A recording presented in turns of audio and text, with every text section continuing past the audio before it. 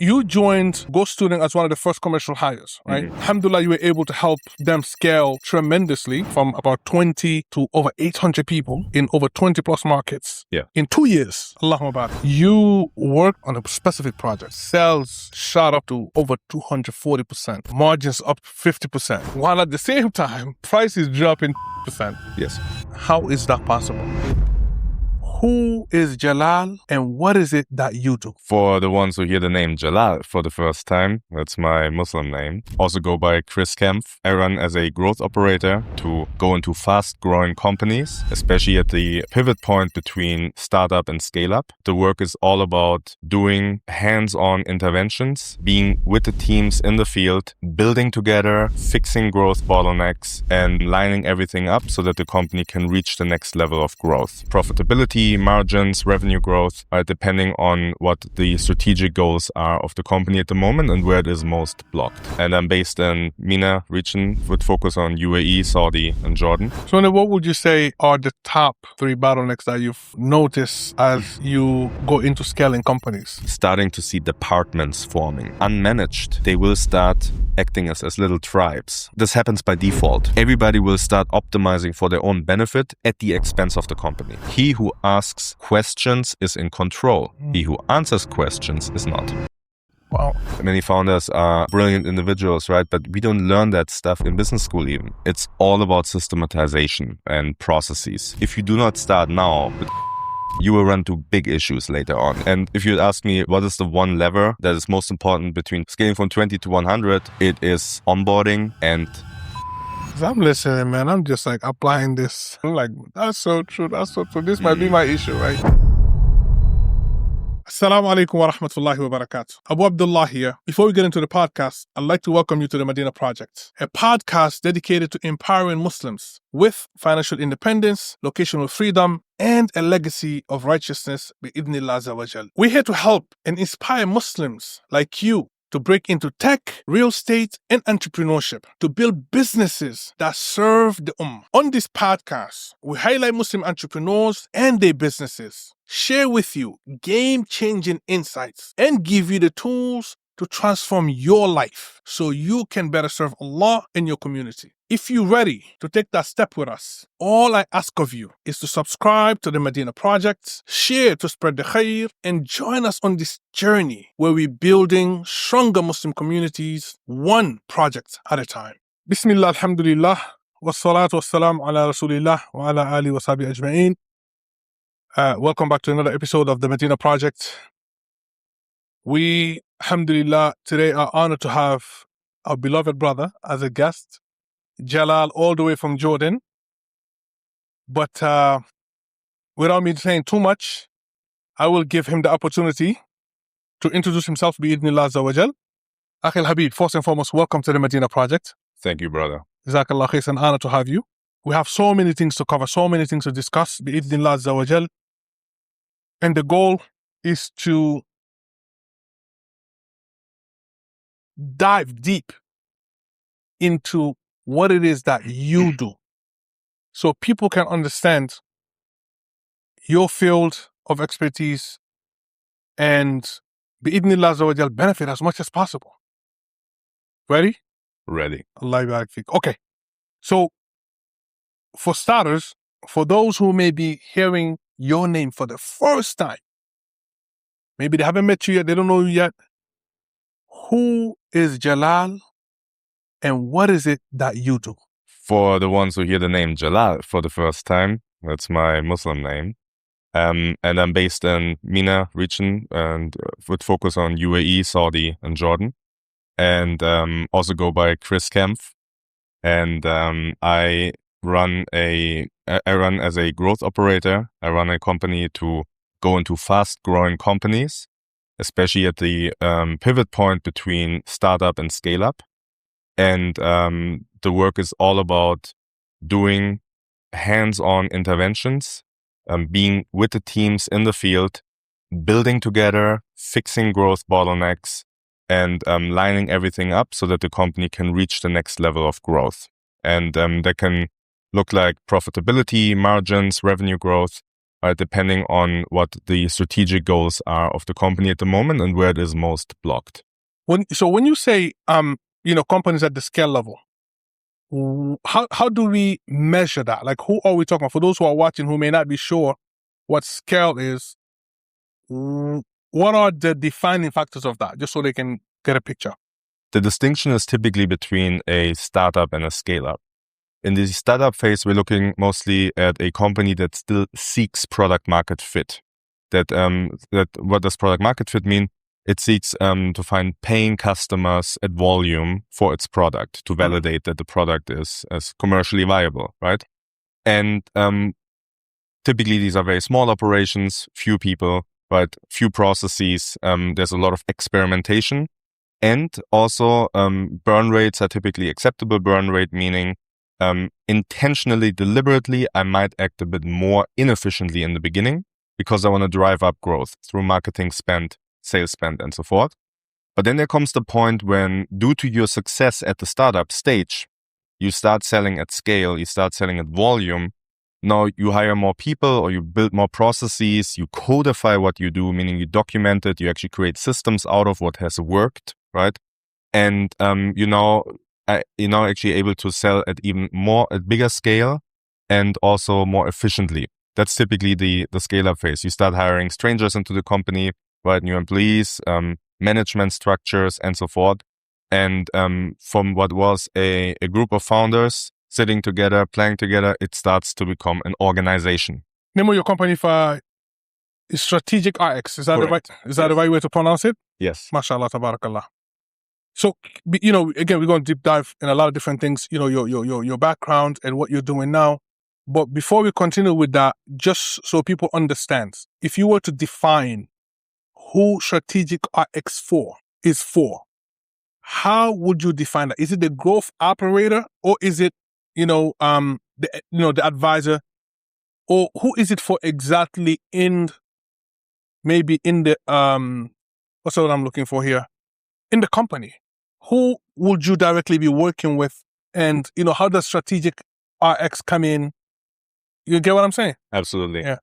Strategic RX, as the name implies, right, has an approach of diagnostics and then creating a solution for the problem that's being diagnosed or that's being identified. And it does not only have to be a problem, it can also be a big opportunity. But it requires an external lens. So my work's primarily with founders, CEO, COO, or CRO. And those are typically the main points of contacts that I stay closest with on the strategic level. And then in the part of actually orchestrating the work, I typically have points of contacts inside the company. And so sometimes I also bring in experts, right, depending on the project, and they work with specific point of contacts in the company, meaning I might have the head of finance, right, work with me on the pricing and margins. We might have the head of sales working directly with me, and I mentor the head of sales to lead the team better and to create better processes and implement hiring, onboarding processes. We might go hands-on in and do sales trainings ourselves and then train the head of sales to be able to do those trainings in the future. So depending on the problems that we are solving or the opportunities that we are leveraging, we will define clear points of contacts, internal owners, because the whole point is that after that intervention, that project is done, it keeps running. And that only works if people inside the company have fully internalized the change and actually keep driving that change by themselves. So that it's also, so there's no dependency on the external growth operator, but now the internal capacities have been built. You're setting them up for success in the long term. Yeah. To be able to be self-sufficient on their own once they have understood and mastered, I guess, the strategies that you're teaching them and you're helping them develop further. Correct. So that they don't have to rely on you after this period of work with them, I guess. Exactly. That's the whole point. Muslim business owners and professionals. 2 weeks ago, I consulted with a brother from the UK about planning and logistics, about making hijrah to Madinah and fixing the biggest bottlenecks for him to move in here. In less than 1 week of that call, he literally booked a flight and moved here to Madinah, walillah alhamd. I literally just prayed Asr Salah with him today. here in Medina, next to Masjid Quba. I'm Abu Abdullah. I made hijrah for the first time almost 10 years ago, and I've been here in Medina with my family for about 3 years. I own 100% foreign-owned business here in Saudi Arabia, which qualifies me for premium residency. Walillah alhamd. I'm in real estate, and I have opened hotels here in Medina. The most recent of which opened its doors this past Ramadan. Here's exactly what I'm going to do for you, bi'idhnillah. We're going to get on a consultation call. We are going to analyze your situation, and we are going to diagnose exactly what is stopping you, what the bottlenecks that you're facing are for making hijrah to Al-Madinah right now. I'll make you a bona fide plan of exactly how to move and not make the 101 mistakes that I and everyone else made when they first made hijrah.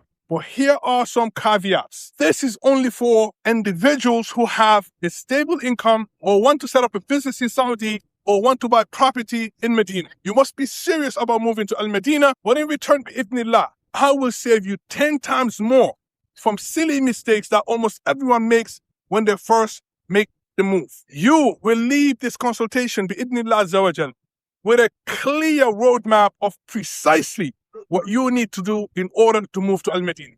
And within the next 6 to 12 months, or bi'idhnillah, potentially even sooner, we may be praying salah together here in Medina, in Masjid al-Nabawi, or right behind me in Masjid Quba, bi'idhnillahi azza wa jal. So if you're ready and you're serious about making the move to the best city in the world, and pray, your prayers here in Masjid al-Nabawi and Masjid Quba, click the link below, fill out the form, and speak to you soon, bi'idhnillahi azza wa jal.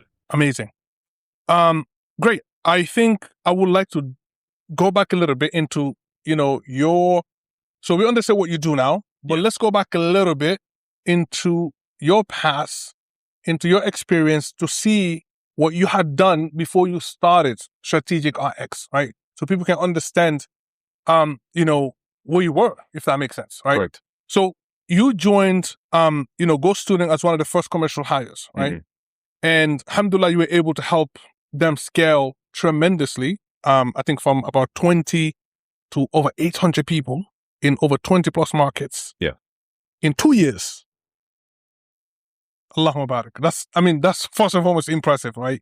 Those numbers are impressive. But for those who may be curious, can you paint a picture for us on how you were able to do that? What did you walk into when you first came in?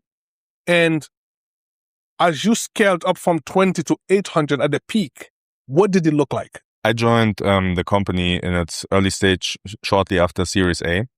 The company had already good traction, good momentum, right? Very talented, capable people, and but it was still early stage in the sense of a lot of sales processes or a lot of sales methodology was running a lot on individual high performers.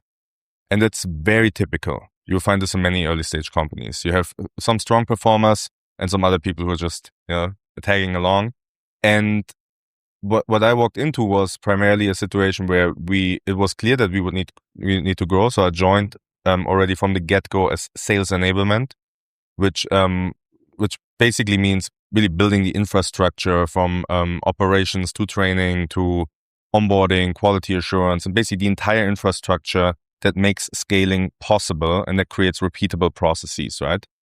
And so the situation was really you had a lot of ad hoc, right? Like sometimes lucky shots in sales. Mm-hmm. Some people were very talented, but also they were seeking for something more structured. Like how can we make this more repeatable, and how can we rely more on process? And that obviously should always be the goal, right? We also know in some sales motions that might not always be possible. Now you think of tenders, you think of enterprise sales, right? B2 Gov. It can be in some instances you cannot systemize everything, but especially in high volume B2C or B2B to small medium enterprises, typically there's a lot of potential for that. And to make a long story short, we really started with creating an onboarding program for new sales hires. That would kind of codify and bring together everything that the sales team until this moment had learned in terms of what works, what doesn't work. And these were sometimes very foundational conversations like, oh, it seems like our best performers actually have a structure in their calls. Oh, indeed, they have a structure. Let's actually look into what that structure is, right? And let's listen to this. Let's try to understand what makes a top performer a top performer. And then you want to make that repeatable. You want to document it and want to make sure that every new sales hire who now comes into the company doesn't have to go through the entire trial and error that these very talented top performers had to go through first to get there. But you want them to start from that as a base level, right? And then they can actually build up on this. And the hypothesis was proven, after new hires actually performed very strong and all in their first months delivered outstanding results after going through the onboarding program. And then one thing followed another, right? Like with building more formalized trainings, also for upskilling for the existing team, helping mentoring the sales team leaders, starting to become more professionalized about how to hire, right?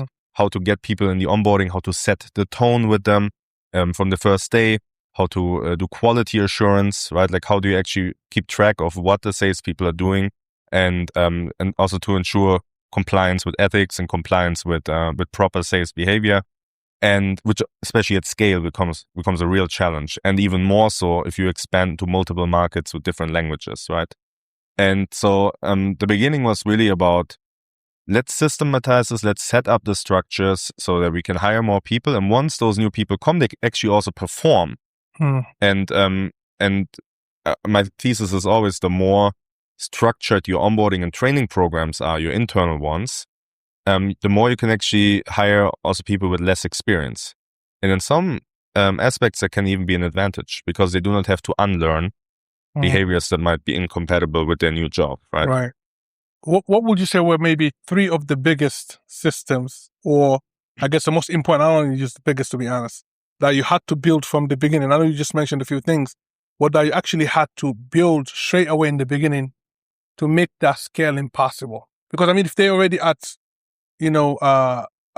Series A, they're ready for scaling, I will say, right? Correct. Yeah. So what were those maybe like the first 3 things that you say, like, you know what, we're going to do this and this and this, and that, bi'idhnillah, will set us up for scale? Yes. One thing that's often underestimated because it's technical, it can be boring, is the CRM system, the customer relationship management system, your database of leads of customers, right? So it's very easy to think of it just as bureaucracy and, let's not even bother with that. The reality is this becomes really the central database for everything, including for performance management, right? Including for understanding what's going on in your business, doing forecasting, right? And so one of the key centerpieces from the get-go was setting up the CRM, optimizing it. There was already a strong foundation, but of course, the more you grow, the more you need to specialize on this. And what does that mean in practice, right? We also said we want to go into more detail here. It means we need to start with stages. And it sounds like a no-brainer, right? Have stages like, this is a lead, this is contacted one time, message sent, first call done, demo done, if that's relevant for your product or service. Demo done, contract sent, contract signed, onboarding, and then it goes over to customer success if you have a product that is ongoing, or even SaaS, right? Subscription model. So you want to kind of have a visual view of what's going on in your business and what's going on in your pipeline at all times. Why? Because you're spending a lot of marketing you have a lot of marketing spent, especially in the beginning, right? We said earlier, what does a startup do? Aggressive growth, deliberately inefficient sometimes, to just get market validation and prove that you can get market share. Yeah. And then my view is always like, you do not have to wait until too much later to start looking at profitability and efficiency and all of these things. You can already set the foundations from the get-go. Right? You do not have to sacrifice. And the CRM is a centerpiece of that. You also want to look at conversion rates between the stages, because your conversion rate lead to customer is ultimately a combination of all the conversion rates from lead to first contact, first message sent, first call done, right? The contract signed, all those conversion rates. This is actually where you can govern and steer the revenue. You actually get a lever in your hand that you can use, a dashboard, to pull the right to pull the right moves. Without that, you will always be guessing, and you will be in a situation where, our conversion rate is down. I gotta have a tough talk with our sales team leader or VP of sales. This cannot happen. The conversion rate needs to go up, right? No more weekends, no more public holidays. I want to see everybody in the office. work harder, but that's often not the cure, right? The cure is often more on a systems level, with many performance topics. And so CRM is number one. Number two, as I mentioned, was the onboarding. The onboarding also sounds maybe like, oh, that sounds pretty soft, right? Like, we're talking about client onboarding here? We talk about, good, thank you for the differentiation. Sure. We talk about employee onboarding. Employee. Yes. So the employee and sales people onboarding specifically. And thank you also for asking for differentiating. Why is that important? You might think, oh, they can just learn on the job. Just throw them in the cold water, and the best ones, they will just show what they got. The other ones, they filter themselves out.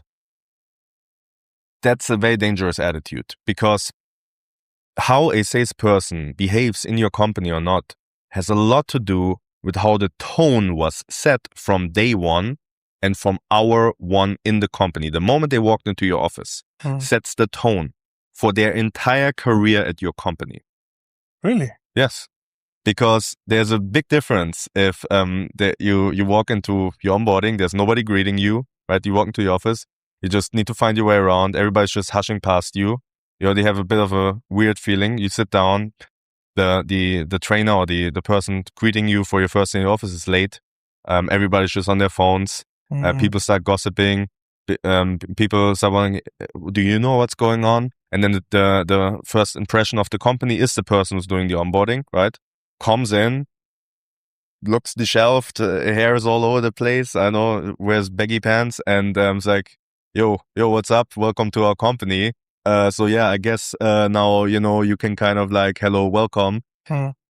If that sets the tone, then I cannot expect professional, sharp business behavior from the people that I hire, right? Because they will see that in the beginning and they'll think this is the way how we operate. Yeah, and it immediately gives them permission to lower their standards because they see they can get away with it.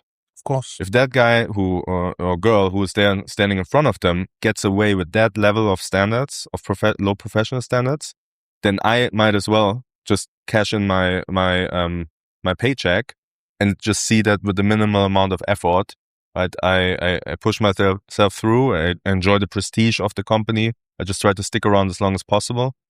But there's something very different about the tone being set with, welcome to our company. Yeah. You all have a notebook in front of you. I want you now to spend 2 minutes on writing down why you are here and why this job matters to you.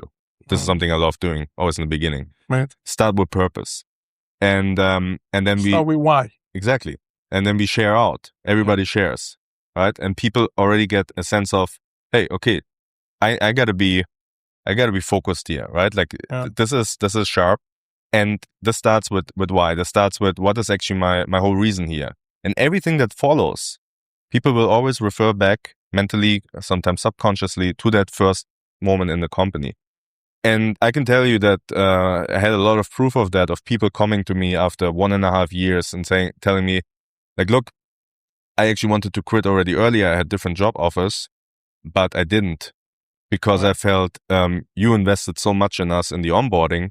And I felt like I wanted to give back first. And it matters. Like if you join a company and you feel that there's a genuine investment in you, in your skill level, you're actually being set up for success. Everybody wants you to win. And yes, you're also being pushed. I also need you to perform. I need you to work hard. I need you to be sharp. I need you to be disciplined. Yes, and I will hold you accountable.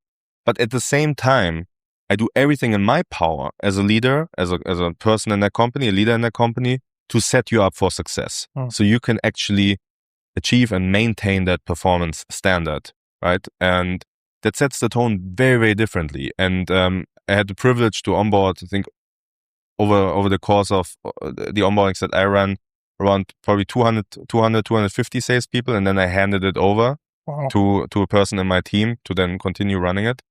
And the onboarding was one of the key reasons why people took this job serious and why they also got the right tone. Now, what happens afterwards, of course, it can dilute in all kinds of different ways, right? That's sometimes beyond your control. You would always, of course, hope then also that the team leaders carry that forward, and which then goes into the next and the third pillar. You asked me about 3, which is team leader enablement. We often look at the team leaders and say, okay, we gave you the status, we gave you the prestige, now perform.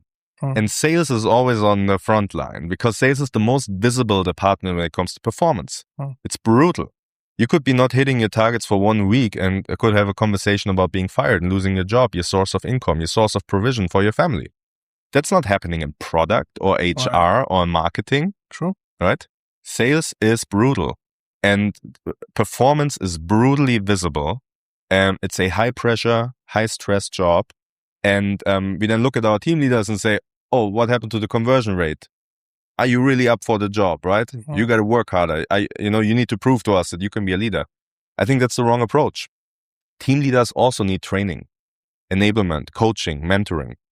Many team leaders have never had formal leadership training. And I say this as somebody who went to 2 business schools.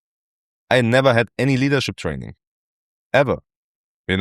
Maybe some theoretical remarks, but I was not taught by leaders, with few exceptions. Right? Like, where do I learn leadership? And then, you also take into account many people don't even have a business degree, right? They might go into business with very, I wouldn't say random, but with very, let's say, different degrees that have not much to do with business. Right. So where do you learn leadership? Where do you learn how to lead a team? Team leaders also need that mentoring. And one thing that we often see, and I think a lot of CEOs and founders can relate to this, is when we promote internal talent, and then they're amazing high performers in sales, and we then promote them as leaders, and they fail miserably. And I always why do you think that is the case? I like to use for this case the metaphor of a soccer team, right? You have players, you have the coach, and you have the team leader, the captain, right? The players are good at playing.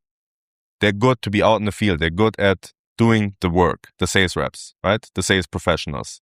They're good at making calls. They're amazing at closing deals. They're amazing at setting appointments.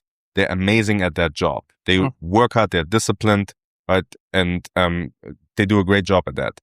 The team leader, though, has a very different function. The team leader still has to know how to do all of those things, but the team leader orchestrates. The team leader needs to make sure that he or she is not the superstar, but that the team leader actually creates superstars in their team, and that they make everybody else shine through performance, of course. That they coach them, but coach them more on a tactical level. And then you have the coach who coaches on a more strategic level, who builds the processes, right? Who manages the training schedule, who makes sure that the resources are there for the team, so that the team can actually focus on their job. And so if you take a player and you make them, and they're amazing players, and you make them the team leader just because they were an amazing player, they might miserably fail because they simply don't have the skill set to be a team leader.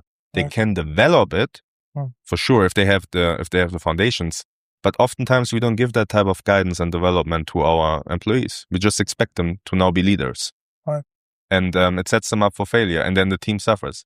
Ultimately, culture, also performance culture and high performance culture, is not created by the CEO. It's not created by the investors. It's created by the team leader, the person that you are daily accountable to, the person who looks you in the face and who might be disappointed, or, who you want to impress. That person, that team leader, becomes the culture of the company to you as a salesperson. And I think it's often underestimated. We overlook that. And I firmly believe team leader enablement goes a long way in driving high performance in sales teams. CRM, onboarding, team leader, enablement. These are the 3 that you implemented, and you saw the results firsthand in scaling, this Go Student. Yes. Among others, right? Now, if you want to go into more details, there's, of course, sales structure, like how methodology, training, and all of these things, right? There's quality assurance, there's the tech stack, the tools, and all of this, right? Of course, more goes into this. But if you'd ask me for 3 crucial things that are also quite universal in the sense of, in many companies this applies, it would be those 3. Yeah, I think a lot of us actually, it's interesting that you mentioned the CRM, and it is boring, right? And I think a lot of us don't understand CRMs. I know I don't, I'm going to be honest, right? Like I know what it is, but it is boring. And when you mentioned, the stages, that's interesting. Because what I'm hearing as I'm listening, and correct me if I'm wrong, is that this is almost like your data source to tell you what's happening, where you need to put more focus on, how long it's taking these potential clients to actually convert, right? Like, because if it's stages, a lot of stages, and they're converting at a later stage, then maybe something is wrong. Maybe. Yeah. Maybe not necessarily, right? I mean, I'm sure there's many different ways of interpreting that, but it gives you a clear picture on where you need to put your focus on and where you can expect things to change so that you know what you need to optimize for, if that makes sense. Exactly. You have, I believe, I'm not sure if it's your own or someone else's, right? That maybe it's a company or it's you actually developed this methodology called first call close. That's your methodology? I worked together with another consultant, Right. and we actually started implementing it and then adjusting it to the realities of student and also of scaling. Yes. And that drove 20% of global sales. That's correct. Okay. What does that call look like? So originally, based on the structures that we had seen work well, and this is also quite universal, right? In many sales methodologies, we have a process of first contact, setting, right, a meeting, Mm-hmm. and typically that's a discovery, right? A qualification also for us. Is this actually a right fit client, potential client for us or not? Which is also very important, and we can talk about this more later on. And then we have a demo or a trial, right? Like we give the prospect a taste of what they can get, right? When they pay. It can be a free trial, it can be a paid trial.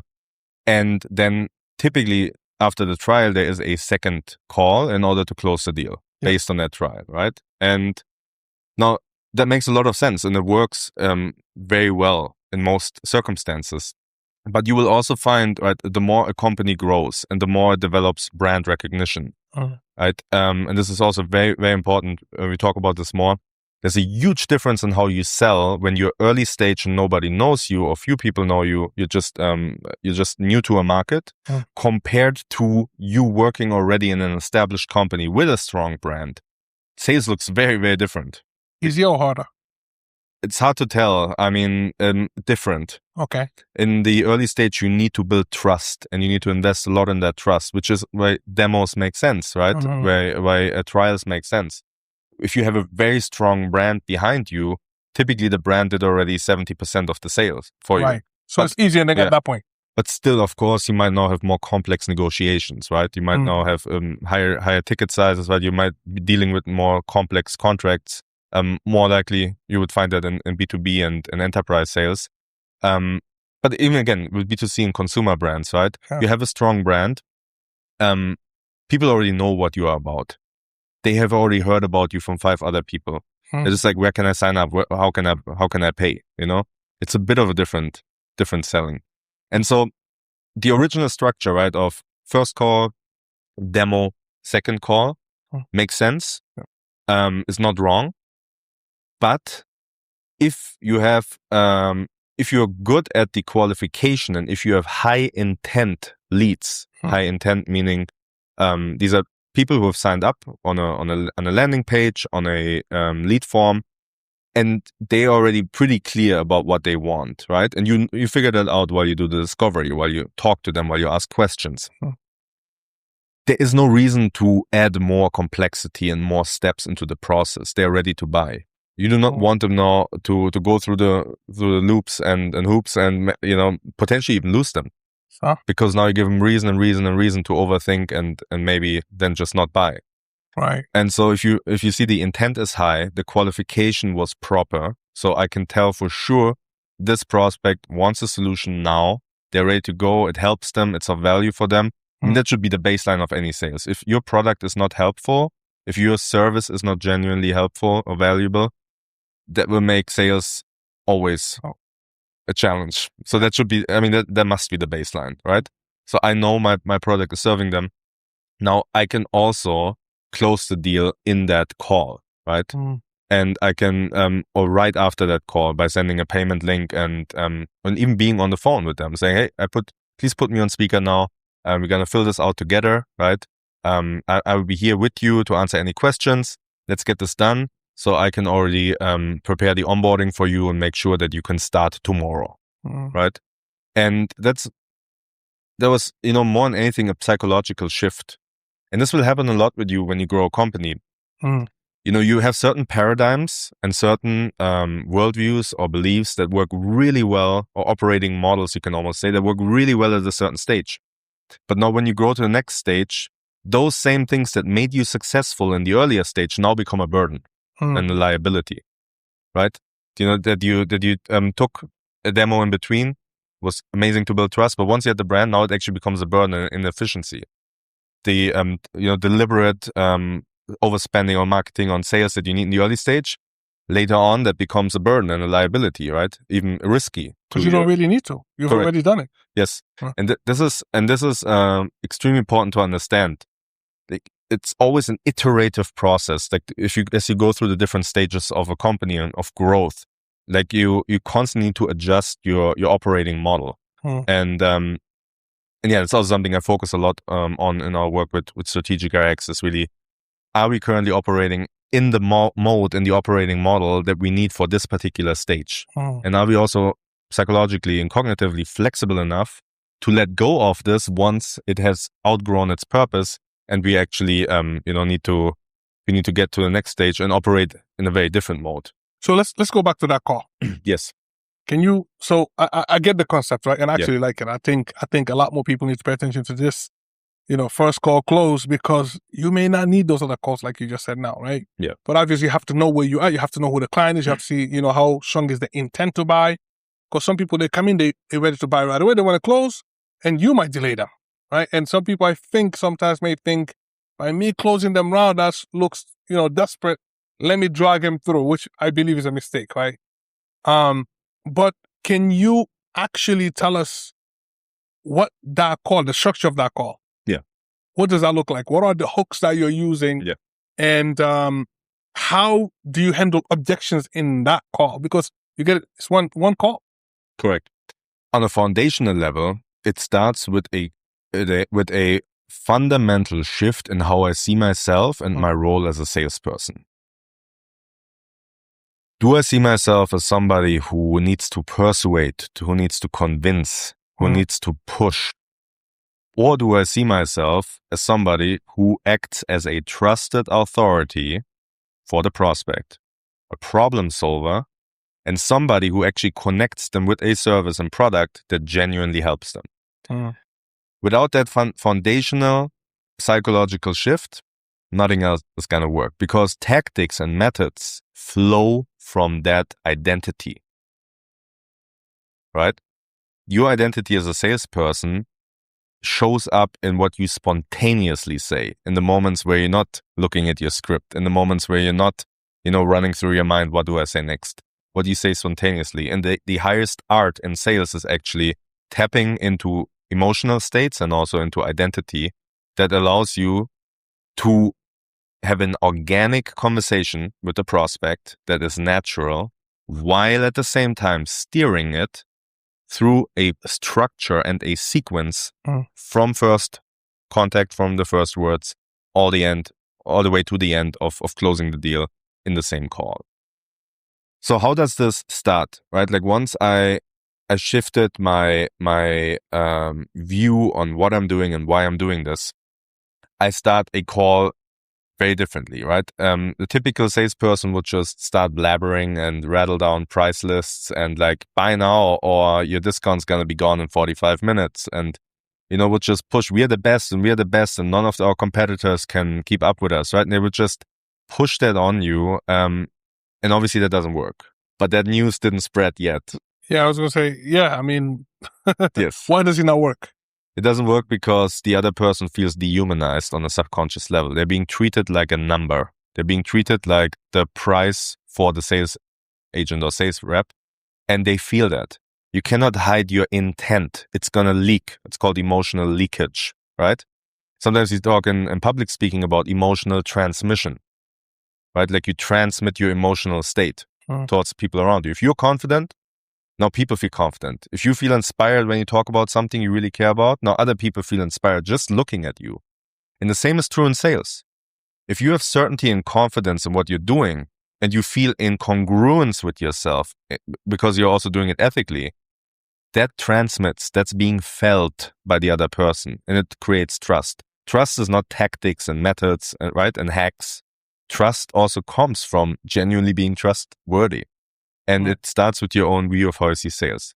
Let me introduce you to sakinity. It's what Muslim marriage looks like when you refuse to compromise on a single principle laid out by Islam. Every person on this platform has to be verified by a real call, by a real person. We call them, we speak to them, we verify them. You get one match at a time. You give them your full attention or you give them nothing. That's sakinity. Look, Hawali is in the conversation from day one. In fact, there's no conversation without his approval. From the very first message, every single call. Now at the end, now when he gets serious from the start. Here's what you need to understand. Sakinity is live. People are on it right now. The person you've been making dua for, they might be creating their account right now. Half your deen is waiting for you. But it's not going to come knocking on your door. You have to move. You have to take action. Sakinity.com is live. One match at a time. Serious. No games. No fake profiles. Unverified people cannot use the platform. Bismillah. Sign up right now. Get married. Bi-idhnillah. Assalamu. So how do I start a call, or yes? Can I interject before we go to that? Please. Because this is really interesting to me, if you don't mind. Yes. Okay? We'll come to the structure. So how do I, as a business owner, let's say I have a product, have a service, have an offer. How do I ensure, because obviously, especially high ticket, offers, we're using sellers and closers, right? How do I ensure that the sellers and closers working on my product actually embody what you just defined? Because I wholeheartedly agree with this. I mean, I'm sitting here, I'm thinking, maybe I should be my own seller and closer. Right? Yeah. Because who can believe in what I'm offering more than me? But obviously also this is what I'm saying is not scalable, right? If I have to do it, maybe I can't. Exactly. How do I embody that into the sellers and closers? Yeah, you mentioned exactly the friction point that a lot of founders have, especially in B2B sales, where the sale depends on them and their presence, right? And their emotional transmission, right? Their confidence, their certainty in the product that lends credibility to what they're doing. And, but yeah, it's ultimately people will do what they see their leaders do when it comes to sale. They will see what is permissible based on what their leaders are doing and what they hold them accountable for, how they're being trained, how they're being onboarded. Does somebody get fired for selling unethically, for lying to the customer? If yes, good. Then you set a good standard in your team and people will know what the rules are and they will not do that. And so that ultimately really comes down to what are those sales people and sales teams held accountable to? What do they see? What is permissible and what is not? Right. My view is always founders should be close to sales in the beginning and they should really understand it. Sometimes when, we have very technical founders who are brilliant at product development, engineering and so forth, there's sometimes almost an ideological enmity, like an adversarial stance against sales, right? It's like, these salespeople, we need them, but we don't like them that much either. And so, they come in with their cowboy mentalities, and unfortunately that exists. I've seen it with my own eyes, right? They're not very respectful towards the devs, towards the engineers, right? They come in with their brash, extroverted personalities, and we all watch Wolf of Wall Street. We know exactly what they're doing, and we don't agree with this, but we also understand we kind of need it for the company. So there's sometimes this aversion towards sales, and it's like, please just hire me a sales advisor, sales consultant, or VP of sales. Let them take care of sales. I don't want to have anything to do with that at all. Is that a mistake? I would say so, yes, at an early stage. Because, especially if it's founder-led sales, because you first want to figure out what works and what doesn't, so you actually know whom to hire. Because you might end up hiring the wrong person if you do not know what works and what doesn't, right? Because you will be the one who onboards your first sales hires. You'll be the one who teaches them. What if that founder, like you just described now, says, but I'm not good at sales. I don't know sales. Yeah. I mean, the question is then, right, like, how did the first sales come in? Obviously, there's also self-serve, right, product-led sales. They're different modes. For simplicity's sake, we talk here about, right, person-to-person sales, including high-ticket sales. But the question is, okay, and how, like, a business is a commercial organization in a nutshell. It's a commercial organization. There is always revenue, there are financial transaction, there is sales involved. That is just a fact. Yeah. And I find it often in my work, I think some of the proudest moments are when I work with the product team for a while, and then I hear the product team talk about LTV, CAC, and lifetime value, customer acquisition costs. I hear the product team talk about revenue growth and about, how can we get up the margins? How can we make this compare to our competitors? How can we make this more cost efficient and whatnot? I firmly believe that product teams should have a commercial orientation and a commercial mindset. And I understand that's not the fashion, but you are working in a commercial organization, and you are selling a product to a market that solves ideally customer problems or helps them achieve their aspirations. And if that product is so detached, that product development is so detached from the actual market, from the competitors' products, from the price ranges, sometimes pricing sits in product too, right? If that's so detached, then the company will have a very hard time. So to your question, right? Like, yeah, what if there is a diversion? I firmly believe and recommend that's one of those moments when you have to jump over your own shadow. Like, you should be involved in sales. Of course, it shouldn't take away from your work in other areas. You cannot manage everything, but you need to understand it enough in order to control it, in order to hold people accountable. Because if you don't, you will not know if the head of sales that you just hired is actually fooling you and is creating a facade and is playing around with numbers. And you might find out too late that that your head of sales might be counting revenue as verbal agreements that were made during a call and not payments collected, right? Because you handed over the entire data reporting to that person too, because you don't want to have anything to do with that. Right. But if you're part of the founding team, your co-founder, you have shares, right? The stakes of that company are in your hands. You need to understand what the sales team is doing and what your sales leaders are doing, because otherwise it creates a massive vulnerability down the road. And of course, you want to delegate all of this. You shouldn't be doing sales. You should always look to how to delegate it. But you need to understand at least the foundations of it, so you can actually judge and assess what's going on around you and what your sales team is doing. Right. Yeah, I mean, in fact, I've heard, I just remember from where it's why I can't be there or who he was, saying that, in fact, every founders are not allowed to hire, heads of sales. You're not allowed to in the beginning. Like, until you've reached a certain level, you must do sales. Because who knows your product better than you? Correct. Who should be more, understanding and, be able to sell that products more than you? Should be you, the founder. So I totally, this makes sense. But again, I think a lot of people early on want to jump on passing down to somebody else. Correct. And then they lose out, as you just explained. So let's go quickly back to that cost structure, because I think, something I need to learn, and anybody watching, they want to know, how would you structure these, first call closes to make sure that ensure the high conversion rates? Yes. Keep in mind that we are talking now about it's called a conversational structure. So that means we're not talking now about scripts, about exact words, about, this is the hook that always works, because in different industries, different things will work. And there's a different tone in different industries as well. So we're talking about a conversational structure, which is based on the psychology of how we converse with each other, of how we make decisions.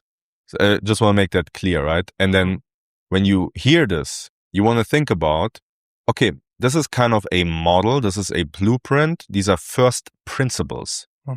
Now, how can I translate that into my industry, into the product and service that I am selling? And it's not just sales conversations. It can also be translated into your self-serve, product-led, like your landing pages, into the way you lead. You put a lead through an like a sign-up process. It can be your AI chatbot, who's trained on this.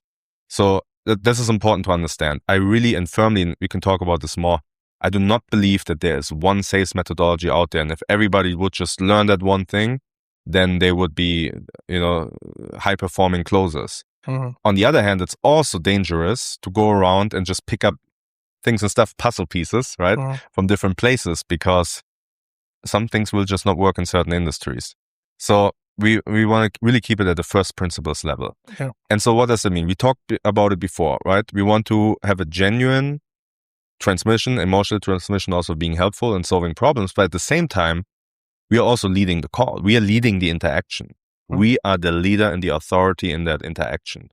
And one last thing before we go into the structure itself is, think of a spectrum of human qualities, or you can almost think of it like a spectrum of colors, right? On the one hand, you have somebody who's very empathetic, who's very passive, who's very friendly, to the point of being a pushover, right? This is more the customer service type, right? Customer is king, anything the customer wants, right? And then on the other side of the spectrum, you have the assertive, right? The hard-hitting, persuasive, fast-talking, aggressive seller, right? Yeah. This is the spectrum. Now, you shouldn't be either one or the other, right? Consultative selling, which is one of the core methodologies that I teach and that I train teams on, because it is first principles, because it's, translatable into many different industries, is all about, as an expert, as a trusted authority, you need to master the spectrum in the middle. You need to be able to be empathetic, and you need to be able to lead the conversation. Most sales happen more on the assertive side, right? But you don't want to be in the extreme. Right. And you also don't want to be in the extreme of being a pushover. You need to play with those two. And what does this mean for a conversation? When I start a conversation, I start assertively, right? I start with an introduction. I set the tone. We talked about this before in the onboarding, right?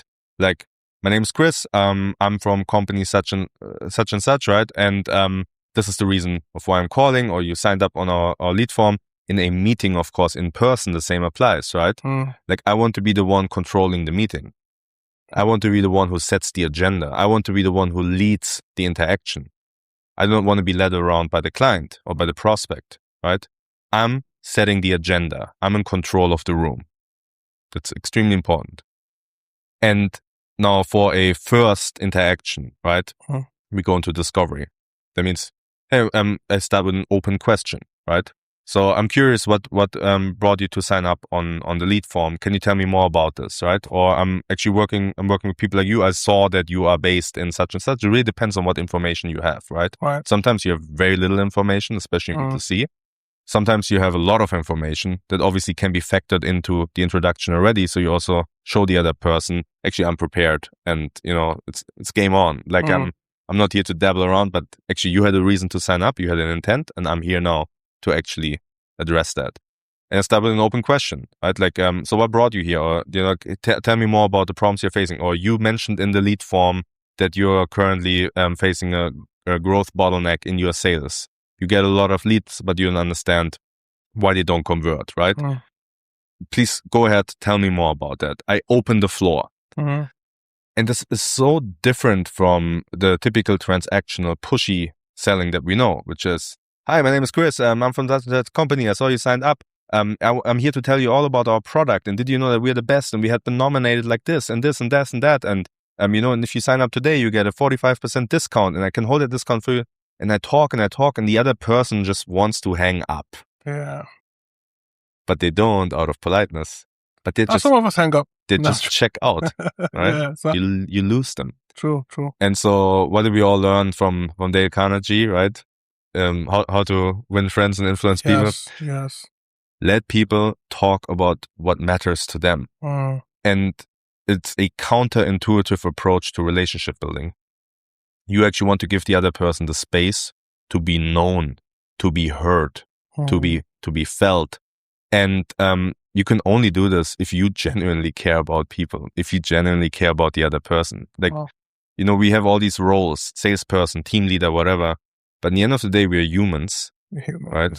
we spoke about this earlier in our other conversation about the fitra, right? Yes. We are humans on this human journey. We play the role of prospect, of salesperson and whatnot. Just remember there's a human. Just remember that sometimes you're the one on the receiving end. Also true, yeah. Yeah. So remember that somebody's daughter, somebody's son, that's a brother, that's a husband, that's it's a person maybe with a difficult life story, maybe with a happy one. You don't know. But just remember that's a human, right? Because sometimes that gets lost in sales. And we can talk about this, not out of malevolence or malicious intent, but sometimes it gets lost because of the brutal performance pressure and the urgency, right? Right. But back to the structure, right? I'm actually now opening the space for my prospect to talk. And we also now use terms like lead and prospect. I don't feel very comfortable with these terms either. For the sake of having a technical discussion about sales, we use them. We often use them in companies. But again, keep in mind, those are real human beings. They matter, they have value, and they're not just deals to be closed, Right. Maybe you feel a bit differently about enterprise deals and tenders and so forth. It's maybe a different story, but especially in B2C and B2B SMBs, right? We actually deal with people directly. The human, not the organization. Correct. Right. You want to keep that on the forefront. So now open the space, right? And then we have the rule of salespeople should allow the client, the prospect should talk 70%, and the salesperson should only speak 30%. Wow. And all the salesperson is doing right now is listening and asking questions. You might have been in a situation as doing sales, right, where you felt that the prospect was interrogating you, right? So tell me more about your company. Like, what legitimacy do you actually? What are your credentials? Like, tell me this, tell me that, tell me that. Was that a good feeling? Never. No, because they actually overpowered you in that moment, right? They took control of the conversation, right? But they didn't take control of the conversation by talking over you. They took control of the conversation by asking you the questions. And there's a principle in consultative sales where we say, he who asks questions is in control. He who answers questions is not. Wow. And that's what we do in the needs analysis. The needs analysis is not just for us to sit there like in a market survey and take notes. We do that too. And of course, nowadays, we just probably have an AI transcriber in the background who does that for us. So we can actually focus more on the human interaction, which is great. And that's actually a useful tool of technology. It allows us to be more human. It allows us to be more present because you don't have to do all the technical and admin work now. And now I ask questions. I want to understand. We talked with one of the other brothers yesterday about difference between B2B and B2C. And especially in B2C with internet leads, meaning people who sign up on the internet. I want to be fast on the phone, right? I want to be fast because the intent why somebody signed up is typically impulsive in B2C, which means something happened in their world right now that made them research, that made them find different websites, that made them sign up a lead form. Something happened in their world that triggered this action. So the intent right now is hot or fresh or live. Yes. So you want to capitalize on that as early as possible? Yes. That's why I say speed to lead, right? We want to be fast. So why we need to have a CRM that tracks that. Wow. So we can also hold our salespeople accountable. Right. Are you getting in touch with people fast? How can we bring that number? How can we make it even shorter? And so and of course now, we can go into a whole world about how AI agents can do that too. For the purpose of this conversations, we stick to the person-to-person sales. Right. Human touch. Correct. There's a lot of transferable principles, but of course there's a lot more to it. Back to speed to lead and to the intent. I actually use the needs analysis to get back to this intent, this intention, the reason of why they signed up. I need to reactivate that while it's fresh. After the person signed up on all those lead forms, they already went back to their Instagram reel, they had an argument with their spouse, they went back to Netflix, they took a walk, they took the dog out, whatever, cleaned the kitchen. They've forgotten already about it. Right. Now in the call, I want to bring that back. What made you sign up, right? And sometimes the person will tell you straight up. Other times you will have to ask a couple of questions, right? And depending on what you're being told. And then it's all about, it depends on the industry, right? Like a lot of the brothers are selling, for example, info products, right? Or like programs. So it would be really like, what is happening right now in your world that actually that made you feel like you want to go on a program like this? That's a very generic question. Whatever comes back, I try to listen to. Do I hear any emotional triggers? Does the person tell me words that stand out, like, oh, everything kept falling apart? Or, when I hear trigger words like this is what I pay attention to. And now I actually want to go deeper into this. So you said a minute earlier that everything was falling apart. Can you tell me more about that? And this is actually where I go deeper into this emotion that was originally there. The emotion that was like, I need to take action. I need to change something, right? I need to find research websites, companies, products to do something. And of course, now there's, as I said earlier, right, there's a lot of tactics, a lot of different types of questioning, right? Like there's scripts, there are formulas. You can also go the route of, when was the first time that you felt that way? Like there's a lot of different approaches and angles. I want to keep it more on a principles level. Right. But the idea here is really you bring it back. And keep in mind, for many people, whatever they're going through, they typically do not have somebody else they can talk with about that. So you might be the first person who gives them a platform, a stage, right, where they can actually clarify it to themselves, and you become associated with that newfound clarity. Right. And that builds rapport, that builds relationship. And from there you have a strong foundation to then take it to the next stages of the conversation. So the next thing I wanted to ask about is, how do you handle objections, especially on those first call closes? How do you handle objections? Yes. So objections are typically, not always, but typically a sign of there is fear, there's insecurity. So if you start seeing objections as a need of reassurance by the prospect, they're actually asking you for reassurance. They're not against you. They're not adversarial to you. It can feel like this. It can sound like it. But what they really want to know is, are you trustworthy? Literally, do you stand behind what you're selling? And so what is most important is, of course, that in that moment you do not fall completely, you don't fold completely in a mode where you just end up being interrogated, right? And you just defensively try to say things that you may feel the other person wants to hear, right?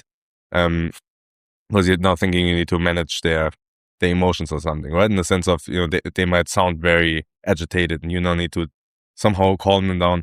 No, objections are always a sign that there's a gap of trust.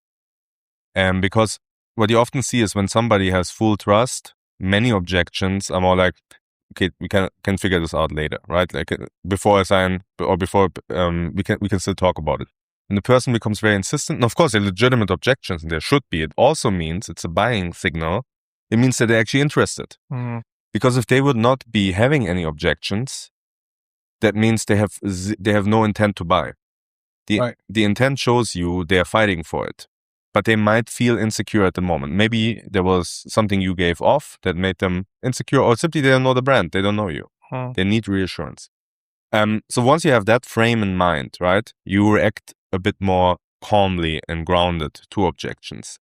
In general, what we always taught was, again, goes to principles, not to specifics of what you say. It goes back to the principle of ARM, which is acknowledge, respond, and move on. And that's basically a shortcut that you can always keep in your mind. When I'm being asked a question or an objection is being made, I acknowledge it, say, thank you, that's actually a really good point. Right? I also appreciate the other person, and I make a signal to the other person, it's totally fine and okay to ask questions, and that's invited and that's welcomed. And then I respond, and I literally respond. I'm not making things up, right? Like if there's a question, if there's an objection.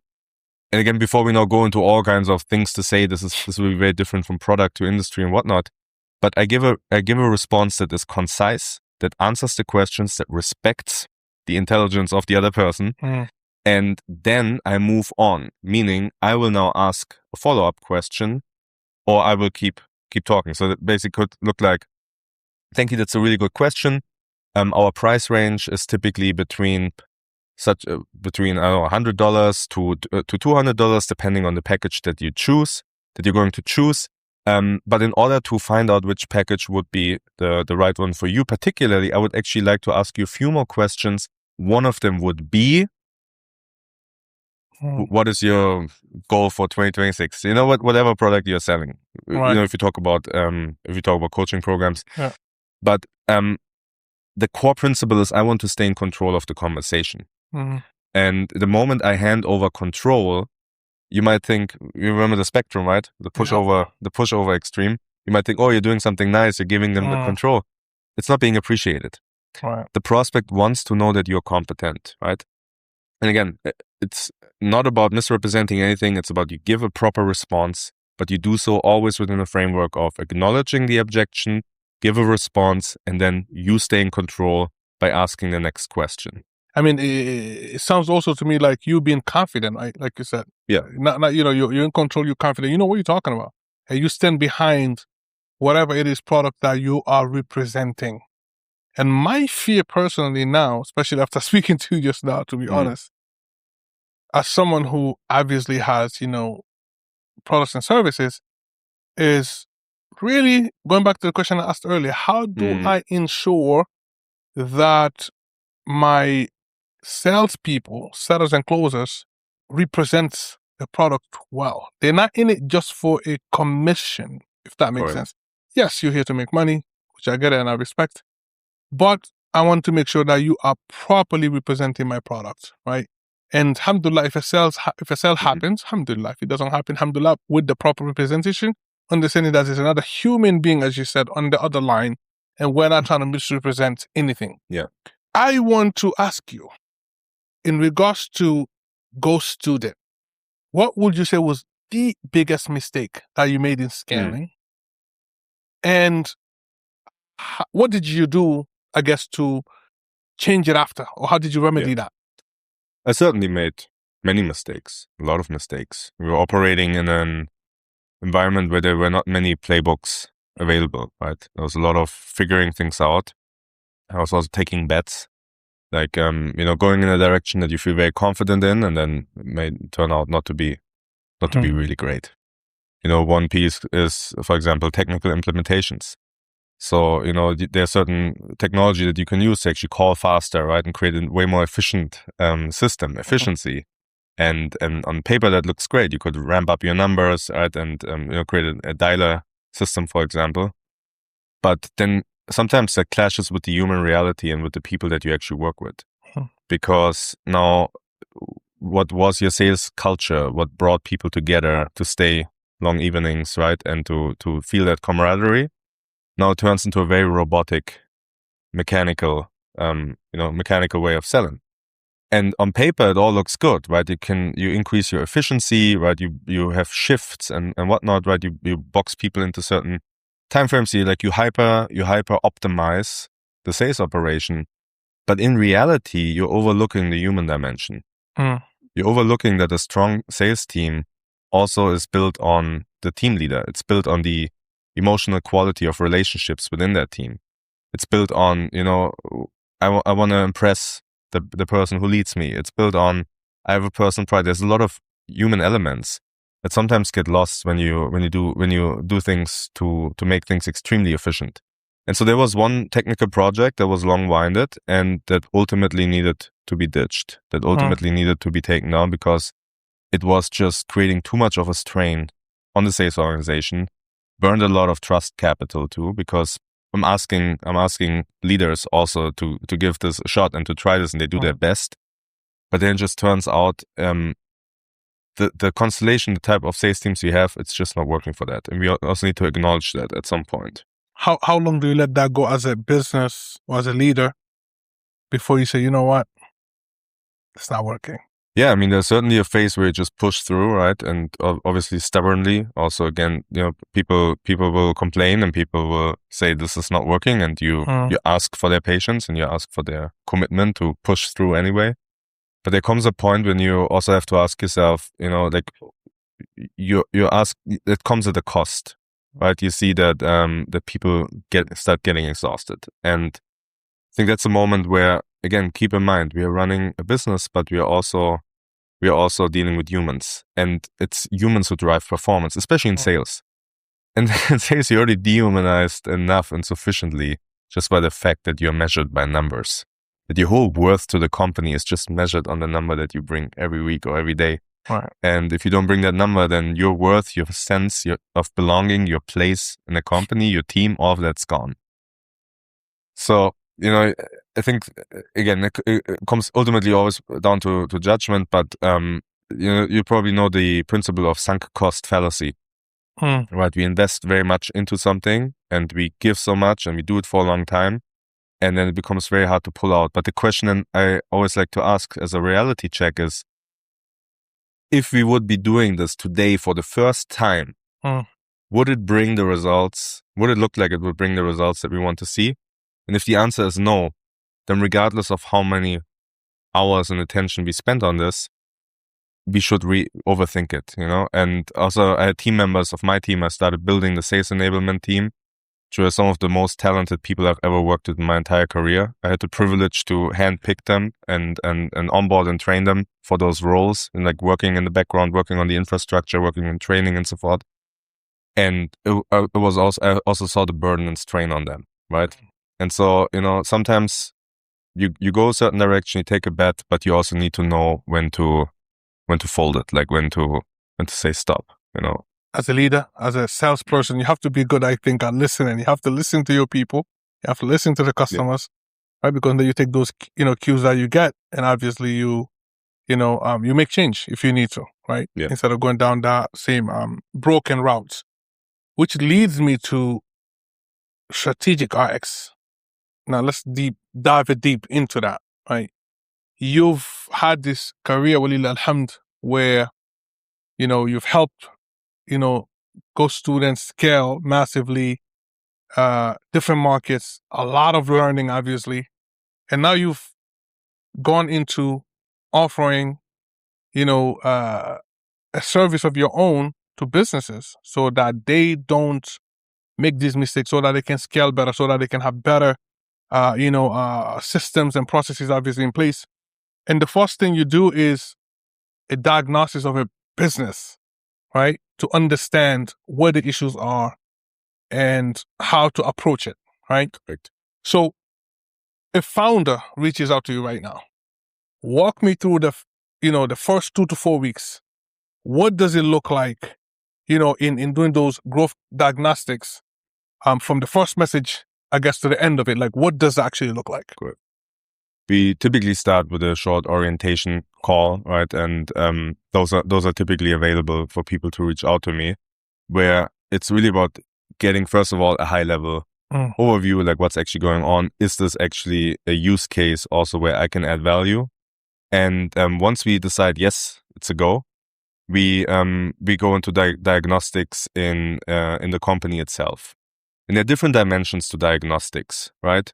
I think we all know the McKinsey stereotypes, right? Like, or the big four consultancies. It's like, obviously there are different variations of it, but most of the time it can feel quite theoretical, right? And often consultants or like people, external advisors, right, come in and they talk only to the leadership team. Yeah. And they look at some high level reports and then make recommendations based on that. I would hope the result of my work would never be a slide deck or PowerPoint. Like what I want to implement change, right? And I've also learned in some projects, you need to do the diagnostic thoroughly at the beginning to identify the correct problem. Otherwise, you will be ending up solving the wrong problem. And you will waste your own time and everybody's time, right? And it might seem very obvious in the beginning, like, oh, this is the problem, right? We have a sales motivation problem, or we have such and such problem. But if I do not have a second look at it, if I don't go in and look at the company holistically, and I just look at that one silo, I basically listen to the problem as it is described to me only, I might end up solving the wrong problem. And that's something I just really want to prevent at all costs. And the point of RX, strategic RX, right? You hear there's a medical principle involved. I'm also trained wilderness first aid instructor. So basically being out whenever you're in remote areas, longer than 1 hour away from definite care, from hospitals, like what do you need to do with a patient, injuries or illnesses, right? And there are very clear sequences of how you diagnose. to ensure there are no life-threatening injuries, to make sure that the breathing is non-obstructed, to make sure that the airways, any airways are cleared, that the circulation, right, is ongoing, that there are no broken bones, that like you have a very systematic checklist in your mind that obviously you learn by heart, and that you go through with every single patient. And it's very similar with companies. Like if you follow a very structured approach and you want to look at it as holistically as possible. If I know there's a sales problem, or if I hear there's a sales problem, it might turn out that in reality it's a marketing problem, or it's a product problem, right? Or it's a leadership problem, positioning problem. And I can only find out once I go in. So after we decide we do a diagnostic and we actually deep dive, and typically start with interviewing key players, key stakeholders. And this includes, of course, the C-suite, right? Especially when we talk about growth topics. But it also includes frontline employees. I want to hear from those who are actually customer facing every single day. I want to get samples of what they are seeing, experiencing, hearing. And I also want to talk to the mid-level managers. I always want to understand what is their point of view, because in my own experience as a manager and as a leader, I often saw that with my own eyes, that information doesn't travel really well through hierarchies for many reasons. But typically top down instead of bottom up, right? Yeah, like often CEOs don't receive the critical information before it turns to a full-blown crisis. There are signals that everybody's picking up on the frontline level, but this information doesn't make it past the mid-level manager level or past the leadership team to the CEO. There are psychological reasons for this. There are hierarchical, social reasons for this. But ultimately, information doesn't travel well through hierarchy. And I often find myself also in a position where I actually echo back to the founder what is already known inside the company, but which has not been shared or articulated or verbalized towards them. And this is not because nobody thinks about this, or because people are not smart. That's not the case. It's just with the daily pressures that we are constantly under, also as leaders, we start developing a tunnel vision, right? And it sometimes is extremely helpful to have an external viewpoint, somebody who actually goes in and looks at it objectively, who's not emotionally invested in certain narratives and certain beliefs, and who can actually mirror back to you, this is what's happening, and let's talk about it. And so it really starts with interviews. I also have a couple of questions that I ask to everyone. One of them, for example, is if you were in charge of the company, what would you change? And it's very interesting how different people at different hierarchy levels would respond to this question, right? Do they respond to these kind of questions openly without fear of repercussions, or are you doing it anonymously? Exactly. That's a good point. Typically, when I get a chance to build a relationship with them and it's one-on-one, typically people open up because they know there's no repercussion. I have been brought in to solve a problem, and that already shows the intent by the company and by the top management. We want to bring this up. We want to elevate this topic. We want to put it in the spotlight in order to solve it. Typically that helps. But you're right. When I want to, and this goes to diagnosing departments, when I actually want to understand what's happening on a team level or in a department, like when we go into more specifics, then I typically do anonymous surveys, because that's typically when people are afraid of retribution. The team leader, they might be embarrassing conclusions, and it's always the same thing. Most people know what's going on. It's being spoken about in private, but there is often no real mechanism to actually surface it to a level where it can be solved. And that's often my first role, is to surface that. And once the kind of, I call it qualitative information gathering is done, then I go into the quantitative, into the data, into the metrics. I look at the processes. How do the departments interact with each other? Also, and that's something that most people don't think about, but what beliefs do the departments operate on? How does sales understand its job? How does the product leader understand the role of the product department? All of this I want to understand before I articulate any solutions or any prescription, right? Any way forward. I need to just listen, understand, take notes, map out what's going on, And the more information I have, also see the contradictions, understand, what fits into the picture, what doesn't, where do I have gaps in my map of understanding. And only then can I make an approximation to reality and say, this is most likely what's going on. These are the blockers. These are the opportunities. These are the leverage points. This is what we will work on. And then bring it back to the founder. And we basically build a plan and create the scope, or basically define the scope of what we want to have solved.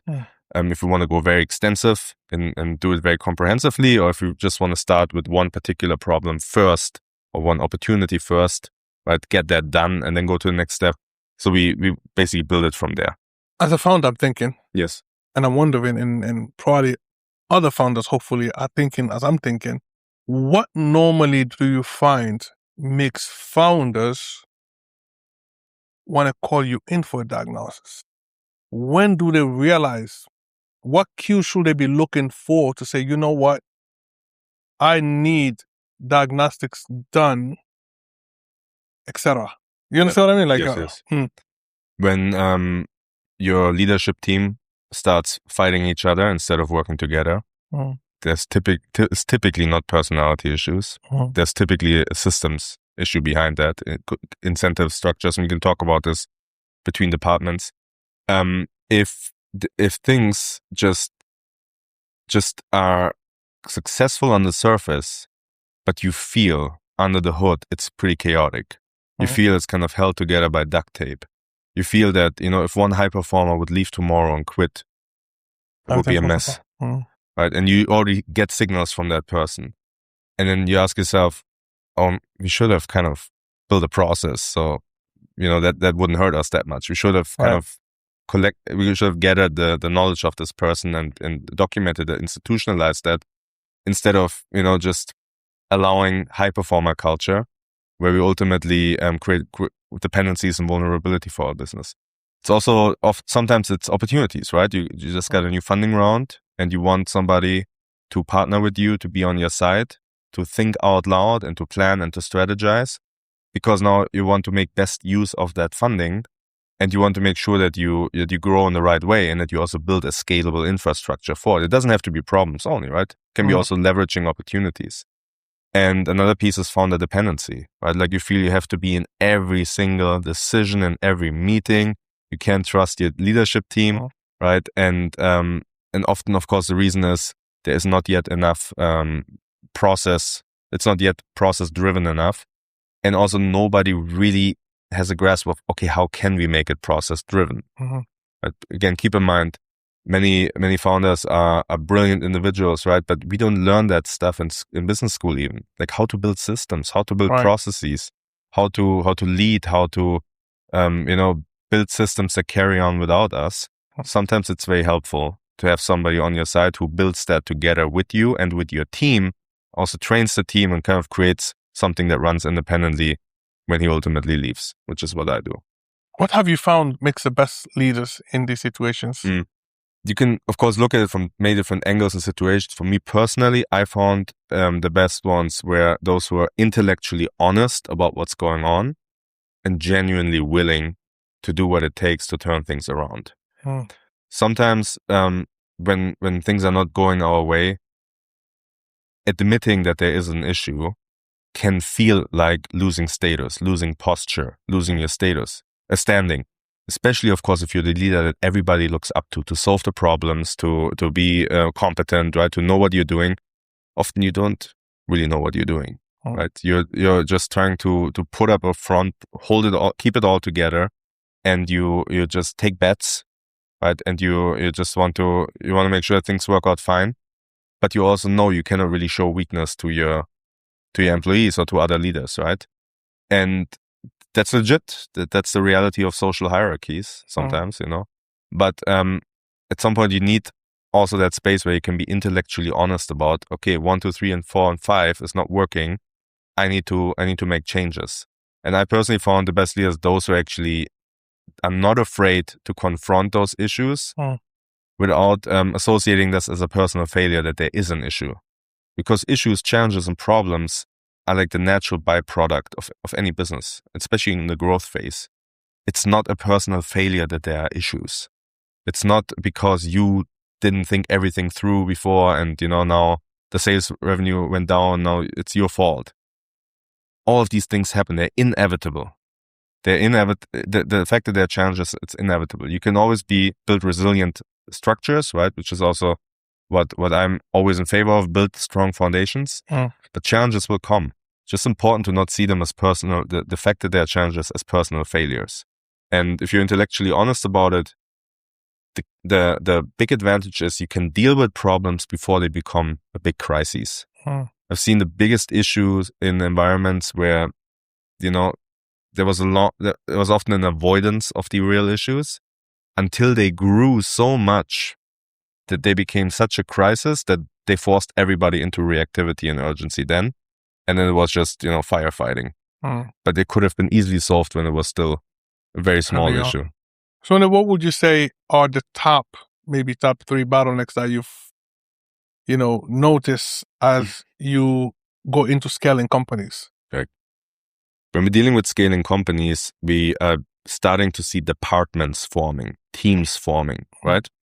And we hire people, external people, right, in order to build our company, to build our organization.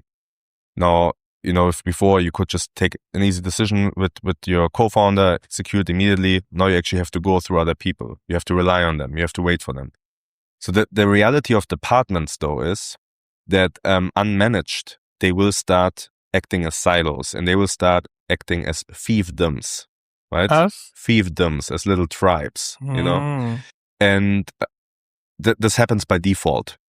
If you don't proactively manage it, it will happen by default. It's just the way it is. Why is that bad? Why is that bad? Because you will end up in a situation where, and I always look at 5 departments in the beginning, which is marketing, sales, customer success / account management, product, and finance. Everybody will start optimizing for their own benefit at the expense of the company. You will see marketing. Unknowingly? Unknowingly. By the way that the incentives are structured and by the way the game is set up. You can really use a game theory lens in this. I'll give you an example. What is a very common issue, you talk about bottlenecks, is marketing is producing massive amounts of leads. They get their bonus for creating volume. Now, sales gets all of those leads, which, because it's a lot of volume, are not necessarily a lot of high intent leads, right? Can be a lot of low intent leads, or leads who have no idea what they actually signed up for. But sales is incentivized to make as many first sales as possible, like, first acquisition, first purchase. So now sales will start selling to people who should never have been in the pipeline. But their bonus is on the line because the management team sees, we have 1,000 leads. Our conversion rate is only 2%. There's something wrong in the sales team. Why is our conversion rate not higher? You guys need to push harder. What objections? Just push, give them discounts. And this is very typical. It happens by default. Now, the problem is, if we sell to and onboard and acquire clients who are not good fits, which we have to if we're dealing with the situation, we now hand them over to customer success / account management, who will then have to deal with all of those unhappy clients who ask for refunds, who write negative customer reviews, right? Who call every single day, who are very upset because the salesperson told them one thing and in reality it wasn't like that. And now the customer success team or account management team ends up mostly firefighting and problem solving instead of what they should be doing, which is getting referrals, expansion revenue, upselling, right, and renewing those customers. Right. So the whole system kind of falls apart. And if on top of this you have a product team that is technically brilliant, but completely detached from the commercial reality and the market, it doesn't research competitor products, right? Doesn't look at their price points, doesn't look at, is not even in any way engaged with existing customers or leads, right? Just develops somehow into the void, that's also an issue, right? Because they not act on their own. And so finance can sometimes be a bit of a regulator in all of this, because finance, I personally really like working with CFOs and heads of finance, because finance is the one function where reality kind of comes together, right? Yeah. Undisputably. with the caveat, data doesn't tell the full story. There's also qualitative aspects, human aspects, and so forth. Yeah. But finance can play the regulatory role. But now if finance is optimized or finance is incentivized to just chase certain numbers as well, for, let's say, profit margins, you put that onto finance. Now they will also guard their own territory. They will also now be their own tribe and kind of, try to get their own benefit at the expense of the other departments. And so if you look at this systemically, you ask about bottlenecks. This is often a very common bottleneck, that the departments are not aligned. And if now I as a leader look at all of this, I see, oh my God, why are all these people fighting with each other? Why can't they work together? Did I hire the wrong people? Like difficult personalities, and there's always conflict in the meetings, and it's annoying, and I have better things to do. I need to focus on fundraising. I don't want to babysit. Like, what is this? But the issue is, again, in the systems design. If I change the incentives, and something that's always working quite well, and again, I talk about principle because in some companies it will slightly be adjusted, is marketing gets their bonus if sales converts. Sales gets their bonus if a customer still stays on after 3 months, right? Or if a customer wrote a positive customer review, right? They get a top-up bonus or whatever. Product actually gets a bonus again when there's sales conversion. Customer success gets their bonuses for referrals and renewals and so forth. Like you change, and this then again makes, of course, finance happy because the unit economics and the profit margin will look better. You need to look at it, at all these departments as one system. And that's something that we sometimes have a hard time with when we're in tunnel vision, when the stress hammers in on us from all sides, right? And we just get into this mode of solving problem after problem after problem. You do this for days, for weeks, for months. You lose track of the bigger picture. And this is where it's helpful to bring somebody in who can actually bring back that big picture. So that's bottleneck number one. It's really cross-departmental misalignment, because it will ultimately hurt you in your revenue growth metrics. It will hurt you in your unit economics, your margins, and your profitability, including your market reputation. Whose job, I guess maybe besides the CEO, is it? Or maybe it's the CEO, is it the operations manager to ensure that these departments are actually aligned? Yeah. It's a public discussion, professional discussion, right? In many companies, there will not be one specific job title. And in many early stage company, it will probably fall to the person who is most capable. Ideally, of course, it would be the COO, right? Who is in charge of the operations and processes across the company. Sometimes it falls on the chief of staff, right? Who just has an eye for it. But ideally, it would be the COO. But sometimes companies hire somebody specifically for organizational excellence, or in the case of the growth departments, right, it would be the CRO, the chief revenue officer. But again, in the end of the day, those are titles, right? Titles are not trademarked. Right. Every company can name this role as they wish. Sometimes you even find that the HR department ends up, rewriting the org charts and the incentives. There's not a licensed way. This is the way how to do it, and this is how it should be done. Right. Ultimately, companies will always improvise. Wow. Where I see my role is for companies who can't tolerate that trial and error and who need to move faster. They can bring me in, and I actually help them to get that done, train the entire team on it, and then it stays fixed, right? And the incentives are actually set up in a way so that people naturally work together.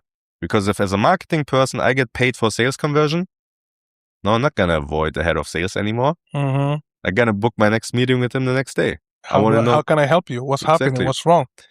Like incentives and commissions, and we talk about this later a bit more, are behavioral steering mechanisms. You steer behavior that you want to see through the way of how you set up incentives and commissions. It's actually a huge lever that you have, like a steering wheel that you have to see the behavior that you want to see in your company.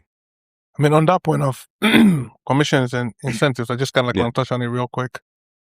So it's not setting incentives and commissions that matter.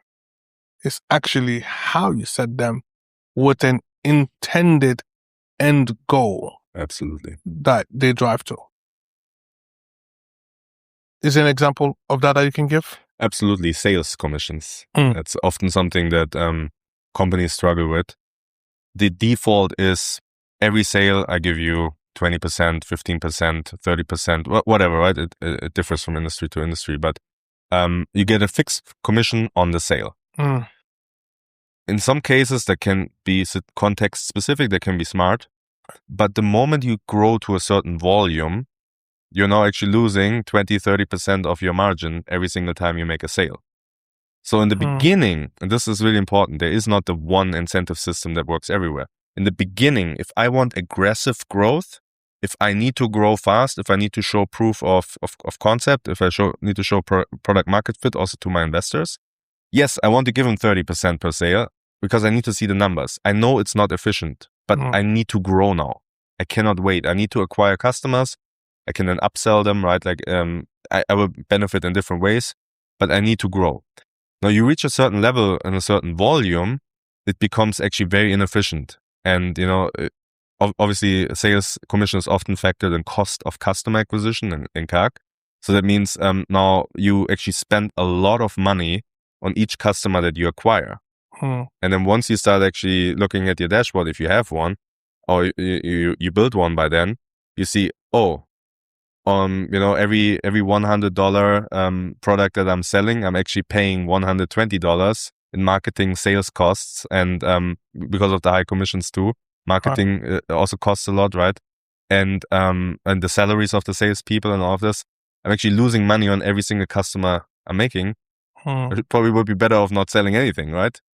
Financially, and so this is why it's important to keep an eye on this. At a certain volume, you need to shift the model. And then it becomes about monthly targets, because now you have enough historical data to know what you can expect.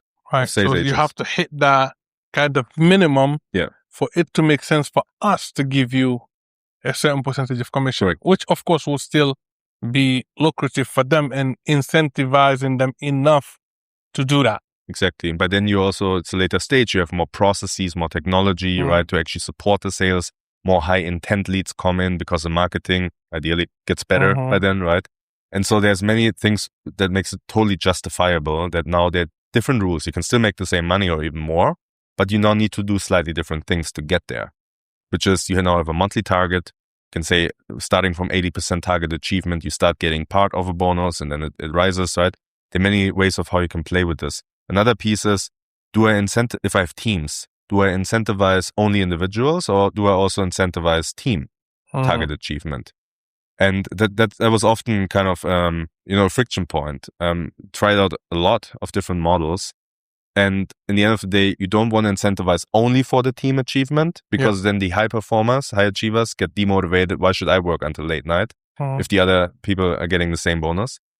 But you also don't want to give bonus or commission only for individual achievement, because then they will start hoarding knowledge, hoarding best practices, and they will start, unfortunately it also happens a lot, stealing leads from their other colleagues. And so what worked really well for me and many companies we worked with this, you have an individual target achievement that's lucrative, commission for your individual achievement, and then there's a booster if the entire team achieves it. So if you're on day 20 of the month and you as the high achiever already achieved your target, now it's actually in your interest to mentor the other members of your team and to help them, to sit with them on calls, to help them also achieve their goals, because you will get an extra boost on your individual commission if the team achieves their target. Wow. And so this is how you need to think about incentives, right? You literally steering behavior through the way of how what you reward and what you punish. I mean, so good. Yeah. That is so good. Going back on the point of bottlenecks. Yes. I know we talked about the interdepartment ones. Can you think of anything else? Yes. I mean, I wanted 3, but even if it's one more that you will say, because I'm thinking in terms of like founders. Yes.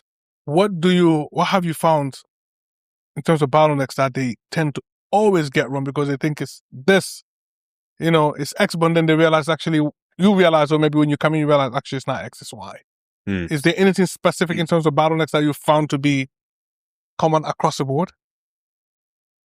First one, right, is often the first idea is we have personality issues, we have motivational issues, right? We just need somebody to go in and discipline the team, right? And be tough on them. again, typically it's a systems issue, Yep. and incentive structures and so forth. The other piece is sales. There's often, we talked about this, there is a brutal focus on sales because it's the only department where performance is absolutely transparently visible in real time. There's no hiding. If you're a salesperson, you're constantly exposed, criticized, scrutinized, right? Again, it's not happening in HR, not happening in marketing, not happening in product. If you're a salesperson, you're on the spotlight. And so often when there is an issue in revenue growth, the first department to point at is sales. What's going on, sales team, right? Like, why are you not working harder? Why are we not achieving our targets? And then once you go in and you actually, again, do a holistic cross-departmental diagnostic, right? You understand the processes, the handover processes, the conversion rates, also of the handovers between departments. And often the pipeline pretty much mirrors also the departments, right? There's a product in the beginning, right? You can also, of course, sell that product later on the website, but in the businesses that we describe, you have the marketing, and then there's a handover process from marketing to sales, a conversion rate.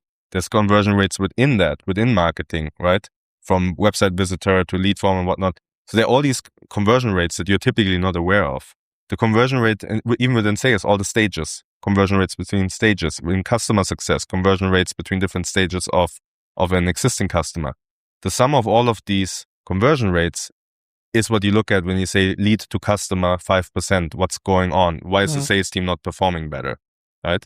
And so often where we think the bottleneck is a sales motivation problem, it turns out marketing is positioning the product in the wrong market. Yeah. Or the message is not clear, the first impression. So people don't know what they sign up for. And then when they go into the sales call, they don't really understand what's going on. It could be that the product that we are actually selling and developing is not competitive because we never actually looked at what our competitors are offering. We don't understand their price points. So we might be selling an inferior solution compared to the market because we, of course, think it's superior because somebody told us it is. But according to the market reality, it's actually inferior. We sell it at a higher price point than others. We don't understand what our prospects are comparing us with. And now every single time the salespeople have interactions with the prospects, they're getting turned down. And the customers say, no, you're way too expensive. And now the first instinct is, oh, the salespeople need more objection training, you know? Like, no, the issue is somewhere, the root cause is somewhere else. And it's very easy to always beat up sales, but to vent and to let out the emotions. But in the end of the day, the sales problems, they're sitting often in very different places. As I'm listening, man, I'm just like applying this. I'm thinking like of my own, like, that's so true. That's so true. This might be my issue, right? And I hope it's the same with anybody watching this who's running a business. Really, like, these are the things that we really, really have to be critical about and think about. So when you go in and you do these diagnostics and you find maybe, these issues in these areas that the founder's not thinking in, how do you deliver the real diagnostics to the founder without actually offending them from day one? Correct. How do you ensure that? Yeah. And it's a really valid concern. Like everybody who is a founder had to overcome enormous challenges and had to take great personal risks on their reputation, on their capital in many cases, right? Their families who trust them to do this and, who put up with the fact that they don't see their husband, their father, their spouse every single day. So there's obviously a founder has, a lot to carry.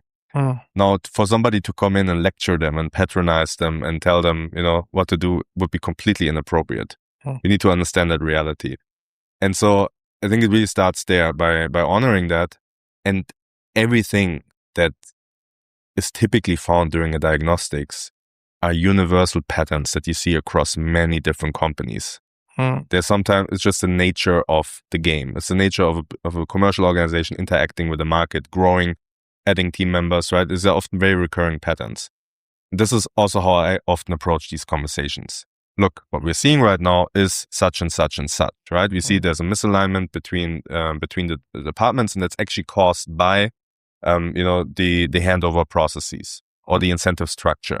Here's how we can fix this. We see such and such issue, right? Like we see the product is not competitive. Next step here should be do an in-depth competitor analysis, right? Really understand the price points of everybody else. Compare this. Let's get back to the product team and make sure we level up. So it's always forward oriented to what's next. It's not about, hey, gotcha, you blame the sales team. Didn't you get that actually the issue was something else? No, it's like these are very commonly recurring issues, and also, of course, speaking from experience, right? It also adds weight to that. Like it's not uncommon, and those things are not a reflection of the founder having made bad decisions or having failed. Those are just issues that happen as a company grow.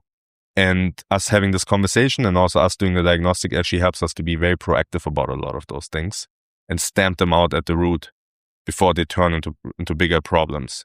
And so it's very much forward oriented, and it's always about what's next and where do we go from here, and not about, you should have known that or any of this, because that's not helpful. And that tone is also very inappropriate in a setting where you're dealing with people who have put everything on the line to build those companies, and that should also be honored.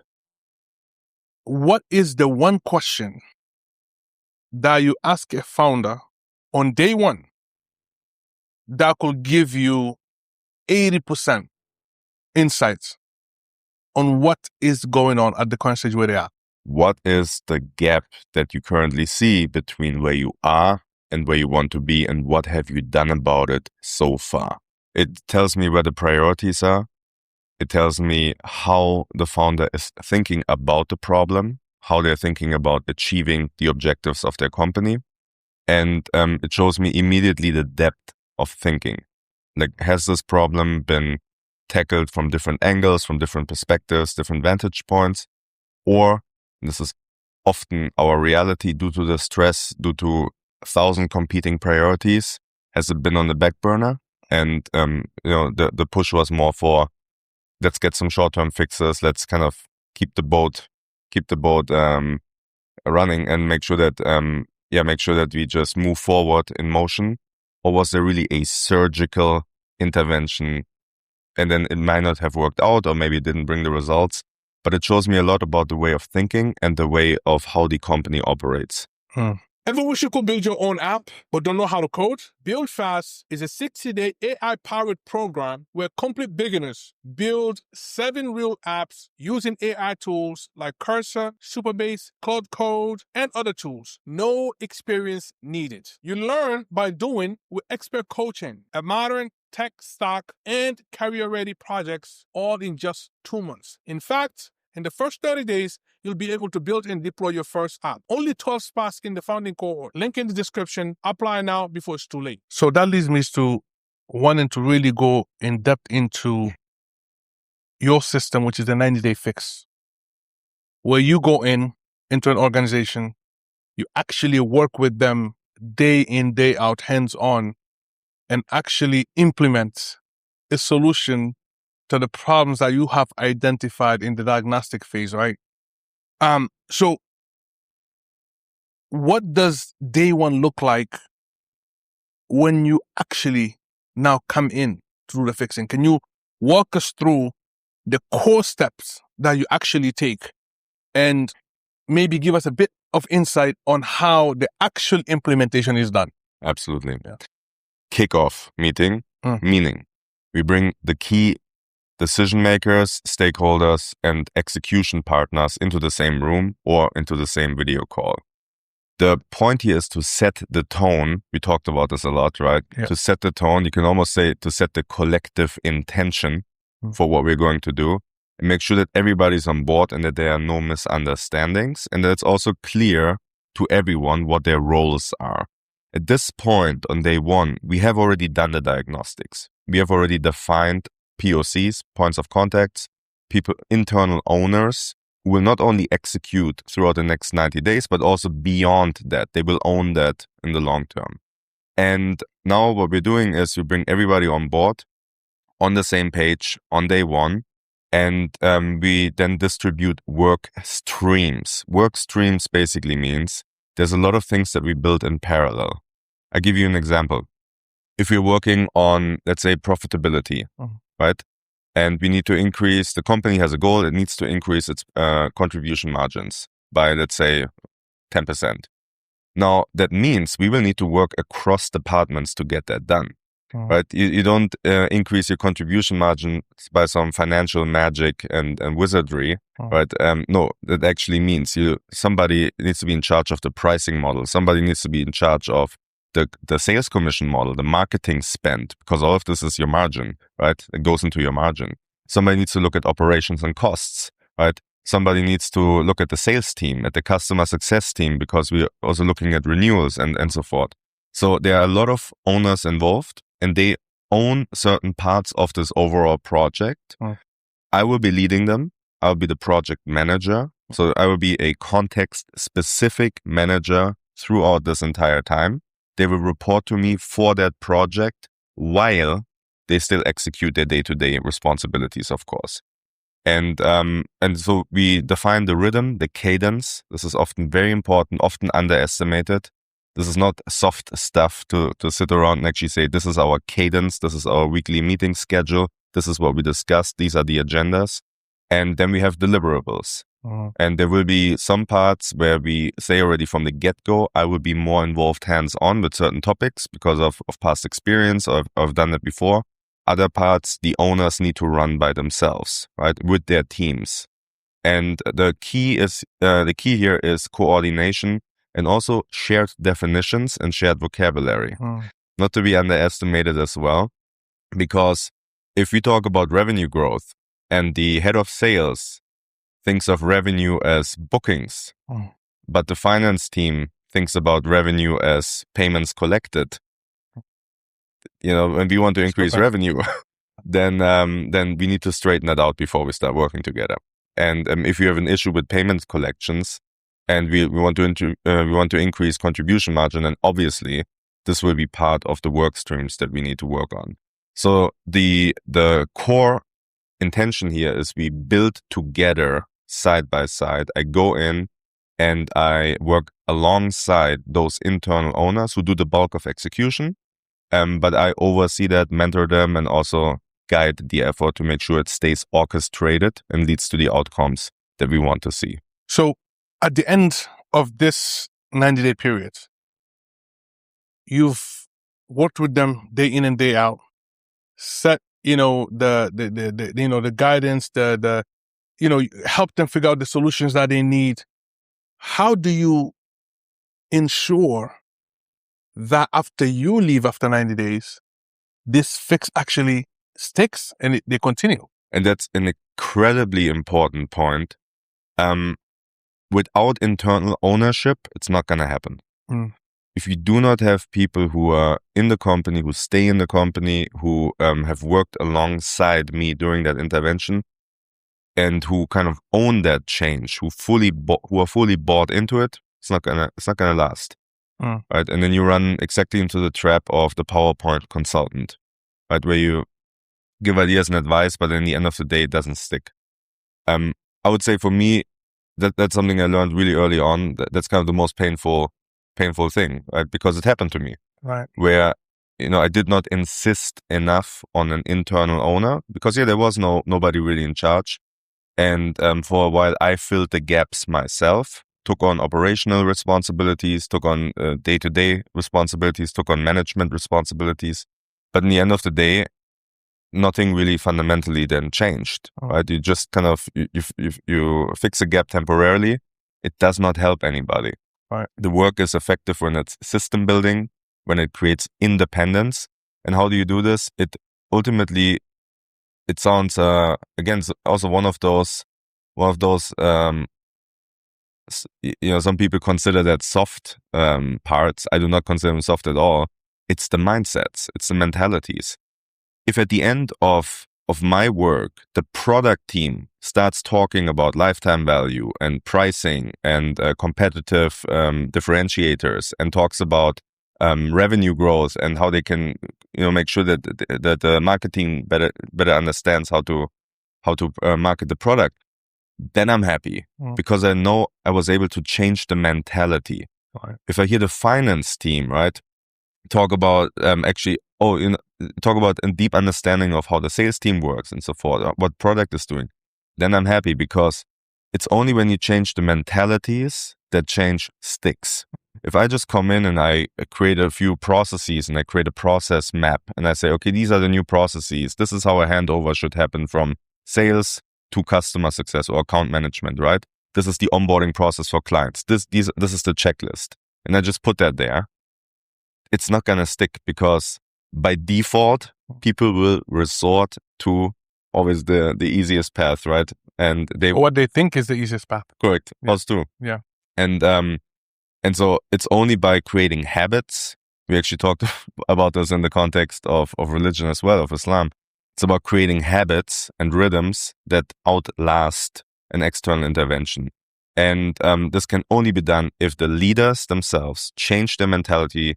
They buy into it. And many of them are smart, talented people. They're eager to learn. They're hungry to learn. They want to expand their knowledge, their skill set. So often this is not the biggest problem. Right? Like once you start working with them, the problem is more, do we have an internal owner from the get-go? And if there is no internal owner, there's also no kickoff meeting because then the project will not happen. Because otherwise we would just work into the void and it will just not be a good use of the time and energy of everybody involved. Right. So I'm assuming then the more strategic way to do that before you even start the 90-day fix is probably a scenario where you are saying, hey, because you've done the diagnostics, you're already seen the gaps. Before we start our 90-day fix, you got to fill XYZ gaps. You have to identify and make sure all the key resources that we need are in place because otherwise, in fact, we cannot implement this 90-day fix, right? Correct. Amazing. Let me get a bit controversial here. Yes. Do you ever come into an organization during the diagnostics period, or maybe even during the 90-day fix, realize that things are not working or they're failing because people are just not doing their job, and or people are in the wrong positions? Do you ever come in and stir things up and and do a little shuffle? Maybe even some people have to go because they're just not needed. Does that ever happen? Yes, that's the reality of organizations and of business, right? Absolutely. And there is, on the one hand, right, you will never know from the get-go, right? If you have the first meetings with people, with leaders as well, department leaders, everybody always presents themselves, of course, from their best side, and why would they not? Right. But the moment you start working with people, right, and you see massive delays, right, of things that could be easy fixes, but now actually that holds up the work streams of other internal owners because they cannot move forward until this one piece is done, right? And then other people need to be more hands-on, need to intervene, need to do the work for that person, and this happens repeatedly throughout the project. It tells you a lot too, right? Or in sales, right? Unfortunately, also sometimes we talked about this. You have practices that are not okay, that lead to short-term revenue spikes and increases, but that completely undermine the company in the mid and long term, right? So you can just sell unethically and end up getting negative customer reviews, Trustpilot reviews. You end up having huge churn rates, refunds. Your customer success team is just busy firefighting instead of actually doing referral, upselling and renewal work. And so it hurts the company massively. And so there are moments when you realize, and when you also, you get a hunch, you get a gut feeling too about some people. Sometimes there's a discrepancy between what they say, what they do, their body language, right? And you pay attention to that. I believe also, part of my job is also to mirror that back and to report that back to the founder. Right. Because that's part of that stewardship. Like I'm being entrusted right now with, the doors have been opened to me. I have been entrusted with making changes in somebody's company, in somebody's organization. They have opened their doors for me, and they also expect me to be clear about what I'm seeing, and they expect me to help them make their company successful. And sometimes, unfortunately, it can be people that are well liked even, or it can be people that have been with the company since the beginning, and everybody already knows that there is an issue. But sometimes it needs also somebody externally to say it, because I'm not emotionally invested or politically invested in the company. I can say it. I don't have a job to lose. I don't have shares to lose, right? Like I can, if you don't want me to speak truth, then don't hire me. It's also fine. But there is a responsibility that I share what I see. And that does not necessarily mean that the decision has to be let people go or penalize them or whatnot. No, there are many pathways going from there. Sometimes a person is the right person for the company. They're just in the wrong seat, right? They would be better suited somewhere else. Right. And there is somebody already rising and coming up who could do a way better job in that same role. They just have been stifled because there has been this organizational inertia, like in organizational slowness, where already that certain decisions need to be made, Right. but they just get postponed and procrastinated time over time. You worked with a project, on a specific project. Yeah. And sales shot up to over 240%, margins up 50%, while at the same time, prices dropping 20%. Yes. How is that possible? In this project particularly, we are looking at a strong company that had an amazingly talented team and that had been successful in what they were doing and had created great traction, great volume.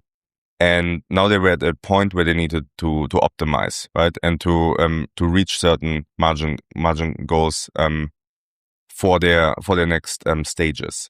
Now, with margins, you really have to understand this, and I said this before, this is not about financial wizardry. This is not about somebody now, sitting on a spreadsheet and changing numbers and making them look good. This is not how you change margins. And this is often where, if you have a very heavily finance-leaning company, sometimes what's happening, because finances can sometimes be very much detached from the operations, from sales, from the growth departments, the commercial reality, the customers, the market.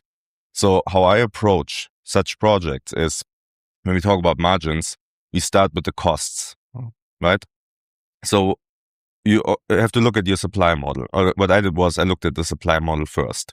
And then I have my internal POCs, right? My internal owners. They have been working on that already. They walk me through how they have been doing supply before. Like what are the agreements they have with their vendors? What are the agreements they have with anybody who supplies to the product or service that's being offered, right? Then we look at this model, and we often, and this is very common from startup to scale up stage, we then see, okay, that model worked really well for aggressive growth, right? And it was very, in many ways, very lenient towards vendors, right? And but it was not always giving the right value back to the company, right? And so this is where you start optimizing. So you change the model. So again, context specific, that will always be different from company to company, from agreement to agreement. But ultimately what we did was we changed the model from incentivizing suppliers for individual orders, but shifted that over to almost like monthly volume and at scale agreements. So it means if you deliver a certain scale, if you deliver a certain volume, then for that volume, right, you get incentivized. For that volume, you will get you will get your financial compensation. And that changed the whole equation, because now you also build in more long-term loyalty, right? You build in more long-term partnerships, long-term agreements, and it also strengthened the partnership.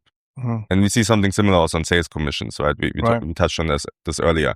We changed the model, and it changes the whole psychology of it. So we're able to drive down prices per unit sold, and at the same time, once I have some leeway in pricing, now I can look actually at some leeway in costs. Now I can look at pricing.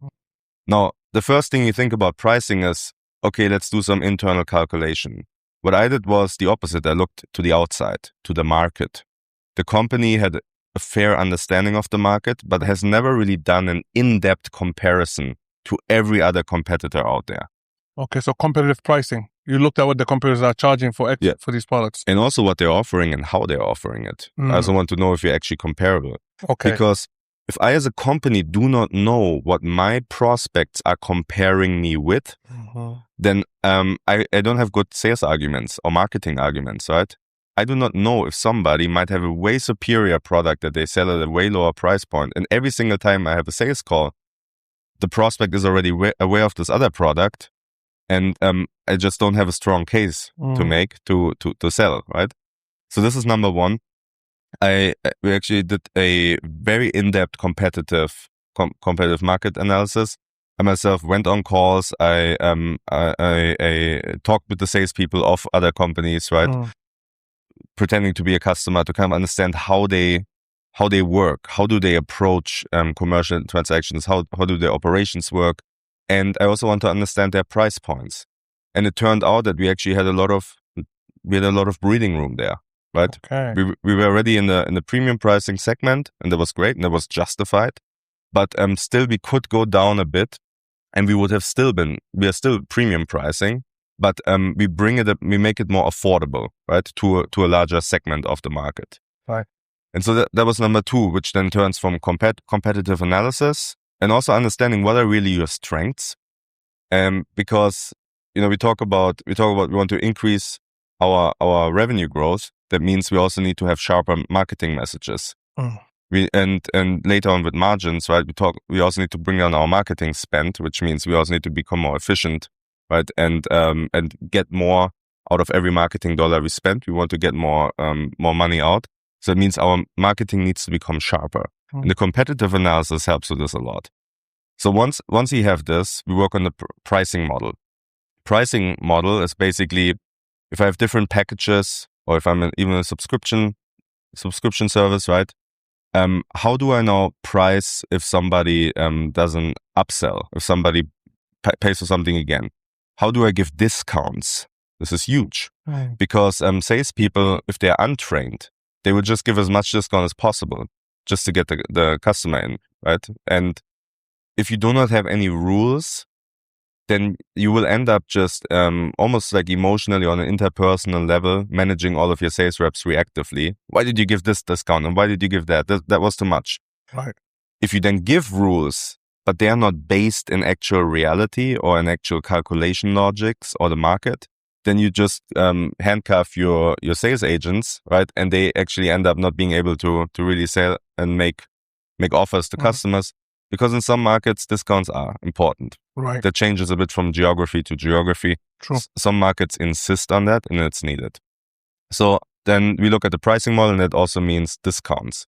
How do we give discounts? How do we create a clear logic that's logical to the sales agents, but it's also explainable to a customer? This is extremely important. Everything should always be explainable. And from there, we took it further to revenue growth, because now I have a lower price point, right? I can go down with my price because I now train my salespeople to be more professional. I can actually give less discounts, because discounts are often a trust builder and kind of the final argument to close. But that's often the case with salespeople who are trained to be very transactional, very pushy. They need a lot of discounts to sell. If I now flip the equation and I trained the team in consultative selling, where they stopped being these transactional product pushers, but now they become trusted authorities. Now they become experts in their field. And whenever they speak to a prospect, they build trust. We talked about this earlier, right? Like with a proper conversation, needs analysis, customized pitch, and also methodology on how to close the deal. And once the sales team was better trained, they also didn't need to give that much discount. We could improve and optimize the marketing as well. And so what do we do now? If I give salespeople 20% commission each time, right, in the beginning, early stages, because I just need every single sales, then I allow them to give another 20% of discount. That's already 40% of my margin that's gone. Right. And I haven't even, I just onboarded a customer. I haven't talked even about any operational costs and whatnot. like my margins are already gone. I didn't even talk about my cost of goods sold, right? Right. Like what it actually costs me. And so reducing the discounts, optimizing marketing spend, and the final step was to improve the commission system as well. And this goes hand in hand with what I did with the vendors and with the suppliers, which is move away from a model where you just incentivize every single unit, every single transaction, and move into a model where people can still get the same benefit, but only at volume and at scale. And now you actually have monthly targets, and you just make sure that whenever you hand out commission, it is more aligned with your margins. What does this look like? In the beginning, I might give 20% on every single sale. Now with a monthly target commission model, I say you need to reach ballpark number 5,000, 10,000 K, 10K in monthly target in revenue. I give you 15% commission on you achieving your overall target of that month, right? With 10K, that would mean I give out I would give out 1,500, right? Now, if I look at this number compared to what they made before, I actually see, I actually have a lot of breathing room there, because before, with all the 20% transactions, they actually made 800. So they're making more.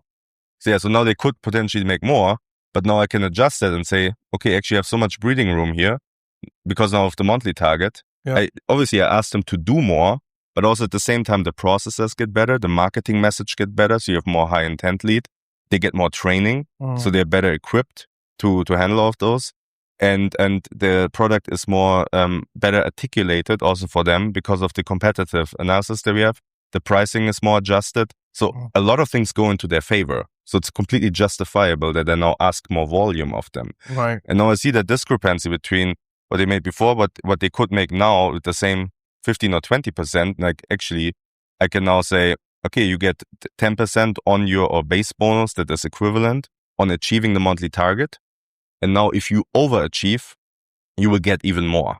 Wow. But in any case, the sales agent who also, and this is something you also need to understand, has to pay their bills, has a family potentially, has to provide, that person can still make the same money. Yep. But now, in order to make that money, different things are asked. Yes, more volume, but also the entire system is improving at the same time. Right. So everything is working in your favor as a sales agent to actually hit that higher volume. I just need to ask you now to shift gears and to work in a different mode. And you can still make the same money and even more, right? And this is how margins and revenue growth and costs, they always interact with each other, right? Like what is margin? It's the relationship between revenue and costs. Yeah. And I cannot solve that on a spreadsheet. I need to go into the reality of the market, the reality of the customers, the reality of my sales team, my marketing team, my product team. Like everybody needs to work together on this. And this is what I mean with different work streams. We work with the supply team, we work with the marketing team, with the sales team, with the customer success team, with the finance team, with the product team. And everybody is contributing through these different initiatives that I just outlined to make that happen. And if people are on board with this and they're bought in and they understand what's at stake and they are aligned and the CEO is sponsoring that in the sense of the CEO is also pushing it and saying, I expect everybody to be all in on this, then you can make changes pretty fast. As I'm listening to you, I'm wondering, because I'm thinking about different industries, right? Yes. What you do actually with Strategic RX, are there specific industries that you primarily focus on, or it's pretty much open? Because as I'm listening, I'm thinking, well, that applies to a tech startup, but that also applies maybe to a hospitality business. Correct. So I'm just wondering, like maybe the people listening are also wondering the same thing. Correct. Yes. So there is certainly a transferability of a lot of those things into many industries. My background is in SaaS, software as a service, tech, ed tech, education tech, right? And basically fast growing companies that always have to balance revenue and profitability. Now, a lot of this also through client work is of course transferable, right? You mentioned hospitality, real estate to B2C, right? The higher education market, luxury retail, right? There are a lot of industries where a lot of this is applicable. Where it is not as applicable sometimes is when you're dealing with enterprise sales with very complex sales cycles over a year or 1.5 years until you actually see the results, or tenders, but bids, B2 government and those completely partnership driven model, right? Those are areas or sectors where my work would not yield the type of results within that time frame. Right, because your strategy is a shorter period, Correct. right? You do diagnostics, and you have the 90-day fix. Yeah. So something that would take 1.5 years just Correct. doesn't fit in. Like what I do is surgery. Yeah. And so, I'm not a nurse. Got it. So I'm not going to stick around. And there's actually also a very good reason for that. If I'm going to stick around for too long, I become part of the company. I become indispensable. And this is exactly what is fatal in such a context. The 90 days force independency. Amazing. On part of the company. Everybody knows this is limited. Yeah. There's an urgency now to get things done. After that, you're on your own. I can still be involved in advisory, but I will not go back to leading the team, because now the team needs to stand on their own feet and they need to own those changes and carry them forward. That actually leads me to an interesting question. Has there been any case where after the 90-day fix, things didn't stick for whatever reason, and you actually had to go back in a second time? Yeah, there was a case, and it was really the lack of internal owners, and where I actually ended up more filling a leadership gap that wasn't there. And to be honest, I didn't go back to it because for me the conditions were not met to be successful in that environment. The condition needs to be there needs to be internal owners that I can transfer and pass on to, that I can mentor, and I can bring up to speed, and where I can also leave artifacts. I like to call it artifacts, right? Like a pricing calculator, discount calculator, consultative sales training materials. I want to train people inside the companies to become trainers, so they keep it going, right? They keep customizing the sales methodology as they learn more. If that is not given, then also going back would just perpetuate the same cycle. Create a dependency on an outsider, a dependency on an external person. And then what's the solution? Either hire me full-time permanently, which I'm not available for, or what, right? Like fill a gap for 3 months and then things crumble again because there's nobody who can hold the structure in place. Was the issue that there were no people for these roles, or they were just not the right people? Because I'm assuming as you go in with the 90-day fix, there's already these, set of requirements that have to be in place, right? Correct. There was, of course, in an earlier time, right? When I was also in my first projects. Okay. But, obviously, that was a huge learning, which led to me also having those criteria and those conditions. Right. Now you don't go in unless XYZ is met. Correct. And this is the goal that you're setting with the leadership, let's say with the CEO. Like, for us to set you up for success, for both of us to succeed, we have to have these conditions already in place before we even start implementation, because otherwise we will fail at the end. Exactly. And I feel very strongly also about, and I think every salesperson should be capable and willing to do this. When I feel it's not a good fit, or when I assess it's not a good fit, can I also say, I'm sorry, but I don't think I'm the right person for you, right? Because if I go into a project and I am already unsure about that we can achieve the outcomes that we want to achieve, because there are many factors beyond our control, then, and again, it depends on diagnostics, right? Right. It could be market demands, it could be investor realities. There are always things in business that are outside of your control. Right. But the question is, how much is within our control, and how much can we take inside of our control that is not yet? And it's something we assess in the diagnostics. And it's also legitimate to say, sorry, but I think somebody else can help you better right now. For example, also in early stage startups, right? Where you have very talented team of maybe 5-10 people is still seeking product market fit. That's also a scenario where I can be a thinking partner, and I'll be honored to do so, right? If you want to do advisory, but I will not go into that company because there's not enough complexity or enough enough to work with, where I Right. can deliver the greatest value. There are other people who are phenomenal at that stage, Right. who are absolute A game players. I'm not. Mm. I'm here to help scale-ups that already have a certain level of complexity. And to the example mentioned before about margins, prices down, revenue up, and margins up. I firmly believe that a lot of companies are sitting on hidden treasures, hidden treasure troves. Like it's all there already.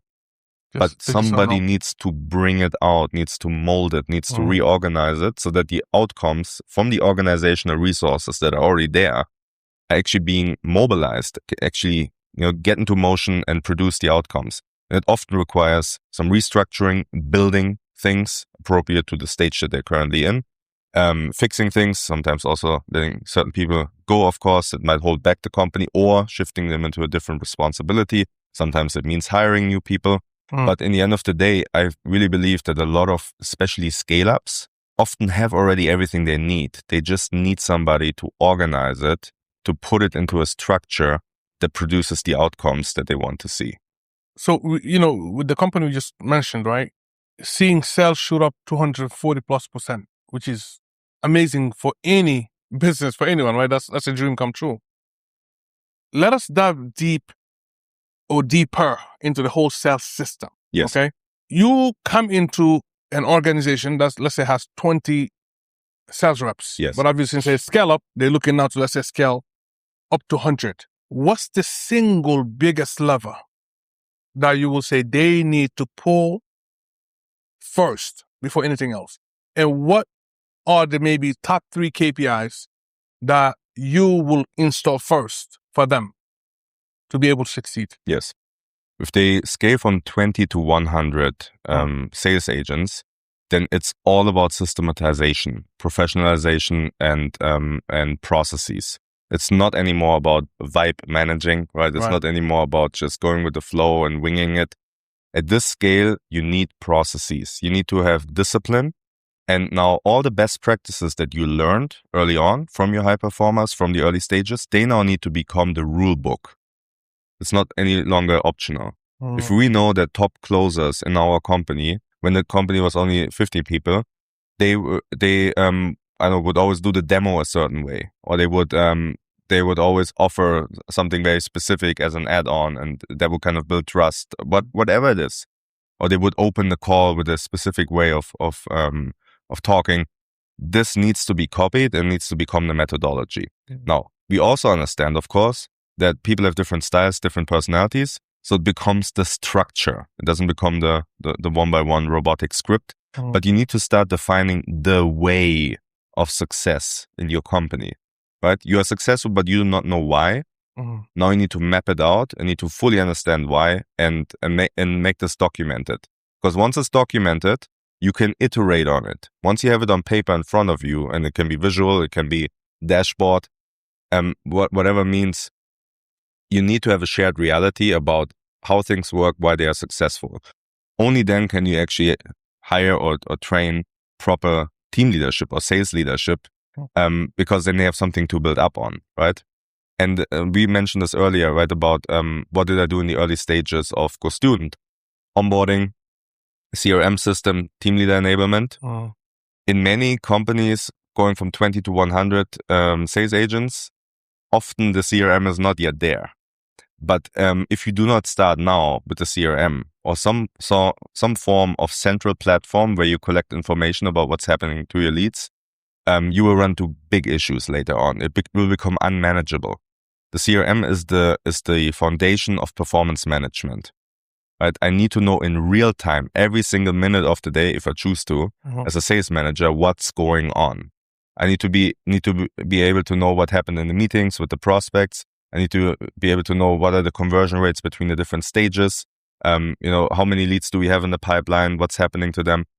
And only then can I actually set standards for all those new people that I'm hiring. Because right now, when I scale from 20 to 100 people, I hire 80 new strangers into my team. And they might have wildly different backgrounds. Some of them might have worked in enterprise sales. Some of them might have worked with a big brand and were a top performer. that doesn't mean that they will succeed in an early stage or a scale up where the brand might not be yet as established and may need to sell very differently in order to build trust with prospects, right? So processes are everything. And if you'd ask me what is the one lever that is most important between scaling from 20 to 100, my personal opinion, because I've been in that stage, it is onboarding and training, first and foremost. Because if you don't do onboarding and you don't do training with every new employee, then you will just get the Wild West, and you will be more busy managing personalities, managing emotions, than actually being able to stay focused on processes and moving forward. 3 KPIs that I would establish first, and that I typically establish first, are the followings. And that is revenue per sales agent per month, average deal size per sales agent per month, and conversion rate per sales agent per month. And the reason is as follows. You might think, oh, this sounds so straightforward. The reality is some companies don't even have the means to really measure that. It goes back to CRM. It goes back to data analytics. It goes back to having somewhat of a system in place. It's a lot of spreadsheets. It's maybe hearsay even of the team leader saying, oh yeah, we're doing good. We're converting a lot. And sometimes in the early stage, that's not really being challenged. Right. But now you move into the scale-up stage, or you want to make revenue governable, steerable, manageable. You need to have those. If I know the average revenue per sales agent per month, and I have collected sufficient historical data, which is why I need to start early collecting that data in an organized manner. If I know my revenue per month, now I have the foundations to set monthly targets later on. Once I can establish monthly targets, I can actually start building a commission and incentive model around monthly targets, which makes my business more predictable. Right? Because now I'm not saying you get 20% or 30% commission on each sale, which I have no idea how many deals you will close or not. Right. Now I can say you need to achieve 10K a month in revenue or 20K. And if you do not achieve that, I will know every month which percentage you have actually achieved. Maybe it was 60%, maybe it was 87% of that revenue goal. And over time, if I do this for 6 months, I already see a pattern. I can see what I can expect of the market. And if I now take my average conversion rate, I can start to predict and to anticipate. Let's say anticipate. We never know for certain, but we can approximate the truth. Yep. I can now anticipate if I put in so and so many leads from such and such lead sources, marketing sources, I can expect that I hit 80% of the monthly goals of the sales agents, because that's kind of the historical pattern, right? Right. And so now I have a fair idea of how much revenue I can expect based on how many sales agents I have and based on how many leads I have. And if I divide it by the average deal size, I also know how many customers I can realistically expect each month. And I can now also set customer acquisition goals for my sales agent. If I do not start collecting those 3 metrics early on, I will not be able to run a professional sales organization down the road. What if especially now with the era of AI, business leader, CEO founder says, you know what, I'll just look at what the industry standard is for these and then set based on that. I mean, I'm assuming for maybe some industries, like I'm thinking about real estate again, or maybe even hospitality, like in hotels, let's say in a specific city. Some of these may be already data that you can tap on. Or is it crucial that this organization have that for themselves in-house? I mean, it's certainly a very valuable reference value if you have it. In many cases, you might not have access to that level of information at that detail, right? Industry, what do you mean? Yeah. Like in terms of what's the revenue typical revenue per sales agent in the industry, maybe that's accessible, maybe it's not. Right. In many industries, it's not accessible. That's gatekeeping information. Absolutely, yeah. As if you can have access to it, perfect, amazing. But I would always keep it as a reference value, because your business is unique. And you actually do not want to be exactly in the same bucket. I give you an example. Now, let's say the industry standard of commissions is 20% per transaction. Yeah. Okay, good. But it's the same 20, if not everybody sticks to this, which they don't. But if everybody would stick to this, then you get 20% working in a very toxic environment with no support, and you get 20% with very bad leads. And you also get 20% in an environment with high intent leads where you have supportive managers, coaches, and a high performance culture, right? Like if you think of commission why would you care about this? Because you want to hire top talent. Like why do you want to know the industry standard? Because you want to get high performance. And so if that is your intent, I want high performers, I want to hire them, there are also other factors that they're looking at. It's not only can I get exactly 20% commission. It's also what is the work environment like? What does the support level look like? Am I in a small team where I can take responsibilities and have a pathway to become a team leader or a pathway to grow with this company? Can I get equity? Whatever it is. But there are so many more factors that go into it that I would not.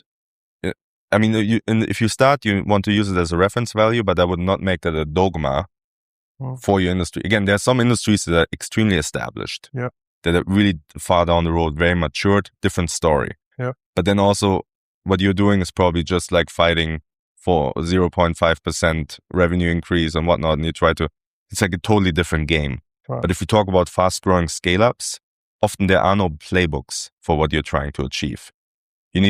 Certain things you need to figure out. Other things you can get enriched and inspired, and you can educate yourself and learn from existing standards.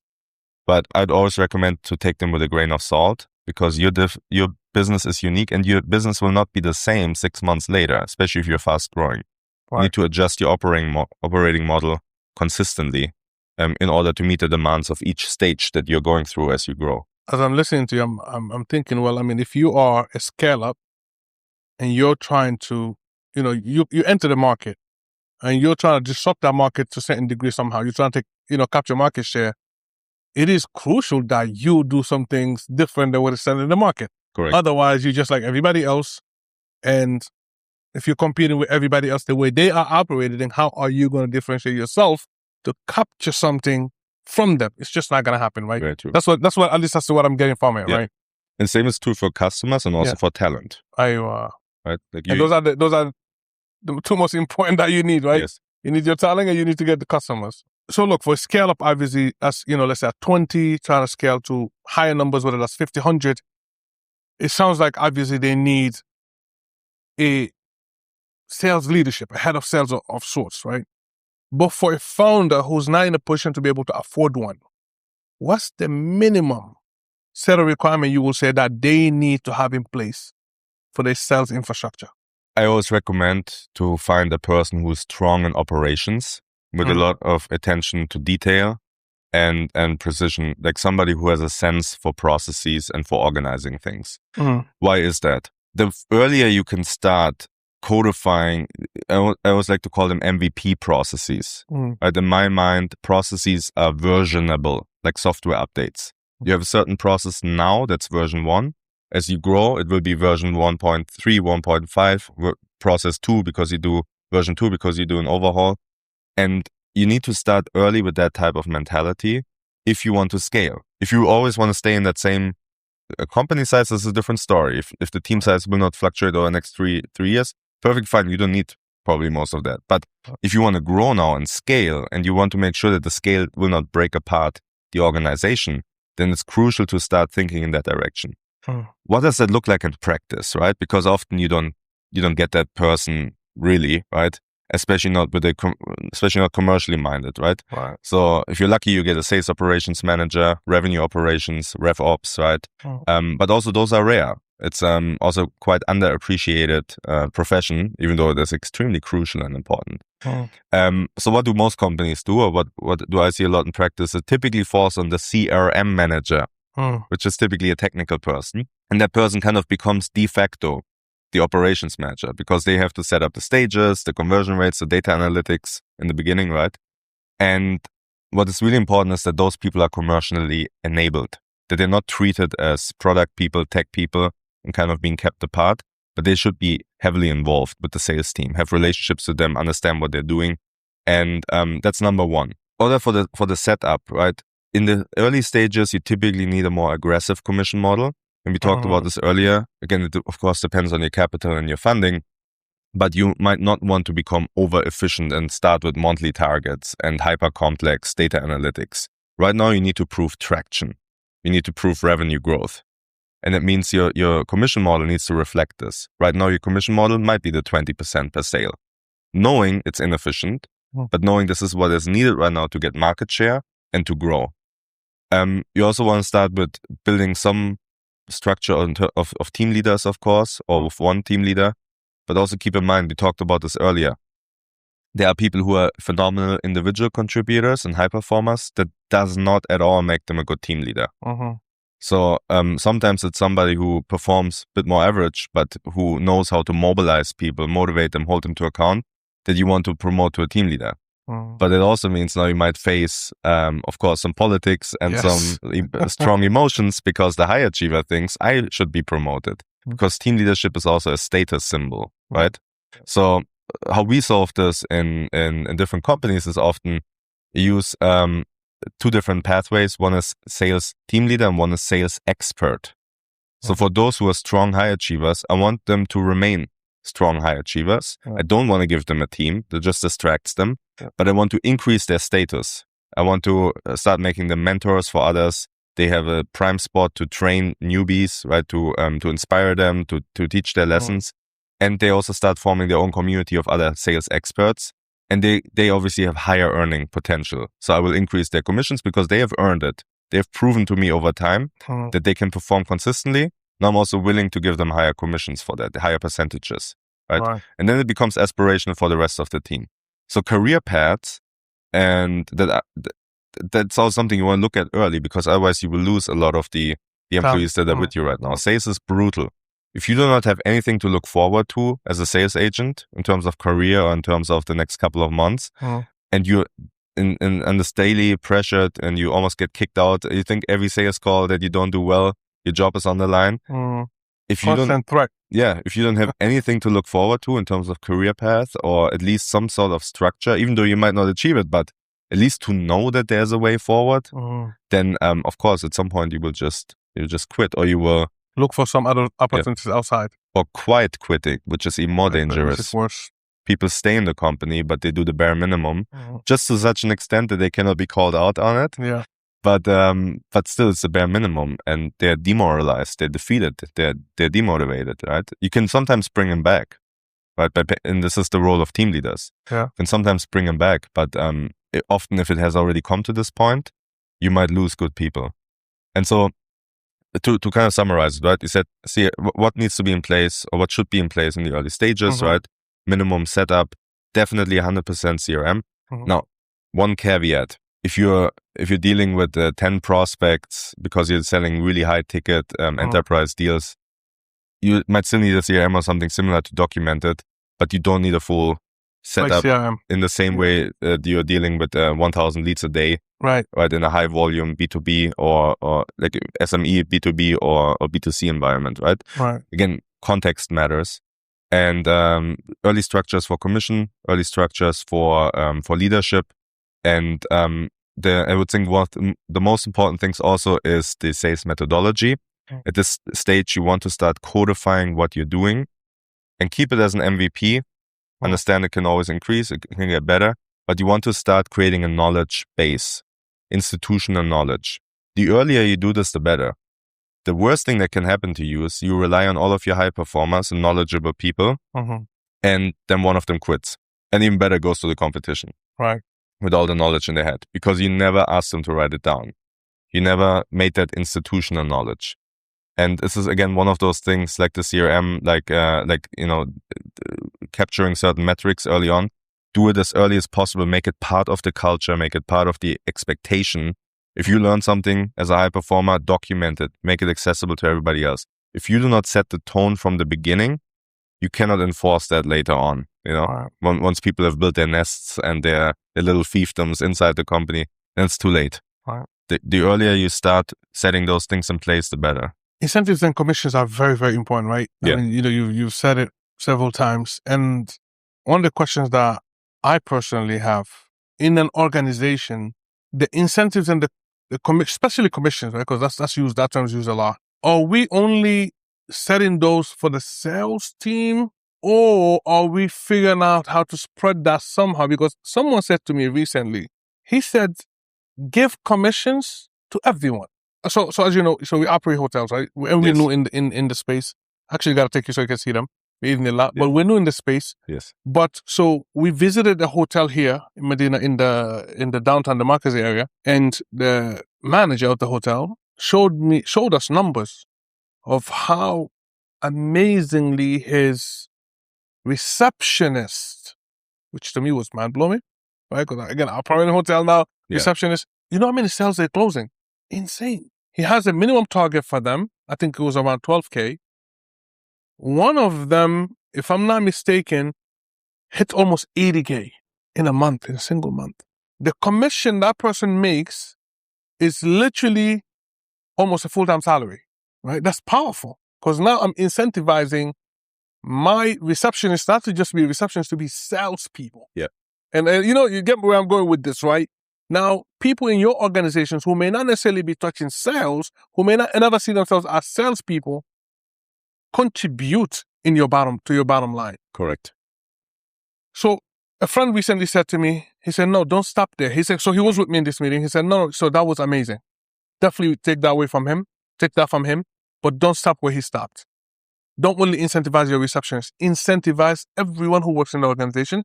He said, in fact, incentivize people who may not even be in the organization. Yeah. What's your take on that? I think it's definitely a fair point. In the end of the day, as a business owner, you set the rules. If you want to design it that way, you can do so at your own discretion. Right. The only caveat, though, is once you establish this, you cannot walk it back. Once you have established commission for everyone and in general commission incentives, you cannot revert to an earlier version. Why? Because it becomes the expectation. It becomes the reason why people stay, why even during hard days, they justify themselves staying in that job, even though it's challenging. And you take it away, and even though a competitor might not offer the same thing, but it just becomes a thing, something was taken from me that I deserve. Yeah. And so now I got to leave. I got to take a stance for myself, for my self-esteem, for my dignity, right? Which is fair and which is completely understandable. Yeah. That's the one caveat with commissions where you have to be careful because those topics can become very emotional, fully understandably. I'm personally also in favor, right? Like bring everybody on the same incentives or like make them work towards the same goal. But the question is, what is the right goal? Because you might start with revenue. Think about the receptionist. Now they make, they brought in 80K, right? And that's amazing. That's phenomenal. But what do the unit economics look like on the back end after the costs, right? What is actually the profit margin of that, right? What was the cost of customer acquisition? Meaning, how much did we spend on marketing even before they came to the receptionist? Like, what did we spend, again, on commissions, which is also cost of customer acquisition? What's the lifetime value? Do we have repeat customers, right? Like those 80K, maybe that was, 200 customers. Now, how many of them will come back? What will be the lifetime value of those? So I want to start also looking at, because you have that, right? The general rule of thumb is 3-to-1. For every dollar that I spent on customer acquisition, I want to get $3 back. It's kind of a healthy ratio, but do I have that? And now the point is as follows.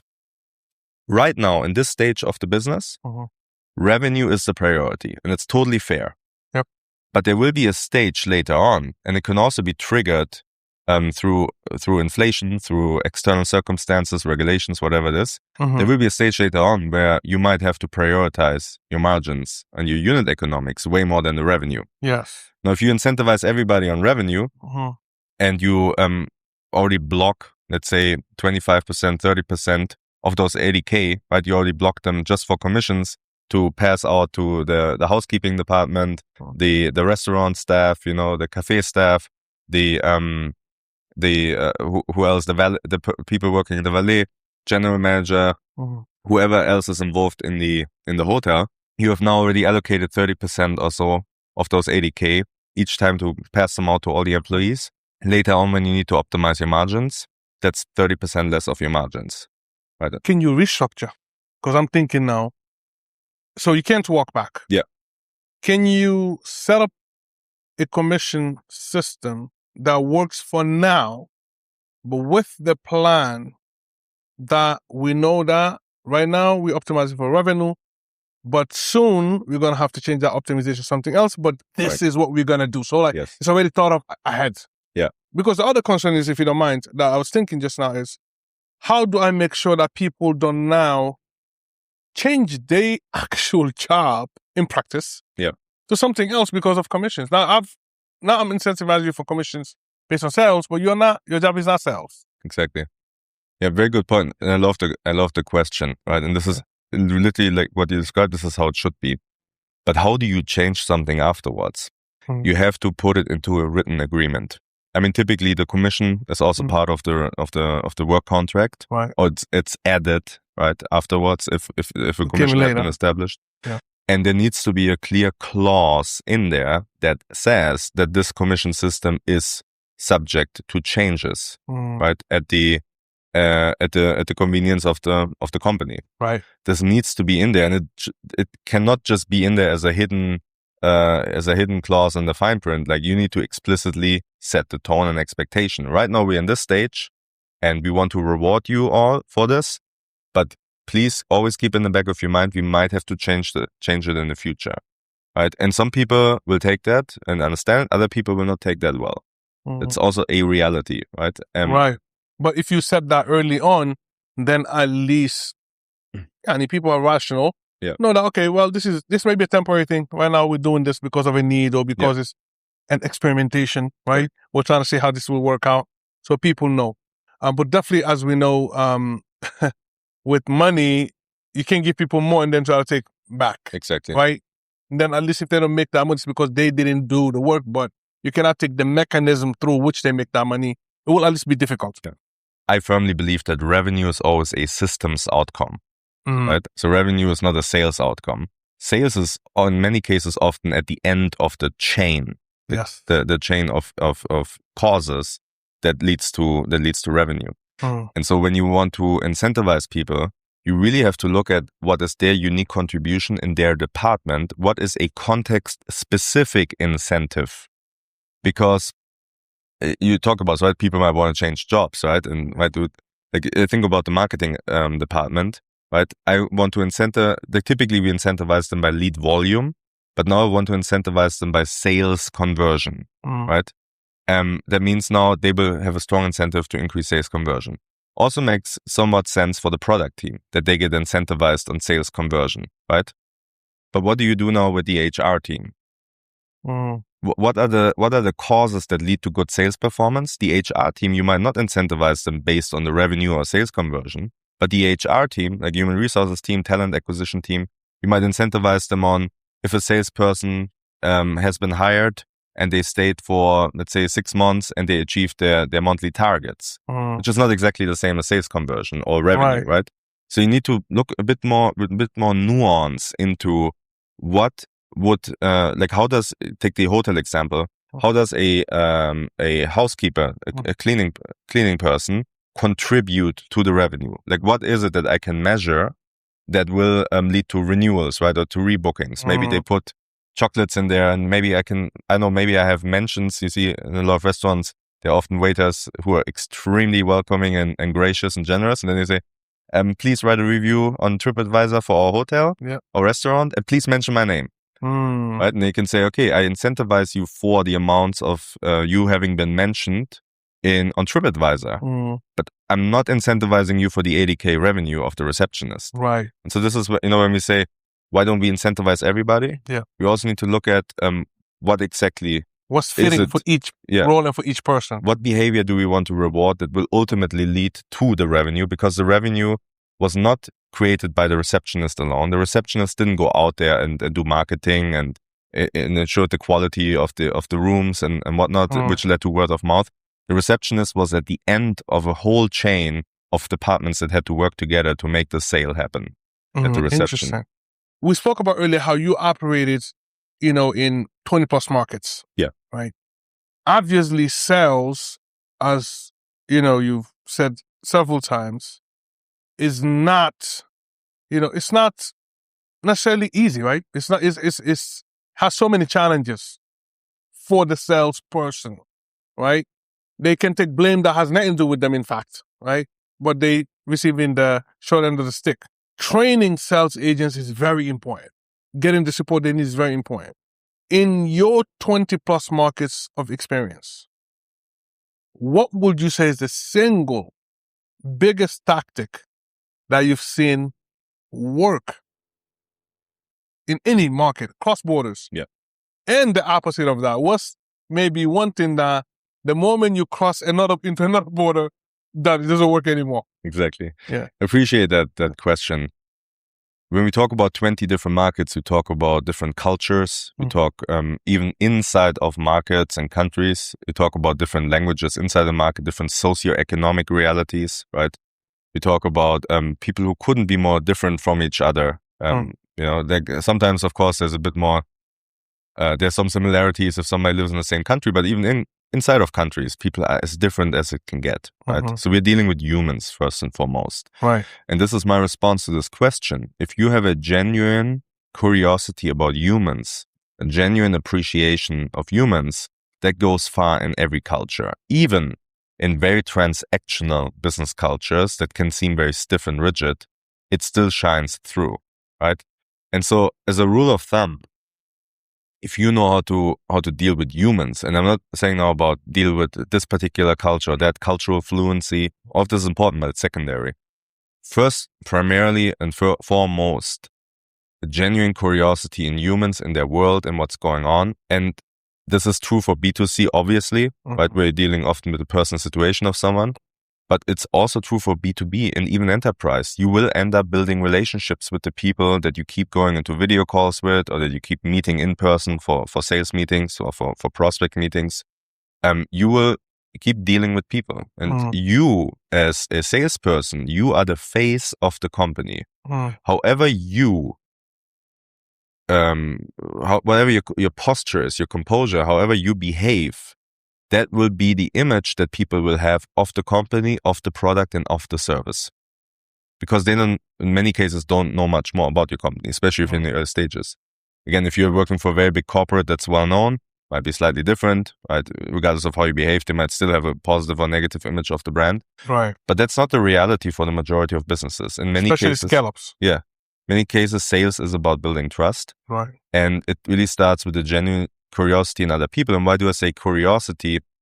Because we talked about earlier, right? The ability to ask questions, the ability to listen. And it answers the second question, just running over people, steamrolling them in sales calls, that doesn't work anywhere really, right? Like if you show a genuine interest in people, they feel your intention, they feel your nia as well. There's an emotional transference. And it opens door, even if you talk about rational and objective topics like ROI and cost of an action, and if our product comes in, we can help you with these and those numbers, it still matters who the person is who tells you about those numbers. Right. If you get this really gut-wrenching feeling like, I don't feel good about this. He's saying all the right words, but something feels off, right? Or if you actually feel, hey, I feel very comfortable with this person. I can feel that they genuinely try to solve our problems. They believe in their product and service. And, yes, we have a price to pay for this, but we could also spend on other things. This is a good investment for us. We want to buy that. And what typically does not work, and in many contexts, is just steamrolling over people. You can always pressure somebody in the short term to buy with discounts, with fake urgency, with only one spot left and whatnot. But you can always pressure somebody and you can still close deals, no doubt about it. But you're eroding trust in the mid and long term. People will start talking about it, right? And so you can say, yes, the sales technique works. I can put pressure, I can manipulate, I can misrepresent, I can lie. That works. But does it really work for your company? It might work in that one day, maybe works for a couple of weeks, maybe even months. But there will be a reckoning. There will be a moment when the customer reviews come in, when the word is spreading. In that sense, I would say it does not work. What have you seen that differentiates the good salespeople and those who succeed in sales and those who do not? It starts with that spectrum that I described earlier, right? Between the pushover and the aggressive pusher, right? And there's something in between. The best sales reps that I've worked with and the high achievers, they were able to use these different personality aspects on a spectrum, right? Like where it was situationally needed. right now, when we talked about cross cultures, we talked about the curiosity, the care about people. That's obviously leaning more towards the empathy side, right? That works, but obviously it works only in the context of also knowing how to sell, right? You still need to guide and lead the conversation, right? You cannot just say nice words and then, do you want to buy? Maybe? That doesn't work. So there's always this spectrum of being able to switch between empathy, between assertiveness, and knowing when to. It's about tact and fingertip feeling, right? It's about understanding people. It goes back to curiosity, like knowing how to effectively interact with people. And again, the same is true for B2B and enterprise. You will always be dealing with people. If you have a champion inside your target account, like somebody who is basically selling on your behalf to the CFO and CEO because you don't get direct meetings with them, you need to have a relationship with that person. And if they need to trust you, they need to... What does that look like though? Yes. What does it look like? How do you build that relationship? That just because, look, I'm just going to be honest. As I'm listening, I'm hearing like, so salespeople sometimes are very hated. Rightly so. Rightly so. But they don't have to be and they don't need to be, right? And that's what I'm getting. And those are the good ones. Especially when we talk about, it's not a single point of contact sale. We're talking about an evolving sales process, or one that might have to repeat over and over, which is what every business hopes for. How do you build that personal relationship to the point where now, in the absence of great brand, presence, like an Apple, you become the reason why a person says, you know what? I trust this company. I trust this brand. I want to buy from them. Yeah. What does that look like in practice? Goes into some of the core principles of consultative selling, right? In terms of, I'm stepping up as somebody who knows what I'm talking about. Obviously, I did my homework. And then I also really care about actually understanding your situation in detail. And I know which questions to ask because I understand the industry. I understand what you potentially are dealing with, right? I can already anticipate certain things, right? Like many clients that we're currently working with face such and such issues. Which one of those would be applicable to your situation? Like I establish authority and at the same time I show care. And this is really important because often in sales, we run either into one extreme of like over authority or over care. And again, those two don't work. Like it's really that middle path and knowing how to balance them. And now I actually help, let's take the example of multi-touch enterprise sales, right? I might be dealing with the head of operations who reached out to our company. They love our software that we're selling, right? Now, that person would buy from us in a heartbeat tomorrow, but they are not the final decision maker. So they need to sell it to their CFO and to their CEO or to the board even, right? And there might be a costly data migration where they have to migrate data from their legacy systems to our new systems, right? The head of operations is all in about it, right? But there is, of course, organizational resistance and lack of trust. So now I work with that, what we call typically my champion. That's the person in the company who's now selling on my behalf. I will now do everything in my power to help that person, that head of operation, to succeed. And that can look different in different contexts and situations. It could be that I give them a proof of concept, right? I give them free access, maybe even, or paid access, depends on what makes sense, for a certain period of time to our product so they can already start using it. They can get the team on board. I show them the value practically. This is also where, yes, I cannot gatekeep. Like whatever I know, even my industry expertise, I want to share it with that person. I will give also certain things for free. I will pay it forward. Right. And it could still be that in the end of the day, the person will not buy from me. But that's a risk you have in every single personal relationship, in any friendship, in any sort of human interaction. You always run the risk that you pay it forward and nothing comes back. And it's the same in sales. So we build relationships, not by going in and seeking what we can extract. And this is often where salespeople get a bad reputation because it can also be felt. We talked about emotional transference. But I go actually in and I genuinely want my head of operations in the company I want to sell to, I want them to succeed even before I sold them the product. And if I can even help them get better at their job, typically you start building really personal relationships with them, right? And they start complaining with you about what the CEO said, and then you start bonding, right? And of course, that also there's a certain trust to that, right? We call it amanah, right? Stewardship. Somebody shares something with you. You also now have stewardship of what was shared with you. Mm-hmm. You cannot use that irresponsibly. It's not something now to be taken advantage of. Right. But you take that with the proper responsibility of something was entrusted to you, and make sure that, you know, understanding, being better informed about that company, you know which pitches to give to them, or materials even to give to them, how to, like what I typically was doing was I was kind of coaching my champion of how to run the meeting with the CFO. Like, you know, you should talk about the numbers first. You should talk about the ROI, because that's what the CFO is caring about. Right. They don't care about, you know, it's going to be easier for the operations team. They care about, will implementing this new solutions cut our costs? Because the CFO has incentives that might be about improving margin, right? Improving the bottom line. You need to speak a different language with them. But all of this, what I'm describing to you right now, I cannot do this if my contact person doesn't trust me. Right. And trust is really built first and foremost, primarily by intention, right? Like my niyyah, how do I go into this? If I go in with an extractive mindset, it will be felt. If I go in with a genuine mindset, it will also be felt, but I cannot fake that. Either I'm genuine or I'm not. Right. And that's where I have to do my own homework first. And the greatest risk that salespeople face is the pressure to hit targets, the pressure to not lose their jobs, the pressure by their own sales managers. Why did this account not close yet? And that typically leads to sometimes unethical behavior, where a person just loses their composure, loses their control, and then starts pushing and pushing and pushing, and drives the prospect away because of it. The idea that a good salesperson should be able to sell anything. We've all heard this, sell me this pen, right? Do you believe that's possible, that the greats of the greats, when it comes to sales, should be able to sell anything? Yes and no.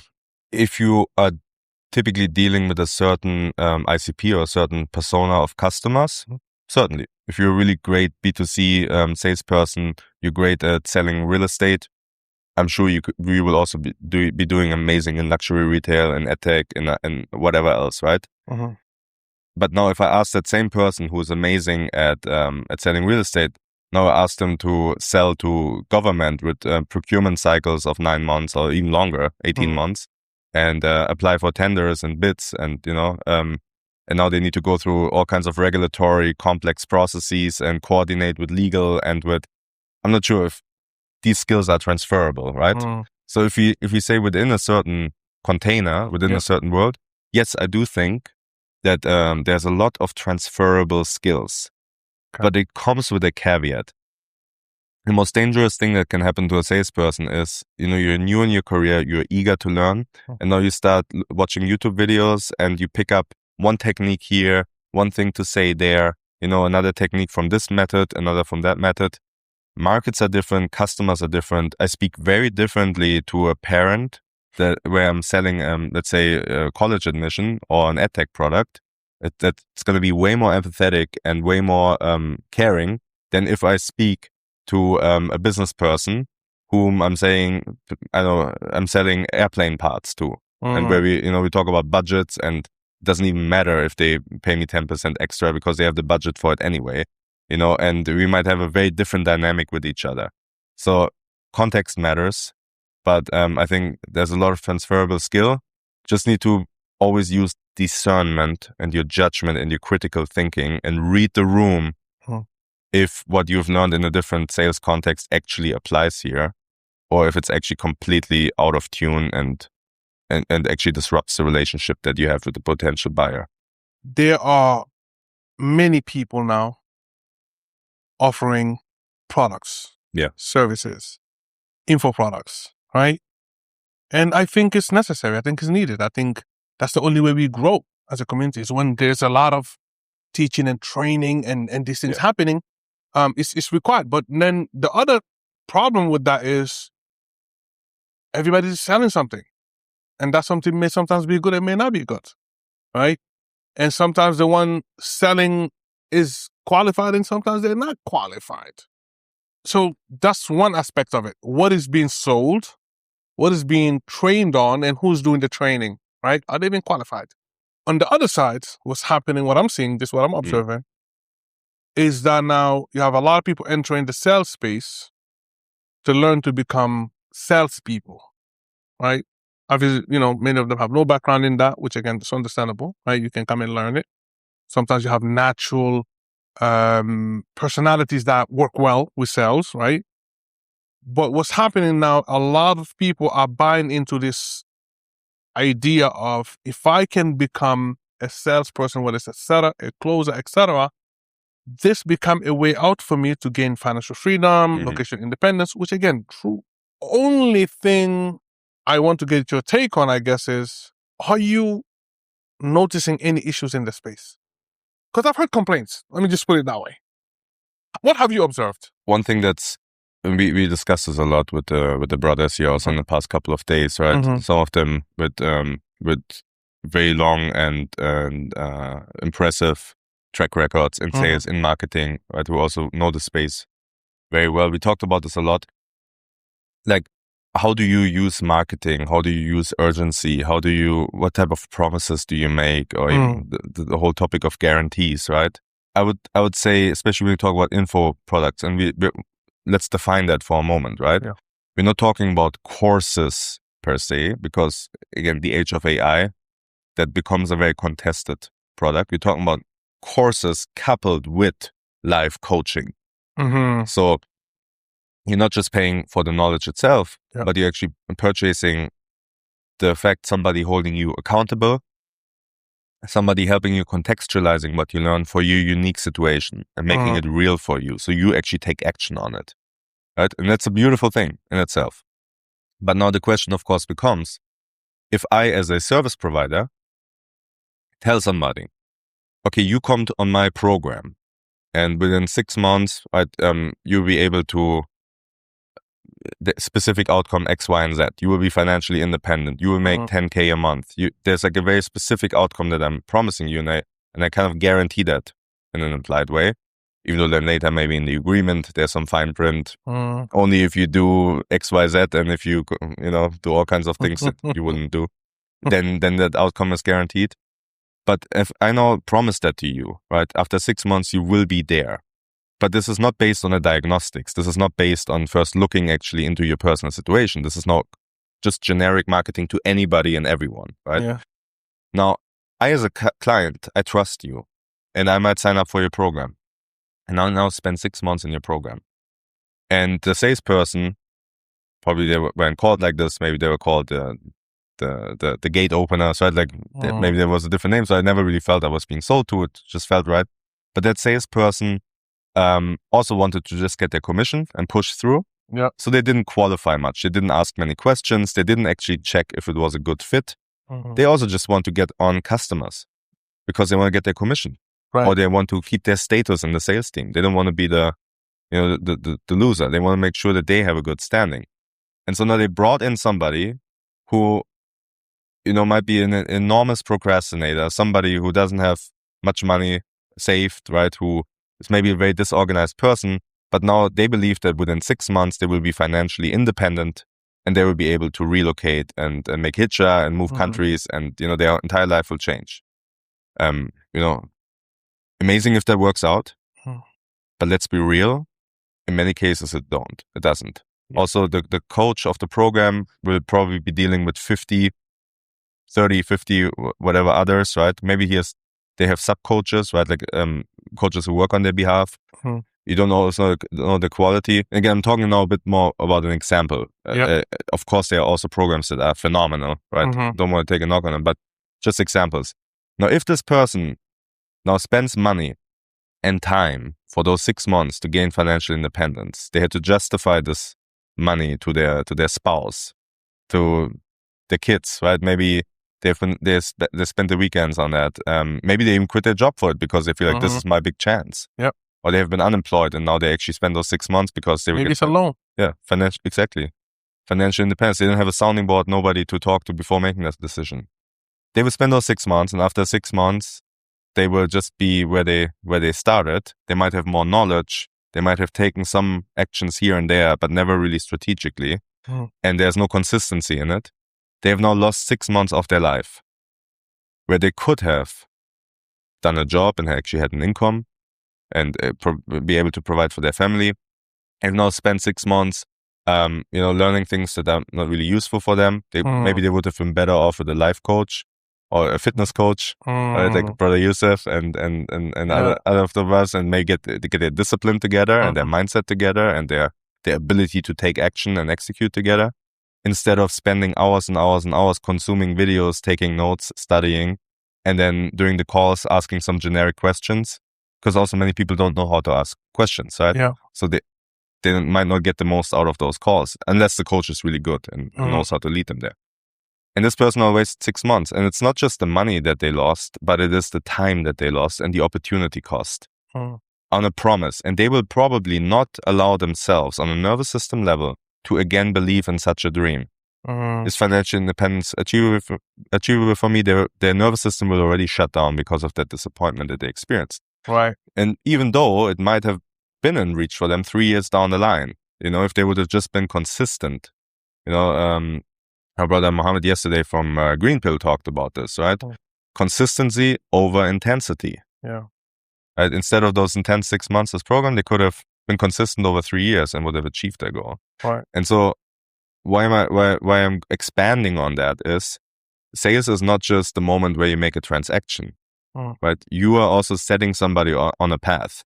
And you, first of all, need to make sure that your product is actually suitable. I'm not saying it's good, because it can be good, but still it might not be compatible. And even for the individual. Yes, exactly. And if you set like over-the-top sales targets that are unrealistic, of course you always want to be ambitious and you want to stretch. But if you just set over-the-top sales targets and then we don't hold people to account and we don't learn from what's happening in the sales process, then our business might end up doing harm to people. And we as salespeople might be responsible for that. And it all starts with a qualification. That's number one, right? Where we always say some of the closing issues or customer dissatisfaction issues are actually indeed qualification issues, because they should have been filtered out already early in the sales process. Right. And this goes back to asking questions, to taking time. And to your question, right? Like, what am I observing? I would hope that there's more taking time first. And as I always say, a salesperson must be able and willing to say no to a potential client if it's not a good fit. This must be part of your character trait. Yeah. Because otherwise you will run into situations where, you will have to answer for that on the final day. Like, true. And you do not want that on your record. Like, and if you notice or if you realize that what you're selling, you cannot sell in good faith, you will get another opportunity. Like, Allah is al-Razak, the provider. Yeah, for sure. There will be something else lined up for you.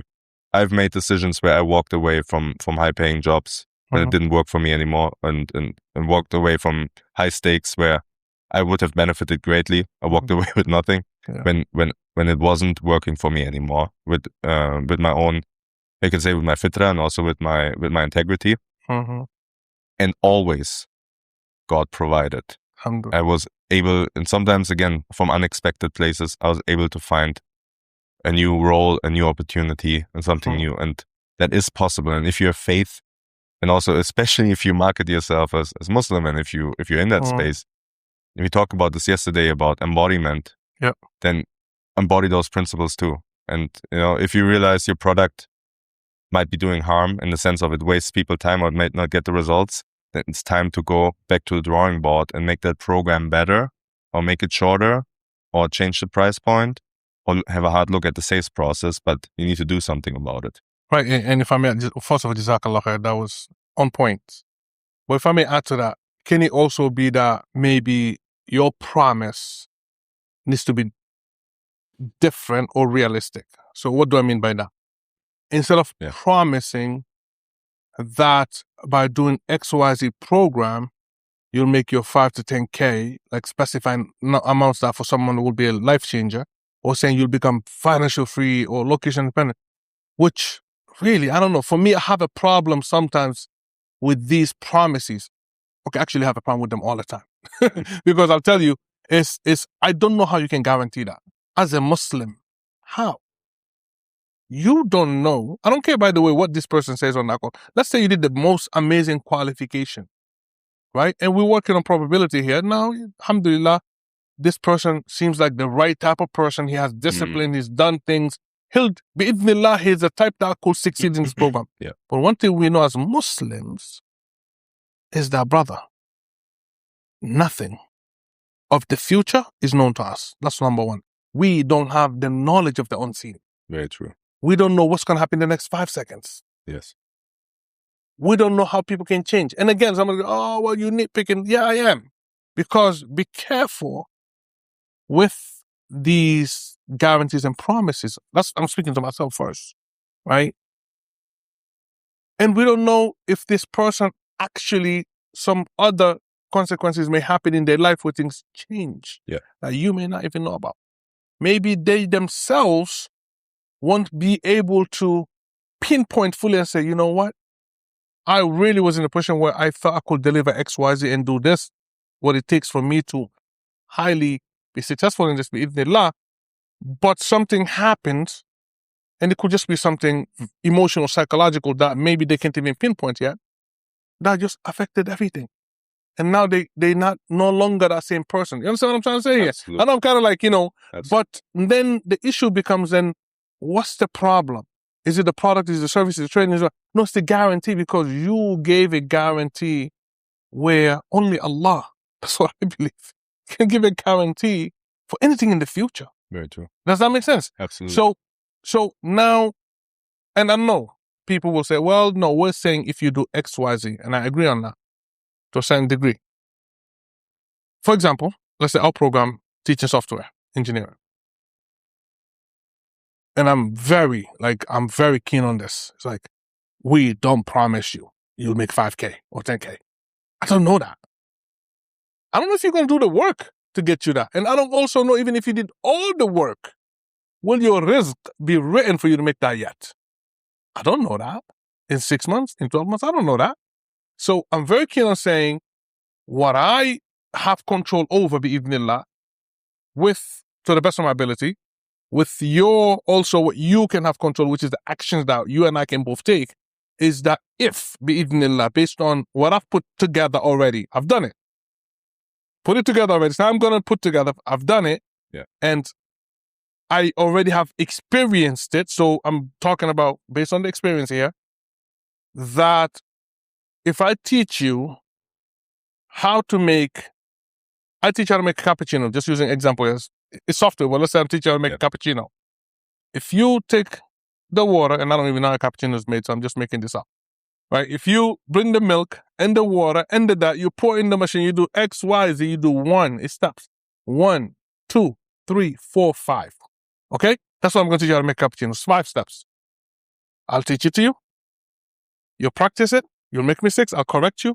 You'll repeat it. Boom, boom, boom. Within the next 4 weeks, 8 weeks of repeating these processes that I already have refined and I know they work, bi'idhnillah, you will be able to also make a cappuccino. That's my guarantee to you. That if you follow this process I already have, done, and you actually do it, then bi'idhnillah, and you do it the way I taught you, you'll be able to do it. Is that a fair kind of guarantee? Yeah, because is that reasonable? Because you're not selling, here's how to run a coffee business, a cafe that makes, 50K a month. Yes. You're offering, I teach you how to make cappuccino. Yes. And so I really appreciated how you laid this out, and I also appreciate really this mentality. And you speak to my heart when you say, we cannot know the outcomes. Obviously we can always increase the odds. Mm-hmm. This is, why we're professionals. But there can be unexpected circumstances that are always outside of your control. And you need to have the humility to embrace that, embrace that uncertainty. And yet at the same time, do everything in your power to get that outcome. Yeah. Right? And this is what we call tawakkul. Right? Mm. And back to the guarantees, I also think that guarantees are very dangerous terrain, especially in sales. We can't know what the context is of a specific person, even with an organization, right? After I do the diagnostics, I'm also very clear. I'm going to create now, based on what we diagnose, based on our level of understanding, we're going to make all of those changes. We're going to end up on this outcome. This is what we aim for, right? Like we will have a proper CRM system in place. The sales team will be trained. We will have proper handover processes between the departments. We'll have the product team aligned with commercial and all these things, right? And this will increase the likelihood, that creates the conditions for the next stage of growth, that creates the conditions for more revenue growth, for sustainable revenue growth. That's also margin efficient, right? But again, it creates the conditions, and it also requires everybody to be on board with it and for them to carry it forward. That's not a guarantee that we increase revenue by 15% or that we increase margin by 12%. That's what we aim for. But there's also a clear understanding. There are certain things that will pop up, that will be unexpected, and we work all together to make this outcome happen. But in the end of the day, it creates the conditions for it, and there is never an absolute guarantee for specifically this is going to happen. 15% cost reduction. You know, we have an aim and we hold on to it, but with a loose grip. This is what we aim for. But we always understand there are factors that go into it that are beyond our control, especially in business. Market trends, regulatory changes, consumer behavior changing, new competitor entering the scene that you didn't know about before. And sometimes you need to also pivot because something new pops up. And so I'm also very much against guarantees of that kind. But of course, for guarantees of the kind, I help you how to make cappuccino. Yeah. Like I help you set up your revenue organization in a very strong manner so that they can perform at a very high level. But I cannot promise you specific numbers because that would be, again, unrealistic. Because you're dealing with multiple variables. So we can say what our hoped and expected goals are, given that we execute on a specific set of actions, but we can't guarantee what the outcomes will be because that's beyond our control. Yes, exactly. We aim for it. It's our outcome. We aim for it. It's our project outcome. It's what we work towards. But we also understand, like, guarantee in the sense of this is going to happen inevitably. That is just not realistic. I'm not afraid that's happening. Yeah. Look, I'm not speaking about anyone specifically here. Literally, and Allah knows what's in my heart, right? I'm just saying in general, I'm seeing those kind of messages out there. And obviously, with non-Muslims, it's been there for a long time, which I'm not talking about them because they don't fear Allah, they don't know Allah. I'm not concerned about those people. But for the Muslim community, that's concerning to me. And you actually today unveiled something I really didn't think much about before, which I think in the position where I'm selling a product, I'm selling an info product, I'm training people, and others like me in the space need to really think about. Understand that this person's time is an amanah. True. And understand that we should know and keep in mind that we will be questioned about every single thing. And now, if we don't believe this person is the kind or is in a position, in the environment where we believe they will actually succeed and benefit from this, why do we allow it? In fact, I'll say something, okay? And this is not, I'm just mentioning it for the sake of hopefully, benefit for myself and benefit for anyone listening. In our software engineering program, and I don't say this, and again, Allah knows what's the intention in the hearts. I generally tell people, what we're guaranteeing you is, what we're promising you is, bi'idhnillah, you have a training program. If you come and you do it, everything we've set out, bi'idhnillah, because it's a set of processes and actions, when you're done, you will actually know how to build software. That's the guarantee, bi'idhnillah. But remember, that's contingent on what? You showing up, you doing the work, because you have to do the work. I can't do it for you. All I can do is show you.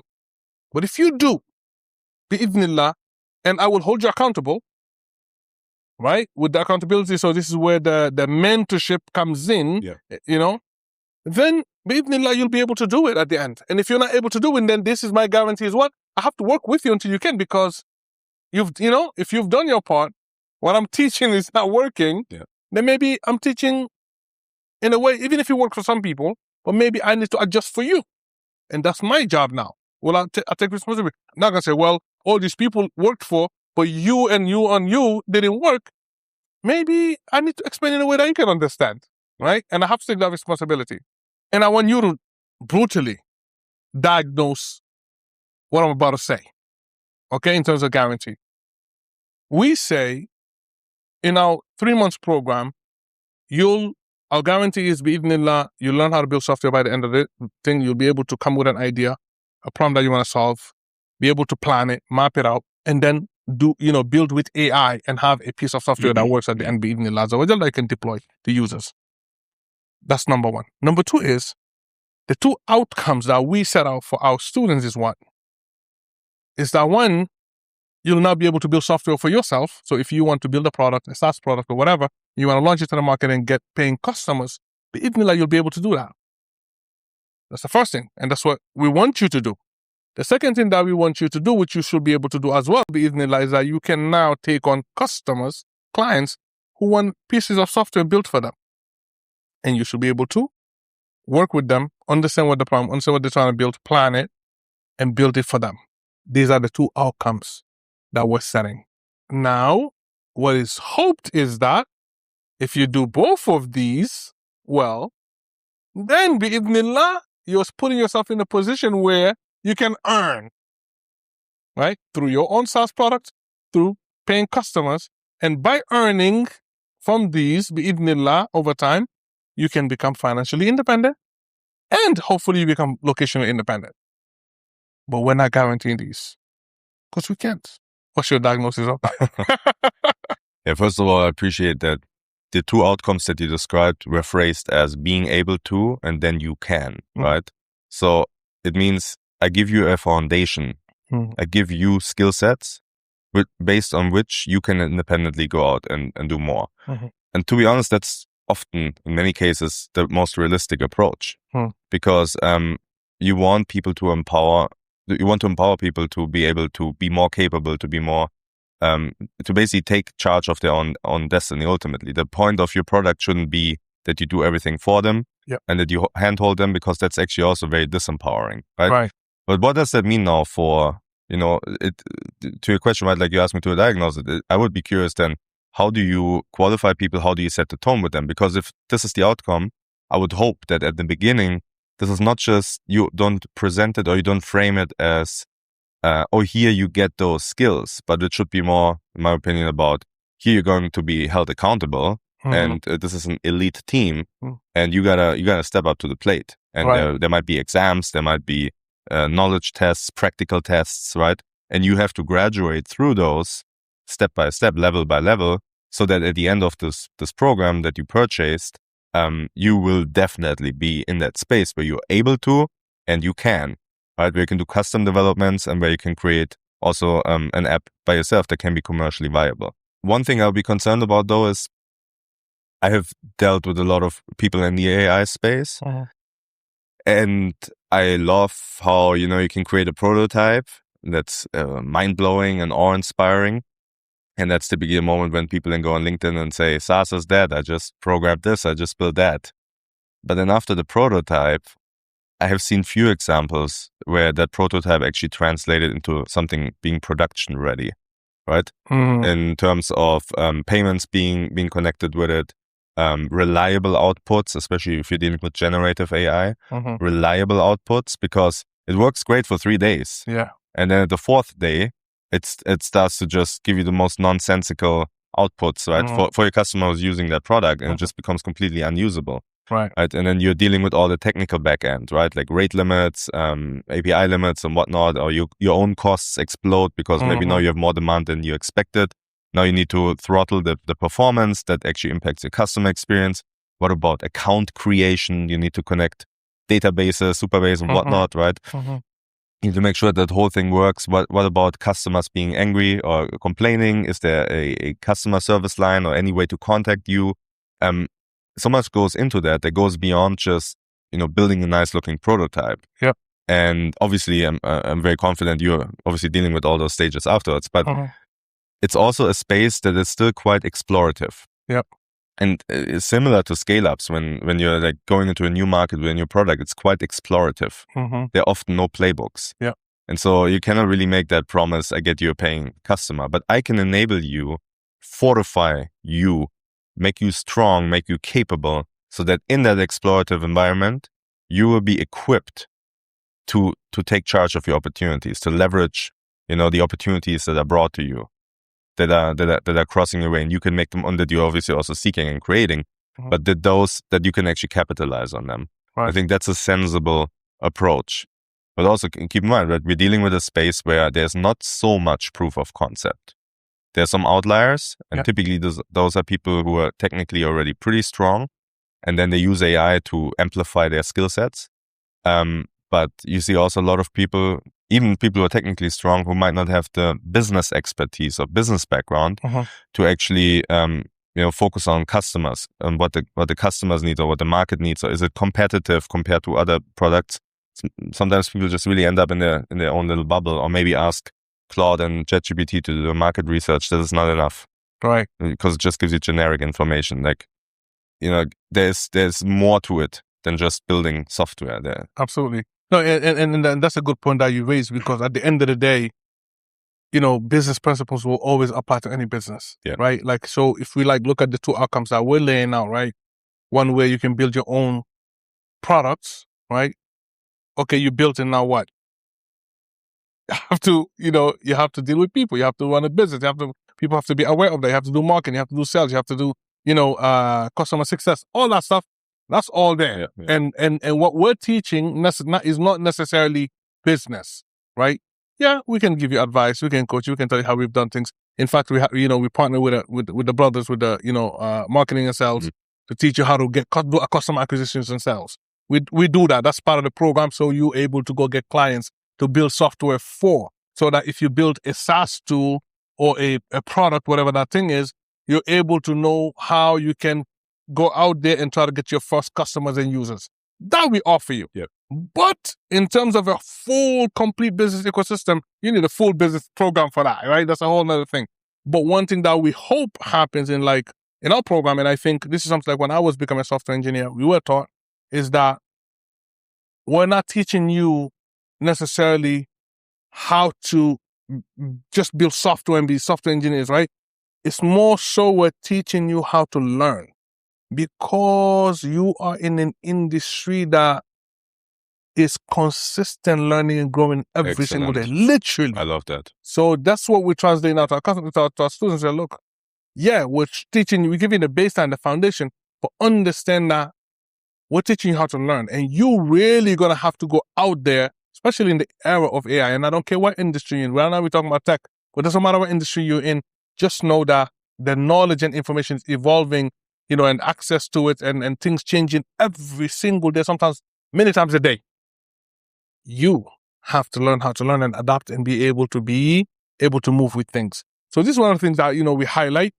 But at the end of the day, again, a person has to know that there are aspects of any training program, even, let's say what you do with Strategic RX, there are certain things maybe of that business that you may not touch necessarily.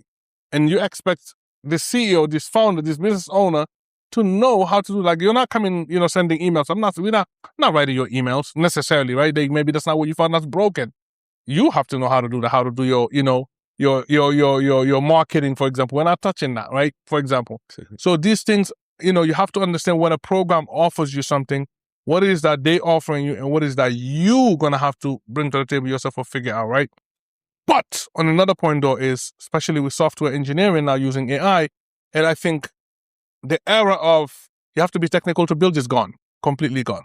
And and I know pure software engineers would like to make us believe, and I'm a pure software engineer because I come from that background. But I saw a long time ago, before AI, this whole vibe thing became a thing, I already was working in a multi-billion-dollar company. I said, look, guys, there's a new way to do things. We need to adapt. We need to think. We need to, we don't need to be using, AI wasn't what it is now, like Cloud Code and Codex and things like that. But there were other tools that we could use. And I paid for those tools with my own money to make sure that my workflows become easier back then, right? Managers like, oh, but if you use that, why the company needs you? I'm trying to be more efficient. You see, look at the mentality, right, that they had. But the point I want to make there is now that you no longer need to be quote unquote technical to build software, because building software I can tell you, was never about necessarily being technical. And some people may challenge me on this. Here's what I mean. It's that it was always about solving a problem. The tech part, yes, which is important, don't get me wrong, was always just a tool to solve the problem. It was always about who can solve that problem the best in the most efficient way. Before, we used what was called programming languages, frameworks, and libraries to create a tool to do that. Now, we still use languages, frameworks still exist in libraries, but guess what? We used to write every single line of code ourselves. We wrote thousands of lines of code. The code base could have hundreds of thousands of lines of code. They still do, but guess what? The beautiful thing is now there are tools, AI tools, that can write code better than the best engineers. Why do I need to go write every single line of code? It makes no sense. You know, that's why libraries and frameworks actually came about. It was to do what? To give you scaffolding, right? Like if you think about, you have Ruby, you have Rails. What is Rails? It's a framework that gives you scaffolding of all the folders, all the main things you will need, so you don't start from scratch. Well, I have to create all that. This is what everybody needs to start off with. Done for you. Now AI has came and taken it to a whole other level, right? And it's going to be, even the lab is going to evolve, right? It's already evolving tremendously. So the point I want to make there is you don't have to be technical anymore to build tech. And that's a fact. Don't ask if you're a software engineer because he might make you believe otherwise, okay? Anyway, I went on a whole detour here. Let me come back. Let's talk about building strategic RX. How do you price a growth diagnostic and a 90-day engagement? Let me start with that before I go into how the clients find you. Yes. So for the growth diagnostics, we typically start with before we start with anything, we start with one conversation, one call, whether it's in person or on video, where we ask a couple of questions to understand if it even is a good fit, right? If we even should be working together and if I can add value. If that is the case, right? And then we set up a growth diagnostic, which typically is around 2 to 4 weeks. If the organization is more complex and we need to go through more data sets, right? Then it can be longer, right? Then we obviously increase the length of the growth diagnostic. So the growth diagnostic is really that mirror back. And in terms of pricing, that can start from $5,000 for small companies, right? And then basically increase based on the complexity of what we're dealing with. Right. A few words about this. I go through that in a very systematic way among 5 areas. One is the strategy, the strategic intent, the worldviews. Actually, we pay attention in the interviews to understand what are the underlying beliefs that everybody has in the company. Look deeply into data, of course, like anything we have, P&Ls, CRM systems, right? Want to understand in depth what is going on, like from revenue growth to LTV CAC, to unit economics, to any conversion rates we have. And if we notice we don't have all of that data, that actually becomes part of the project to also include or to build systems to start collecting that data. I was going to ask that, but you answered it. Exactly. And again, there's nothing, it's not because anybody failed. It's just the nature of growing fast. Like you cannot pay attention to everything, but this is why I can bring somebody like me in to straighten those things out. The fourth layer is operational. This is actually where I look at the processes and where I look at the departments and how they interact with each other. And even more than the departments themselves, of course, I want to understand their world. It is also the spaces in between, right? Like the handovers, the conversion rates, the communication lines. And I map out basically what's going on. And then the fifth factor is external. What does the competitive environment look like, right? The market in general, the industry trends. And this kind of gives me a full map that I will report back to the CEO, to the founder, or to the point of contact who is hiring me. And we do a reality check on those observations, right? If they have something to add, if there's something that they feel, okay, actually there's some more information that you should also know that actually makes that more understandable and the reason why this. So we talk through that and we basically have a sounding board on that.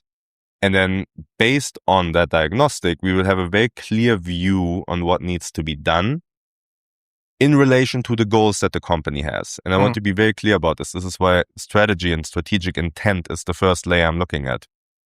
If your goal is to get a Series B funding round, then we'll be doing very different things compared to your goal being building a generational business that you will hand over to your children one day, that you will run for the next 30, 50 years, right?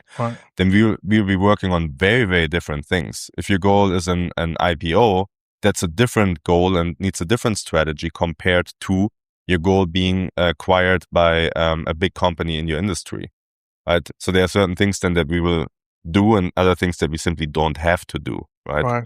And that's key. Like we're not just going in and randomly do things and randomly improve and optimize. It always needs to be oriented towards the long-term goals of the company. And if that goal is not fully clear, it's also fully understandable as a founder, you want to keep your options open, right? Then we talk at least about, we narrow it down and at least we make an informed decision about, okay, this is the direction we're going and this is what we will build to get there. We'll still keep your options open, but now we narrow it down, let's say, to acquisition by private equity or and next funding round. There are certain things that overlap, right? We still need to look at unit economics. We still need to look at efficient operations. We can work in that direction. And so based on that, we build a project plan. And before we even start working, I expect the founder or the CEO to make sure that the resources are available, that the POCs, the point of contacts, already know what's going to happen on a general level, and they can make time for that. Because there's no point in working on the revenue organization, revenue meaning marketing, sales, and customer success, and then it's end of the quarter, and everybody is firefighting and managing their teams, and they all need to hit their targets, and nobody can spare time for working actually on the mid and long term stuff. There's no point of joining at that time. So we also make sure 90 days only works if preparation is in place, if the conditions are met. They will never be perfect, but we need to have a certain degree of, we are ready for it. Are there situations where you do the growth diagnostics and realize yourself or with the founder CEO that actually we don't need the 90-day engagement? Correct. You were just, you only maybe need to make a couple tweaks. You don't really need me for this. I trust that you can deliver on this. Absolutely. Yes. And it goes back to the ability to say no. Amazing. There are absolutely cases like this. And, it's because what they really need to do is just make an uncomfortable decision, right? Like that they have been procrastinating. And me coming in now, that actually becomes a diversion tactic to even prolong that procrastination. The difficult decision might be they have to end their presence in a certain market. It might mean they need to thin out their product line because their sales team is overwhelmed with 20 different products. And they could know from analyzing and doing a growth diagnostics, we find out that actually only 3 of those 20 products are actually commercially viable. They have enough revenue growth, enough margins, right? And the other 17, you can get rid of them, right? And that takes a tough executive decision, right? You can still keep maybe a couple on the side for experimentation, but you want to free up your sales team to actually focus on what works, and that doesn't require a 90-day intervention. That might be solved already with the growth diagnostics, and the potential client, in this case, founder, they can just take care of it by themselves. And there are certainly cases where the growth diagnostic itself leads to the answer. We talked about this earlier. Sometimes helpful to just get an external view because you develop such a tunnel vision in all the daily stress and the pressures that you're under. And your employees, your leaders don't really give you the information that you need because they might be afraid to speak up or they don't want to be the bringer of bad news. If somebody externally comes in, it can actually create clarity quite quickly because I'm not emotionally or politically invested in any of the dynamics inside the company. I'm looking with a sober, clear lens on what is going on clinically and surgically, and I mirror that back to the founder. And then if I feel there is no tolerance for truth, then of course we won't be working together, and that's also fine. Right. Or if they fully understand what needs to be done, but there are so many political considerations. The board disagrees, the co-founder sees it a different way. Then like, okay, I can talk to the co-founder, but you are the founder. Like, you need to be able to change mentalities. I can do this right now with your co-founder, but if you do not develop the muscle to also make your case, right? I can still be a coach in that aspect. We just then have a different level of engagement, more as advisory, hands off.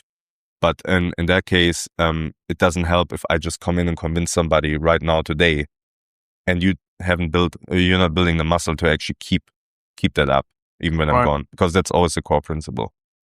All right, amazing. Because I think it's important for anyone watching this who's in a position, and they know they need something like this, right?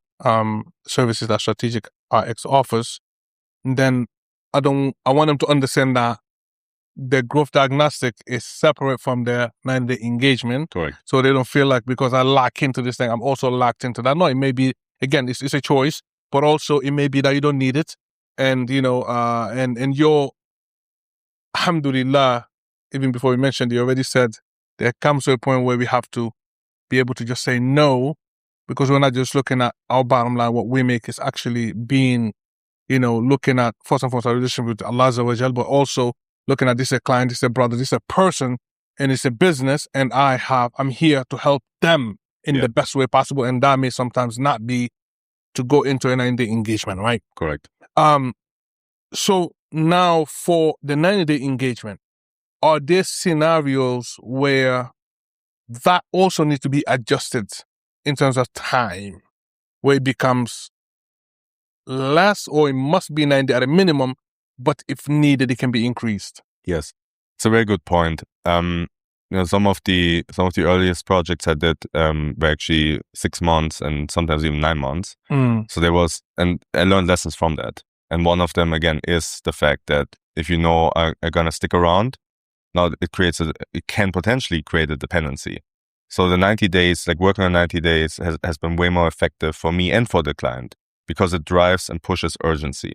Now, I like to stick to the 90 days because otherwise, if you dilute the boundaries of this, what can happen is that things get unnecessarily just extended and postponed. Internal decisions get postponed. It's good to know that, right now he's working with us, but he will be gone in 2 weeks. We need to make this decision right now. What are we going to do about the product line? What are we going to do about this market? Like, we need to take a decision now.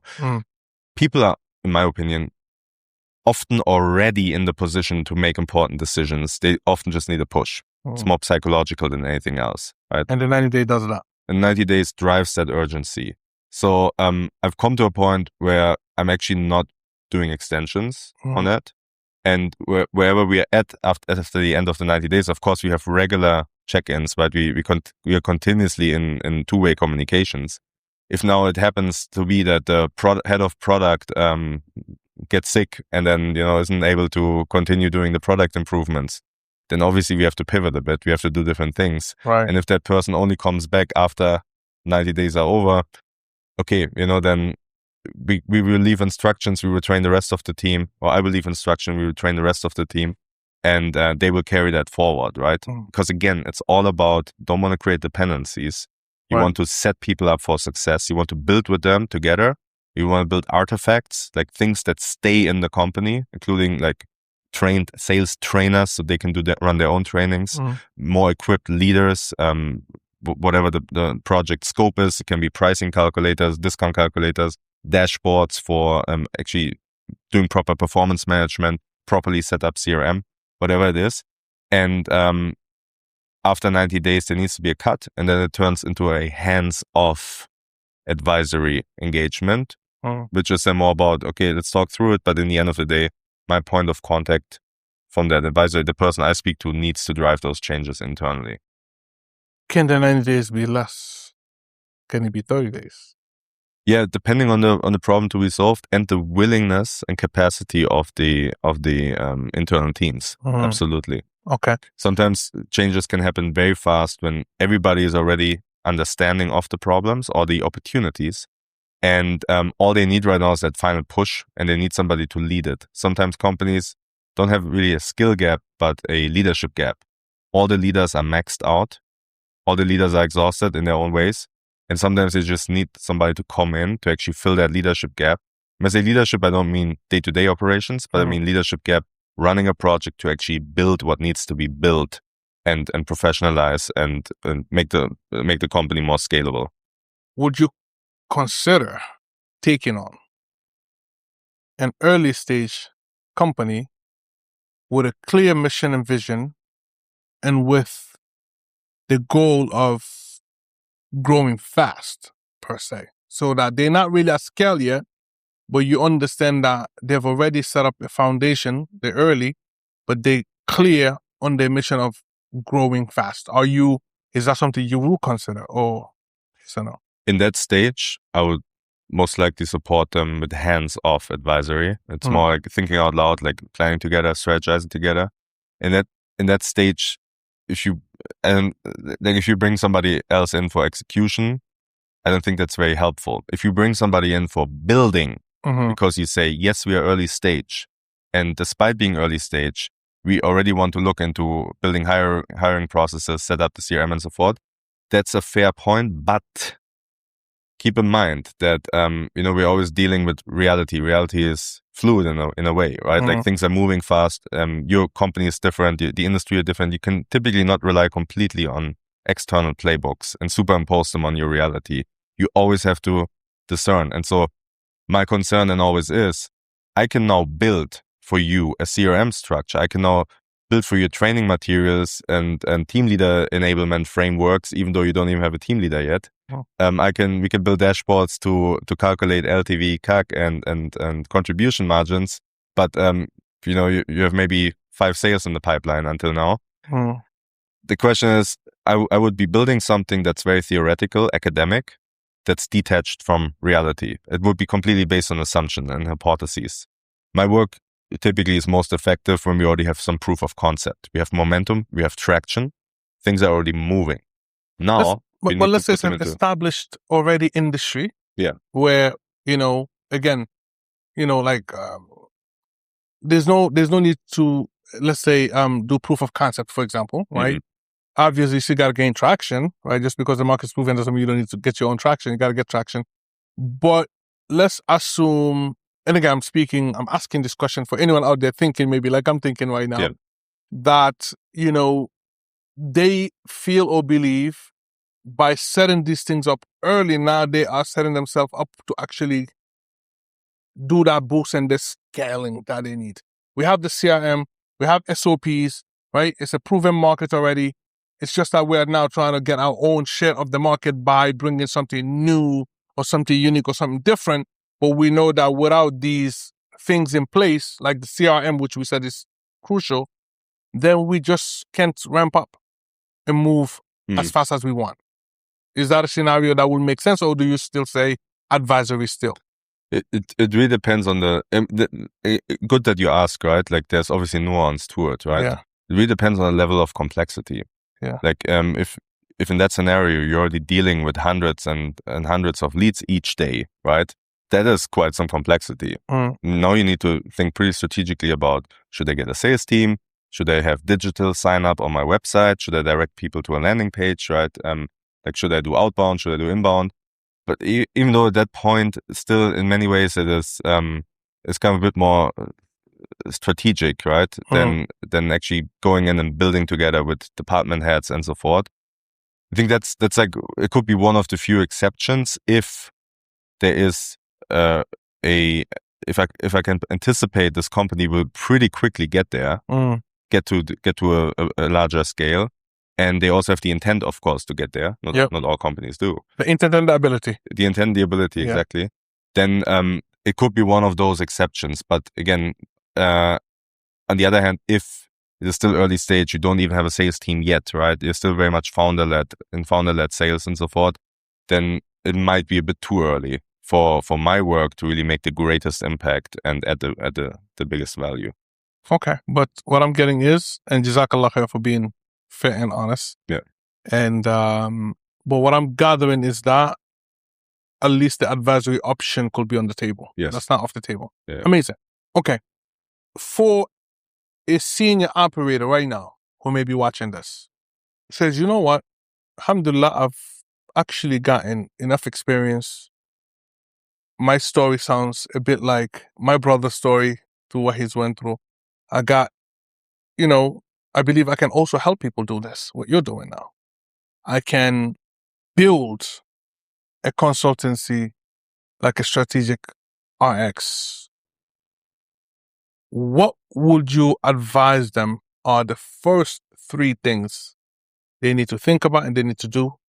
And what will be the single biggest mistake or the mistakes, up to you, that people in your position make that they need to avoid? Mm-hmm. Loaded, but I hope it makes sense. Yeah, absolutely. Okay. Before I answer that question kind of technically, right, I would like to preface it with one more thing. Mm-hmm. I never had a job where I worked 9 to 5. Wow. All my jobs were 9 to 8, 9 to 9, 9 to midnight. My whole career, I've always been overperforming, over-delivering, overachieving. You can see some folly in that too, but work always meant a lot to me, right? And I was always very invested in the companies I was working with. I was always giving it my all, right? And there were times when a part of me started dreaming, right? Like, would it be possible to live a lifestyle where I could be working 3 months or 6 months on something, and then I could actually, have the financial means to spend a few months and recover from this and kind of, build up myself again, recharge, and then go into the next, into the next engagement. I noticed for myself, right, that in those regards, based on my personality, I'm more of a sprinter. I like really going in, turning things around, flipping tables if necessary, getting things done, solving problems, right, pushing through, making things happen. And with that urgency, right, then kind of really being able to create a change, also making it sustainable. That was the learning, right, working with internal owners, make it sustainable. And then I'm out again. I've just learned for myself that is my style. That might not be everybody's style. Right. Some people prioritize stability, long-term consistency in those matters, and they would freak out about the idea of spending a few months working on something really intensively, and then going out there again, finding new clients, like also doing your sales and marketing and so forth. You don't always have a guarantee either, right? That you will find a client at the time that you choose. Right. So that's number one. For me, that started to become kind of a dream that I thought was completely out of reach, complete pipe dream, maybe even, over the top. But subhanAllah, things happened in my life, especially after the birth of my son. I mentioned that in The Gift of Guidance. Love that just circumstances came together. I think it's called Qadar, if I'm not mistaken. Yes. Circumstances come together, and I was able to do that. I was able to build that. It was not accessible to me to do this the years before, when I was still employed as an executive leader, when I was like in those jobs. It was not an option for me back then. And even if I would have pushed it, it probably wouldn't have worked. There was a right time that came at the right time. There was an opportunity, my circumstances rearranged, and then it kind of became the only most logical, natural next step for me. And only in hindsight, I realized, I actually remember that I was dreaming about something like this, and it seemed so odd and so unconventional and so, unreachable, maybe. Unreachable many years ago, because who does that? And so this is number one. I think there also needs to be a bit of a historical trajectory in your life, or biographical trajectory that leads you to it, because otherwise you won't be able to sustain it also, right? And so that's number one. Number two, what is important for somebody who wants to do this, who has experience, who has the skills, right? You can, first of all, educate yourself about interim management and fractional management. That's a good point to start if you kind of want to get some frameworks and also some ideas. This is typically temporary interventions. But you also have to be very careful here, and this is something that ties a bit into mistakes, that you make it very clear that you are not a temporary day-to-day manager, a temporary person who keeps up the status quo. Maybe that is for you. Maybe, okay, then that's perfectly fine. Maybe you fill in for a sales manager who's on paternity leave or maternity leave, right? Can be. For me, that wasn't it. And in the beginning, it was very important for me to make the distinction. I'm a builder. I'm a builder. I'm a shaker. I shake things up. I build things. I train and mentor your team. I'm very people-oriented when I work in a company. I work very closely with the humans in charge. And and that's me. And I need to be clear about what it is that I do. And then I need to be able to articulate and verbalize that. And that sometimes can be the most difficult thing because there are no playbooks for that, really. Right. The fractional interim work, that kind of gives you somewhat of an orientation, but also that doesn't go far enough. In many ways, again, you're in uncharted territory, right? And so my ambition was always, throughout my life, I wanted to do something that's uniquely suited to my skills, to my abilities. This is where I landed right now. It doesn't mean I'm going to do this forever. Right. Right. Circumstances, again, can change. And I would always hope and think for the better. When I say better, that doesn't mean that there are no challenges or disruptions. But I really believe that, life phase after life phase, new things will be relevant. For now, this is what I do. And for anybody who considers this, clarity, I've learned, it's also, of course, an Islamic principle. It's also in the Hadith. Clarity in business brings barakah, brings blessing. And the more clarity, clear expectations, no guarantees, please. The more clarity and clear expectations you build from the get-go, typically the better the projects will be. And when you start working on projects, I would really suggest document what you do for yourself to start figuring out what is your methodology, what is your unique way of doing things. Document that for yourself. And when I mentioned to you before that I work across 5 areas when I do diagnostics, it's just something I always did intuitively, but it wasn't until I sat down and actually codified it and kind of put it into a process that now I can communicate it, verbalize it, articulate it. Somebody can say, look at it and say, this is not for me. Perfectly fine. But the person who says, this is exactly what I need and want, now can find me. I now become legible, right? Like I become understandable to other people. They can now understand what I do because I, over time, documented, verbalized, articulated what I do and how I do it. And this is something nobody will do for you. This will be within your own responsibility. And now you're able to convey that to other people. Correct. And you do it so eloquently. Jazakallah khair. I mean, this is not, I think I said this off camera yesterday.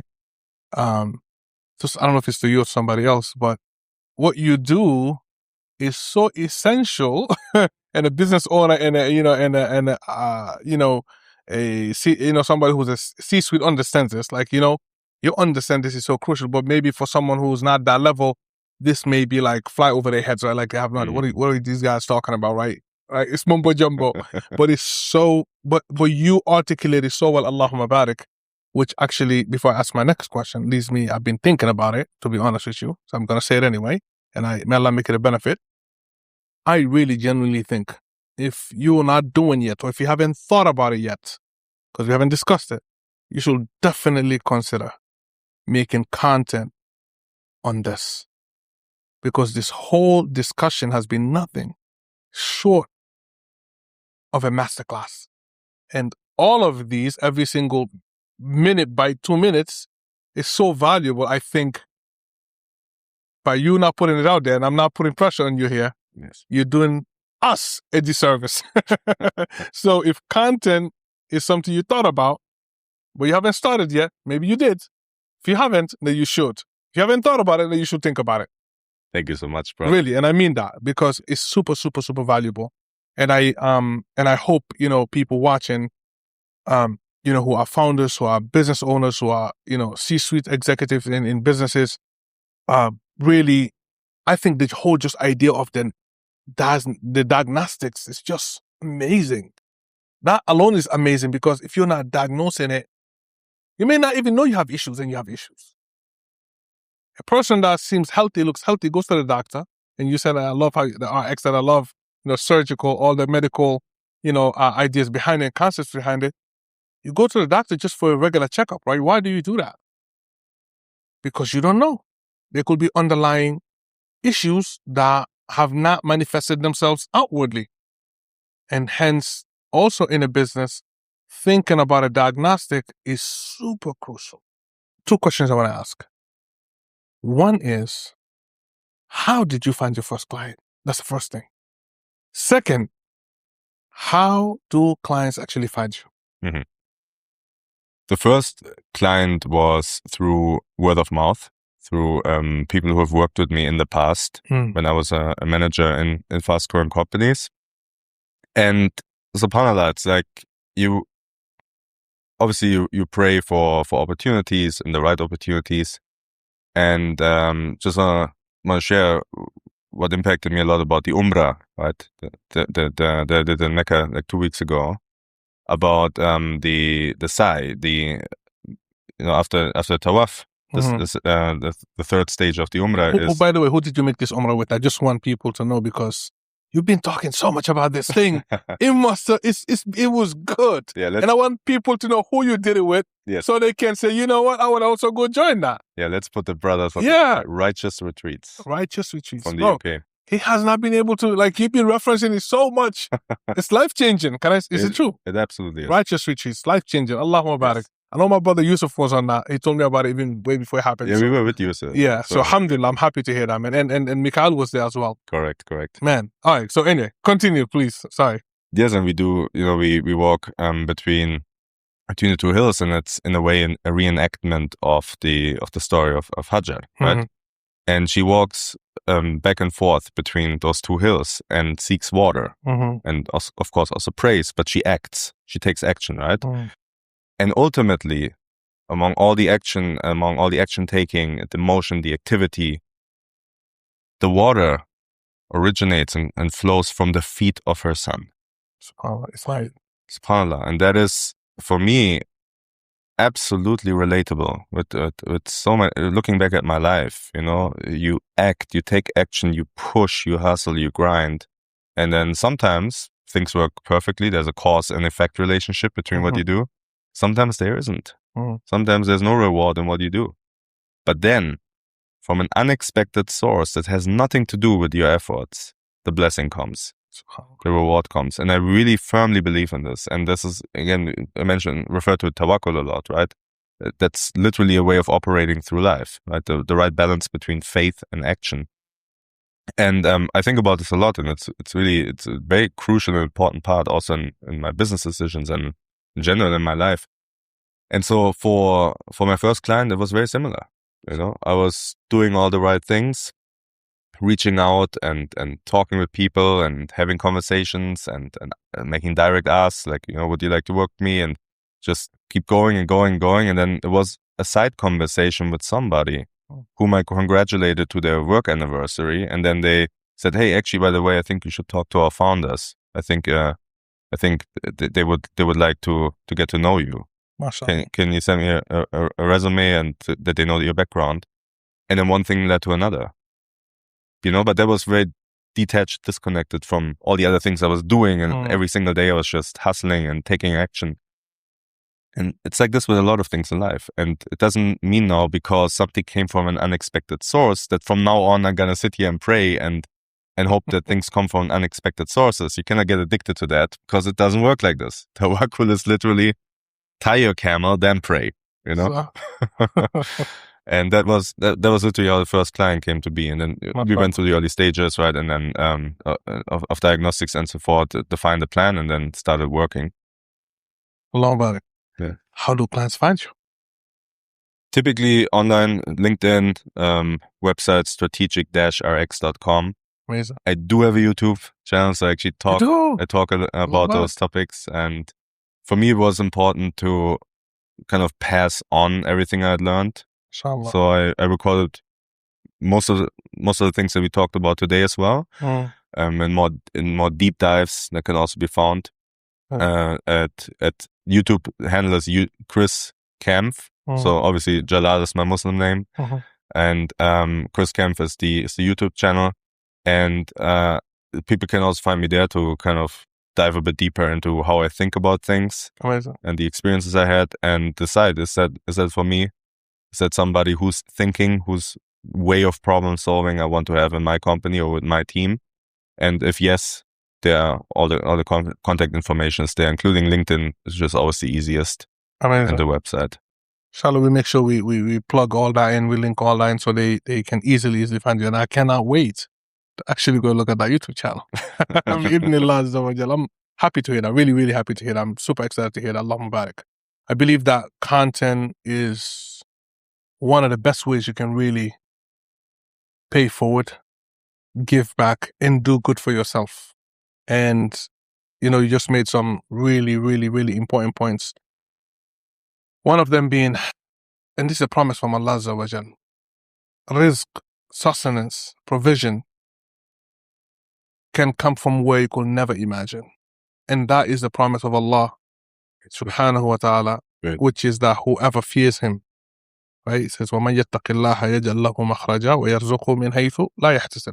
So whoever obeys Allah, fears Allah, is conscious of Allah in everything. Not picking and choosing. Not when you can be seen, when you can be, because Allah can see you at all times.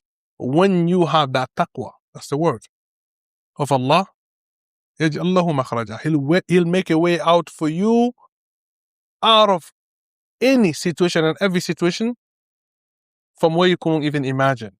Yes. Makes a way out for you. But then on top of that, he provides for you your provision and your rizq, your sustenance, all from where you couldn't imagine.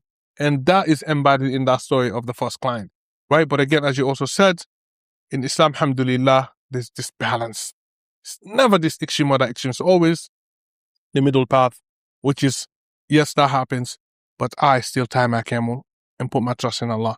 I get out there, I hustle, I talk to potential clients, I look for them, I do all this. I have my website up, I make my content, I do everything.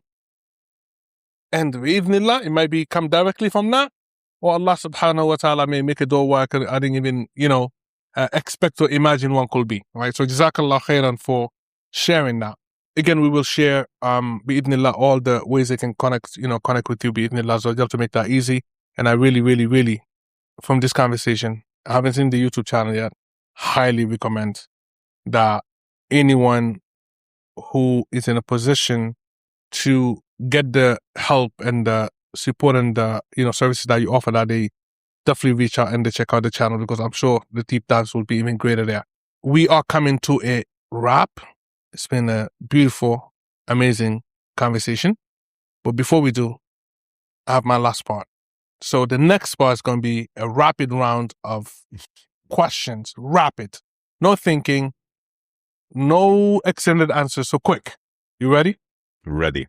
First and foremost, I'll ask the one that I love the most, that is not even on my iPad here, which is Mecca or Medina, and why? This is the only one you're allowed to give me a why. Medina. Why? Because you can still get to Mecca. And there is something about the energy here. The city has kept me, like flight cancellation after flight cancellation after flight cancellation. And every single day I spent here ever since has been a blessing. And every day I've met new brothers and successful entrepreneurs and people which is something I always looked forward to. We talked about yesterday, business, fitness, and deen. People who are taking their relationship with God very serious, and at the same time are very successful in the world. And to be surrounded by brothers like that, by a community like this, is that inspires gratitude beyond words. And Medina provided that for me. In this so interesting you say this, because people don't associate that with Medina. They have this notion that I must be in Dubai. Nothing wrong with Dubai, obviously. Has this great stuff, alhamdulillah, Allah Mubarak. I must be in Dubai. I must be in, maybe some other places. Even in Saudi Arabia, maybe I must be in Jeddah or Riyadh. But not Medina. Little do they know that it is here. As long as, again, one is intentional, you make the efforts, then bi'idhnillah, you'll find it here, walillah alhamd.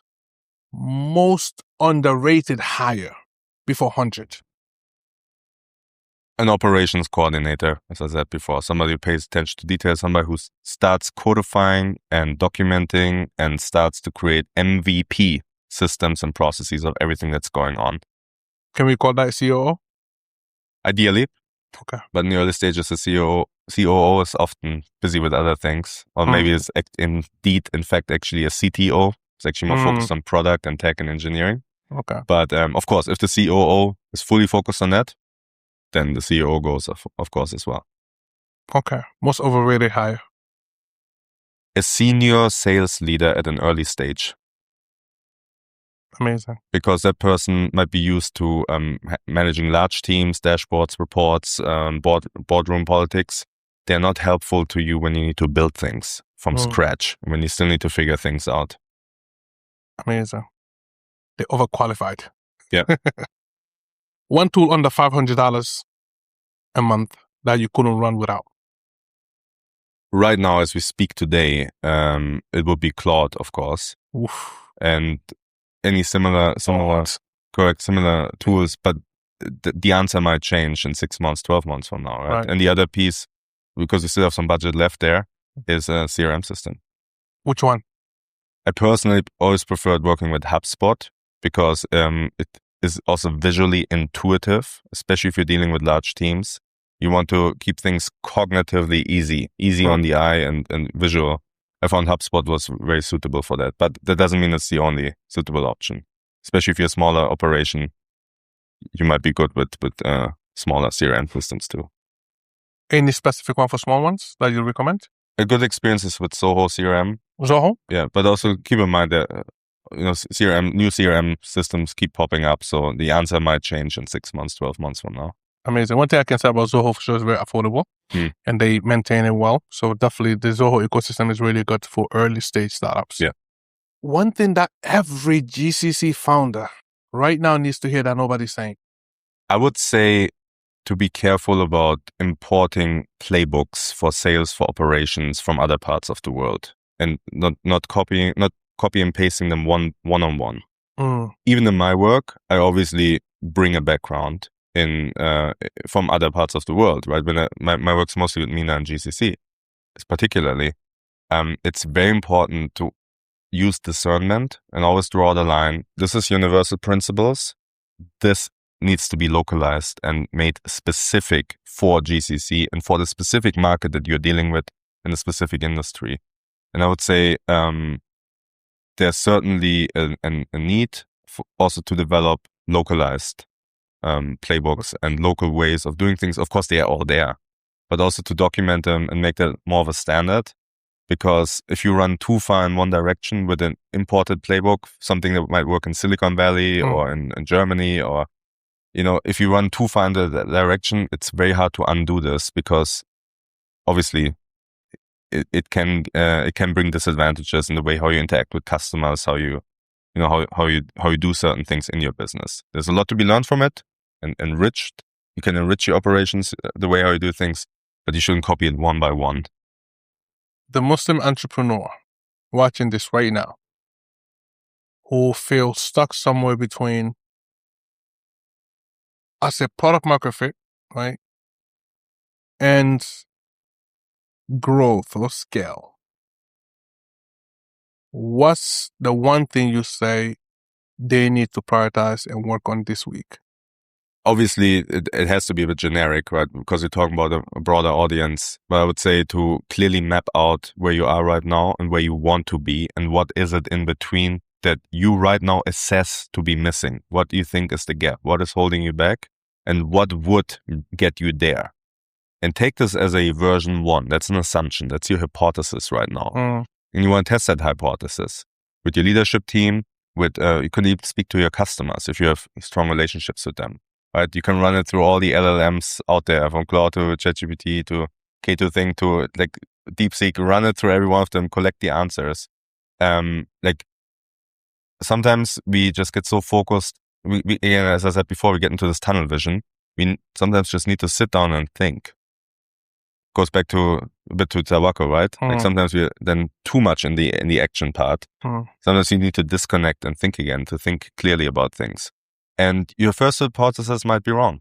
But you will only find out if you verbalize it, articulate it, document it once, and then get different inputs, stress test that hypothesis. And of course, one way to stress test it is also, my doors are obviously also open for this, but I would really say understanding the status quo, being honest about it, all the variables, and also being clear about where you want to go and also why do you even want to go there. not every company is meant to scale and to become a unicorn and to hyper growth, because there's also a price tag to it. So, because if you want to become a unicorn, there will be investors involved. There will be fundraising involved. It's a very different mode of operating compared to you want an exit, you want to sell your technology at some point to another big company in your industry. So your goal also matters. And are we actually even pursuing the right goal that's suitable for us? And I would, again, end this really by, you always have the superpower, which is istikhara, after making a decision. If this is meant for me, if this is good for my religion, subsistence, and in the hereafter, then make it easy, ordain it for me, make it easy for me to get, then bless me in it. And if it is not, right, then keep it away from me and keep me away from it. And ordain for me whatever's good for me and make me satisfied with it. There is a deeper wisdom in us. There's a deeper ability to know, right? Our mind, our rational mind cannot know everything. Our intuition, sometimes we confuse that with impulses or with hopes or with fears. It takes many years to fine-tune your intuition, to really understand which signal to trust and which one not to trust.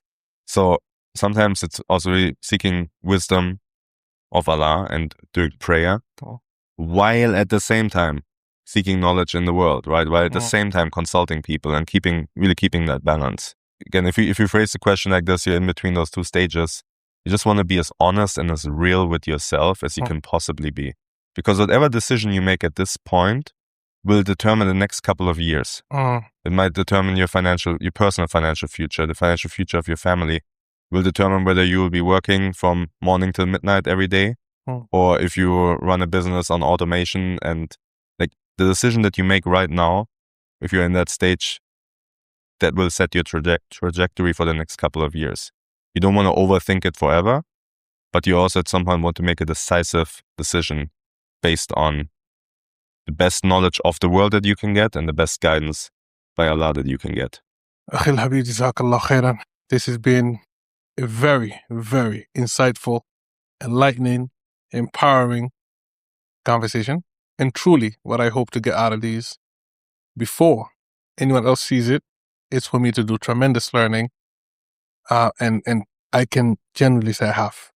Jazakallah khair. You've given me enough to think about a lot, to rethink a lot, go back to the drawing board and see where I am with certain things and make, hopefully, the right decisions. And of course, also, to want to have a lot more conversations with you off camera, bi'idhnillah azza wa jal. Truly, it's been a pleasure. We've just met recently, alhamdulillah, after this amazing retreat and Umrah. But it feels like, I feel like I've known you a long time, alhamdulillah, and that's a good feeling to have.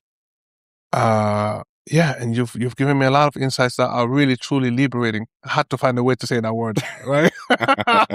Your new favorite word, brother. My new favorite, alhamdulillah. So really appreciate it, Jazakallah khairan, and I hope, bi'idhnillah azza wa jal, other people benefit tremendously from this, bi'idhnihi subhanahu. And ask Allah to bless you in your family, your wealth, keep you firm upon, istiqamah upon Islam. You truly did not gatekeep. You truly let it out. Ask Allah to make it heavy on your scales of good deeds. And this is what I hope to get out of this. And I hope, bi'idhnillah, we'll have an opportunity to do another one or more where we deep dive maybe in specific areas. Bi'idhnillah azza wa jal. So, Inshallah. I appreciate you. Jazakallah khair. I appreciate you too, brother. Thank you so much. Hayyakallah. That's a wrap. Subhanakallahumma bihamdik. Shadu an la ilaha illa anta astaghfiruka wa atubu ilayk.